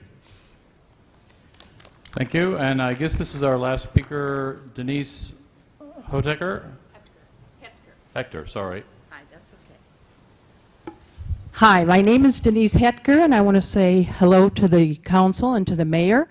I have lived here for 44 years, not as long as Chris, but I came here when I was 24. So I have been here a long time, and I look at that piece of property, that's the jewel in the crown of Palm Springs. That piece of property is very, very special. The development on it should be very, very special. And what I'm seeing is mediocre. I expect more. That should be a better project, more thought out, better conceived. I was here when they were rushing this through. I know it took a long time, but I remember all of a sudden it was like, we're going to have this project. I don't care what happens. This project is going through. I remember Mayor Punier saying that. And so you got busy on it, and you worked hard on it, and you did everything. And you literally forced Mr. Westman into a lot of these things. But I think we need to consider, these buildings are going to stand for 50 years. That old Desert Fashion Plaza, I was here when it was just fairly new, and I watched it being torn down. I'm not going to be around to watch this one being torn down, but let's make it good. We have a chance. We still can do this. Let's make it the best. The jewel in the crown of Palm Springs deserves more. Thank you. Thank you. Okay, that completes our public speakers. Next is council member comments. And JR, did you have further comments? I'll save them to the end if we have time. This is the end. This is the end. No, I mean after you all speak. Well, we usually start at that end and go this way. Start with Jeff. I just want to, again, just thank staff, thank everyone who came tonight and shared their views, people at home watching, and all the people who've reached out to us. I think this is really, a really good thing for the city that we're doing this, and I just want to thank everyone for participating. Councilmember Foat? No, I think we got a lot accomplished tonight. I think that there was a lot of things in this, and I'll speak just for myself, not for Mr. Mills, but a number of things in this project that I was not clear on. And so I think that tonight has been very, very good. And I think it's been good for the citizens, and I really want to thank everyone who came out, because it's important. We've been doing this now for almost 10 years, I think. And people were very enthusiastic, and then the enthusiasm seemed to wear off, and no one came to the meetings anymore. And we didn't get a lot of feedback on the decisions. This is a project which has always been difficult for me because we don't own this project. This is not our land. It's not our money that's going into building all those buildings. Yes, we have given a lot of city money, and I'm going to ask staff, because I disagree with the figures that Mr. Mayor has. And so I'm going to ask staff to, at the next meeting next Wednesday, to give us a detailed analysis of what the money actually is. And I also want to know what the money is that is being spent by Mr. Westman on this project. So I really would like that report for next Wednesday. This has been a very difficult project because it has been, it's been this awful center of our town, which for 10, 12 years, when finally Saks Fifth Avenue closed that door and went away, it's been this dead area in our town. And so the previous council, I think, looked at it not only from a perspective of what can happen, because we were in such a terrible financial condition, the city. The city almost went under. And so I am very proud and not ashamed of what this previous council did. But I do think that there are things that what we can do now to make this better. And so I appreciate all the input that we have from the new council members who have had the opportunity to take a fresh look at this and bring fresh perspective to those of us who have been dealing with this for 10 years. So I look forward to everybody's opinion next week and look forward to seeing some changes. And look forward to, and somebody came up to me tonight when we were standing in front of the model and said there's not enough room to walk between the buildings and the trees, but that's actually 26 feet from the building to the curb. So, I mean, I think that people have to really look at some of the things that look different in the model than what they actually are. But I look forward to the improvements that will happen through the meeting of our council next week. I also am very concerned about a third hotel in this project, and we'll be voicing that kind of trepidation next week. I'm also very concerned about Block A and that building, and have taken notes on all the public testimony. So again, thank you for all those who came and testified. Councilmember Mills. Thank you, Mr. Mayor. I'm going to just comment on some things that I heard this evening during public comments. I'm going to start out by quoting actually lines that are in this plan that we're talking about, and these quotes are taken directly out of the design guidelines that were established back in 2005 to 2007. Anyway, there was a very heavy involvement with citizens, with retailers, with an entire very productive group of people that met. I don't know. We must have met 10 times if we met once. So In this room. Yeah, and in this room, and actually prior to that when the guidelines were established. I'm just gonna read you two quotes, and these were quotes before we even sat down and negotiated one thing with Mr. Westman, or before we established any of the PFAs, and these are right out of the design guidelines that were adopted by the council, I think in 2005. It says, "It is envisioned that downtown will become a high-intensity, mixed-use area characterized by residential, office, commercial, and entertainment uses." Another quote, "A high-intensity mixed-use center with taller buildings surrounded by vibrant mixed-use areas." So that was what was wanted. That was what was needed, and that was what the city council responded to in the agreement with Mr. Westman. Also, as I said earlier, the Desert Fashion Plaza sat vacant for 20 years, maybe even longer, and the city council was in the midst and under the pressure, and rightfully so, to make something happen.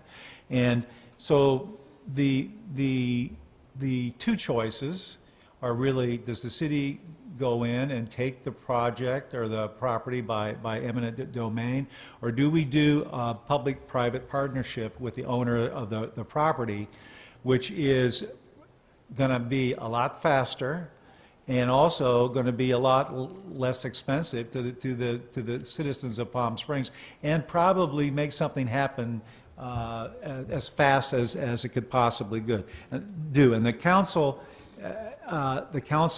chose, in my estimation, the right path. You were looking at unanimous votes of the 5 members of the council all the way through the agreements, and including, I think, all of the PFAs to that agreement. So I think it's really important to set the parameters, and so people understand why we've gotten to where we've gotten. And I think it's important to note as well that Mr. Tyson has said the things he said for as long as I can remember. He voiced those opinions at the Urban Design Guidelines. He voiced them several other places when the opportunity arose. And the council and the majority of the citizens at the time did not agree with him. And I honestly think the majority of the citizens in this city do not agree with him currently. He must run in a different circle than I do, because I have not received one complaint about A, about the structure in A, and I've had a lot of positive comments about what is going on in the downtown, what you're looking at now. So there was a comment made earlier about feasibility studies. I mean, yes, this council had feasibility studies, paid dearly for those feasibility studies, and economic studies to establish the specific plan that we did, and all those are in the EIR. They're part of the EIR. So this was not done blindly. It was not done in an attempt to pull the wool over anybody's eyes. It was always done in the open. It was always visible, and was always substantiated by pages and pages of backup material saying why we needed to do what we did. The specific plan that was the 900 hotel units was established by an economic feasibility study. The amount of retail, et cetera, was all backed up by very lengthy and thorough studies. So I think it's important for everyone to understand that those studies are still there if you want to see them, and they've been there, and we're a major contributor to the decisions that were made by past city councils, and I hope are also still viable to what this city council sees. And the other, I've heard comments about blocking mountain views, et cetera. I think it's also important to note that we have created two more view corridors that never existed. I mean, that was part of the Urban Design Guidelines. That's what this plan has. People tend to forget that on the where the Fashion Plaza was, that entire strip, there were no breakthroughs. You had a building equivalent to 2 stories high. I think it was 30 or 35 feet. When you walk down the west side of Palm Canyon, you couldn't see the mountain anywhere, any shape or any form, and even from across the street, it was blocked, not fully, but it was blocked. So there's a drastic change in the view and the feeling on the Palm Canyon Drive from what was there before, and I think it's a shame and very short-minded of people that don't remember what that used to look like, or fail to realize what that used to look like and where it was and where we are now. On the on the parking issue, I'm sorry if Ms. Meredith didn't understand what the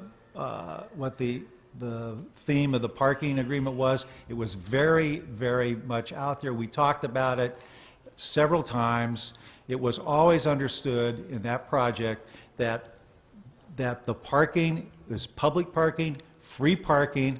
It doesn't make any difference where you're shopping or where you are. You can use that parking. It is not dedicated to the Fashion Plaza property. And as I mentioned earlier,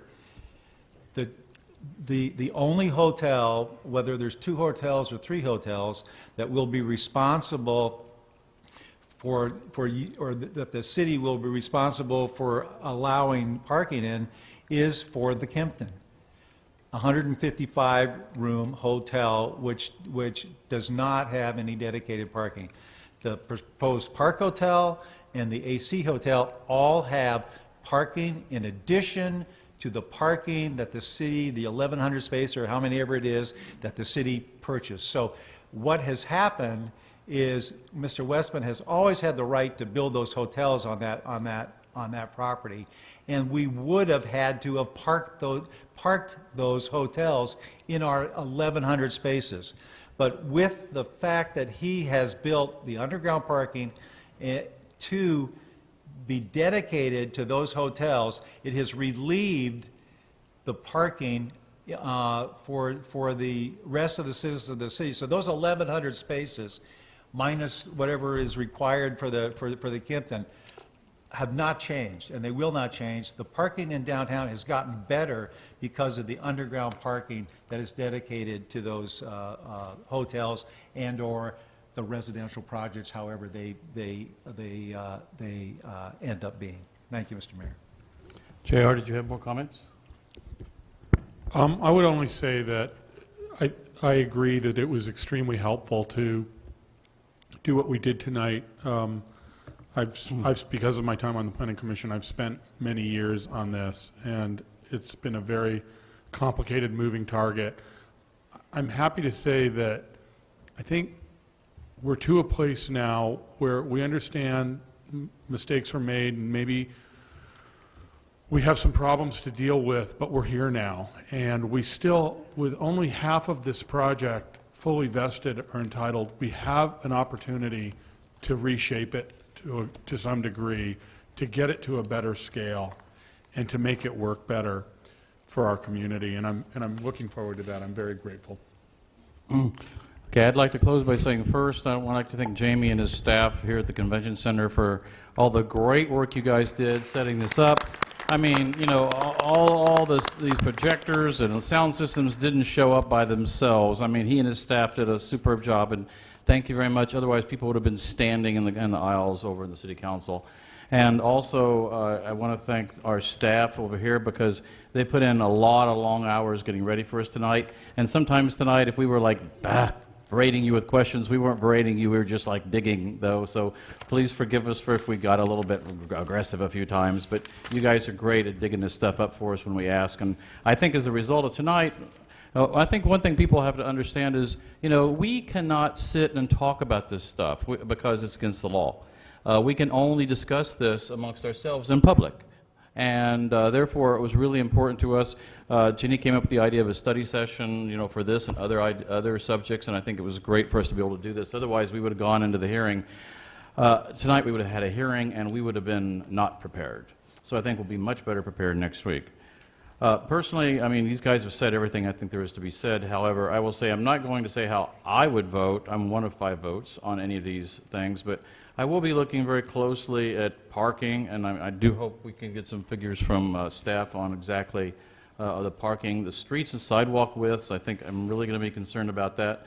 I'm really bothered. I know they want congestion in downtown, but I'm really bothered by the fact that there's no bicycle lanes. And people are going to be, let's face it, we have narrow streets, and it's a law you have to stay 3 feet away from a bicycle. So what are the people on the bicycles going to do? They're going to ride on the sidewalks. So I think, you know, I'm really concerned about that. I'm seriously, an old bean counter, I'm really concerned, as I mentioned tonight, about what the costs are going to be for us as a city and on our responsibility for the downtown, regardless of what happens. And I didn't see it in the EIR, but the cost of the police and the firemen and fire equipment and fire station and those guys that are out in the morning cleaning the streets and cleaning the garbage cans. I mean, this is going to require more staff, more equipment, more everything, because it's high density, high intensity. So I would really like to see what that is going to cost. And but one thing, I won't say how I'm going to vote, but I think everybody knows I want to see that town and country center restored. So that is one thing that I really hope that we can move forward with. But last of all, I'd like to thank everybody who sat through this tonight. We went almost as long as the average planning commission meeting. And we'd like to thank all you concerned residents who came here and listened to us tonight and watched it online. So thank you very much. And Before you end, could I just ask, could I make an adjustment to what I requested, Mr. Reddy? Could you, I just heard Mr. Moon is asking for what it's going to cost. So can we add that to the report? But could we also add the other side of the equation? When you're looking at budgets, you need to look at both sides and see what the projected income will be, because I'd like that also. good point. Thank you. Okay, if there's nothing else, we will adjourn. The City Council will adjourn to the adjourned regular meeting Wednesday, January the 13th at 6 o'clock in the Council Chambers, City Hall, preceded by a closed session in the small conference room, City Hall, Talcott Canyon Way, Palm Springs, and we are adjourned. Thank you.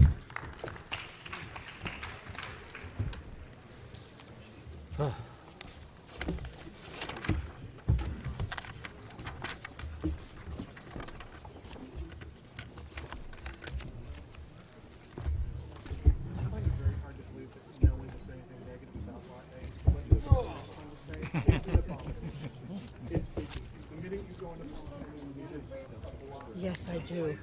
I definitely want to. Everybody's welcome to their